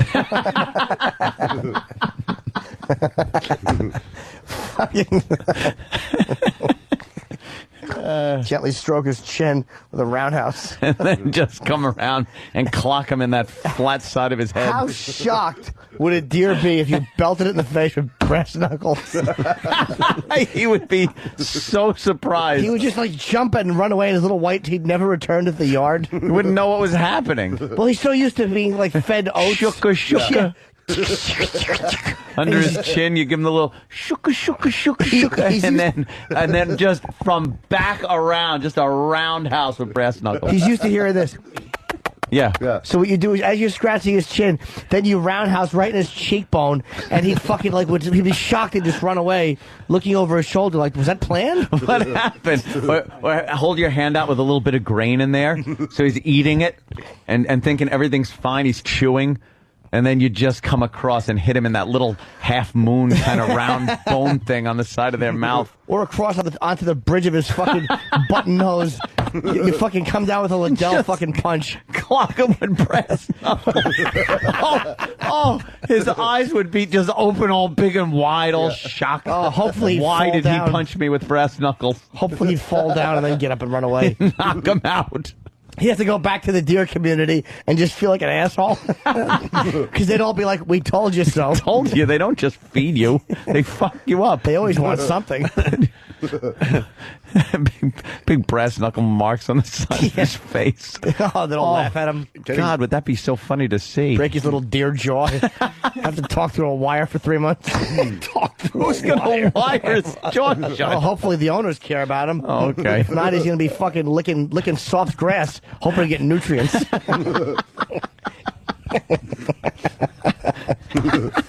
Fucking faggot deer. I like to grab that white tail and deep dick it while he nurses his sore jaw. While the fucking family looks on in horror. Tail's just going fruit, fluttering. He's trying to run. I trusted them. Mighty Kise. Now I'm being deep dicked. Yeah, hard. Not lightly. I'm still dazed from the punch in the face. All right, Mighty KC, from Mudville writes, Chuck Liddell versus Bambi. Just give him a nice, like from way around behind you. Oh, would he be surprised? A roundhouse. Yeah. Go with a roundhouse. A fucking, just a jaw punch. See if he's got a glass jaw or not. You can fucking take that deer out. Yeah. If you listen, expect a joke or two about man's best friend, but even more, you'll hear from a man That's what you get for being in a station for cats. who truly loves cats. Sarah Karlstrom, CBS 5 News. Okay, Cat Galaxy is celebrating its 7th season, and Rosen says he doesn't make any money off of this. He just does it because he loves it. Did you see all the hair on the microphone? Very nice. Very nice. Very nice. Wonderful. You just have to have a little improv at the end there. Yeah. All right. Yeah. Why don't we...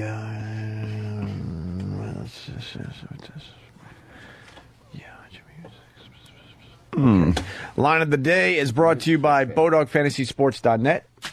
They've got $1 million up for grabs in the Bowdog Bracket Buster game.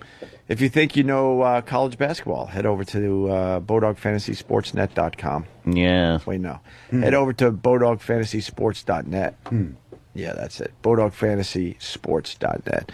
Here is a runner-up line of the day. She would wake up every 5 minutes, and the cats would be lapping at her clit hood. They thought it was a little fish hatchery.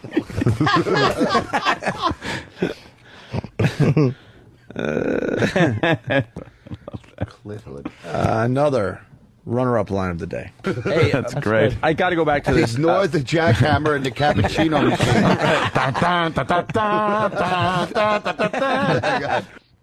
Cappuccino. Fucking Otto. AutoandGeorge.com for tour dates. And go to Laugh.com, I believe, right? Yeah. For the new DVD that came out today, I guess. Wanted for Crimes Against Humanity. 3 dummies and a puppet. You got John Valby, you got Otto and George, and you got Pretty Paul Parsons all on one DVD. Laugh.com. Jokes and piano music. Nice. That's a good combo, I think. Yeah, I think so. All right, here's another runner-up line of the day. His wife's name is Silda, which, he couldn't have said that in a sexual sense and felt good. Oh, Silda. That's right. Jiggle them, Silda. Silda. Awful name, Silda. Yeah. Oof. Not sensual. Make you want to go out and fuck a hooker. Yeah. Name like Silda. She should totally blame herself. Up to the second knuckle, Silda. This guy is so fucked. What a baboon. New York governor was a rising star. Yep. Slope-shouldered liar. Oof. Hello? Hello. Hello. Hello. Hello. I like those old-fashioned rings. It'd just be nice if you actually pulled out an old-fashioned phone, plopped it down up here. Hello. Like Canon. Get me the editor. Line of the day, or we got one more runner-up? Another runner-up line of the day. That's something I can do. Where are you, sir? You on the roof of a car like Grape Ape? No, that's a good one. Jimmy's going to be leaving, Thursday for some dates? I fly out to Denver Thursday, but of course, I will be in studio for Michael K. Williams. Yes. Of course, Omar, finally getting Omar in from the water. Oh, show. Very psyched. And we're going to see about Meatloaf tomorrow. My agent is working on it. It's certainly not from his end. It's the film company or the publicist. The managers didn't even know about it. Really? So this is not Meatloaf, the artist. No, it's the publicist or the film company. Once again. I don't remember them getting credited with singing any of the songs. But that's why always, are they making the goddamn decisions? If it's the film company, I can't express to you how ugly I'm going to behave towards that film company. Yeah, absolutely. Because they're probably L.A. based. They just go, a radio show. You know what, though? You can't fight City Hall. Right, Regular Joe? Regular Joe. What? That's your bitch. It's my impression of Jimmy's impression of Regular Joe. So I was just kind of ripping it off a little bit. Unscramble eggs, Regular Joe. You know what? We're not going to get Meatloaf. Maybe they'll give us potatoes. Regular Joe can be funny, too. No use crying over spilled milk. That's right. Whoever cried over spilt milk? It probably depends. I mean, probably Jake LaMotta's kids. As they knew a good eye blackening was coming. Or Connie, if she fucking spilled some milk. Oh, yeah. Carlo's waiting for his whores. Clean it up! You guinea brat! I can't stop pinching my cock. All right, with that, we'll do line of the day. Here comes line of the day. Line of the day.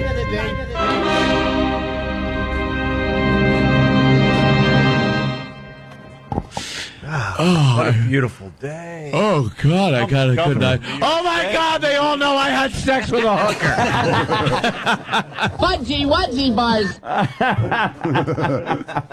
Oh, fudgy wudgy buzz. Fudgy wudgy buzz. Yuck. What? There's one of Opie's characters called Spuds Buckley when he was very, very young and starting in radio, and it's probably amongst the worst things you'll ever hear in your life. I never heard Opie do characters. It's great. and well, you shouldn't after Spuds Buckley. Spuds Buckley? It is so bad. How bad is it? How would you describe Spuds Buckley? He's kind of this childish thing. With a wacky little voice like this and comes in going la la la la la. He's based on a waterhead. Yeah. Certainly, yeah. Oh, is that it? He thinks he's smarter than he really is. Okay. Yeah. I'll Not shy. I'll sum up Spuds Buckley. Thinks he's cool. When Voss opened those diapers, if it had spoken. La la la. It's kind of like Jerry Lewis. Yeah, there's a bunch of. Good morning, Batman. I hate you. I'm going to get Spuds down. All right, I'll bring in the disc tomorrow. But why is the disc not here with the rest of the I really disc? just truly forgot it today. But why'd you bring it home? Yeah, Because I have to control how much Spuds Buckley gets out there. He's embarrassed. I'm embarrassed. But it's 15 years ago, Otto. It is, really? What were you doing 15 years ago? Doing my act. Yeah. Yeah. Banging my girlfriend at the time. Yeah. Waking up on a floor somewhere. Yeah. Yeah. Absolutely. La la la la la la. no. Good morning, Bearman. Oh. That was Spuds Buckley's voice. La. Yeah, look. See? Otto can't even, fathom that shit. Yeah. It's just like... Why would he go la la la? Because I told you I was all about the catchphrase. I was dreaming that everyone would be doing the la la la la. I'd rather have two of Otto's cameras and hold them tight against my ears and just hear bah.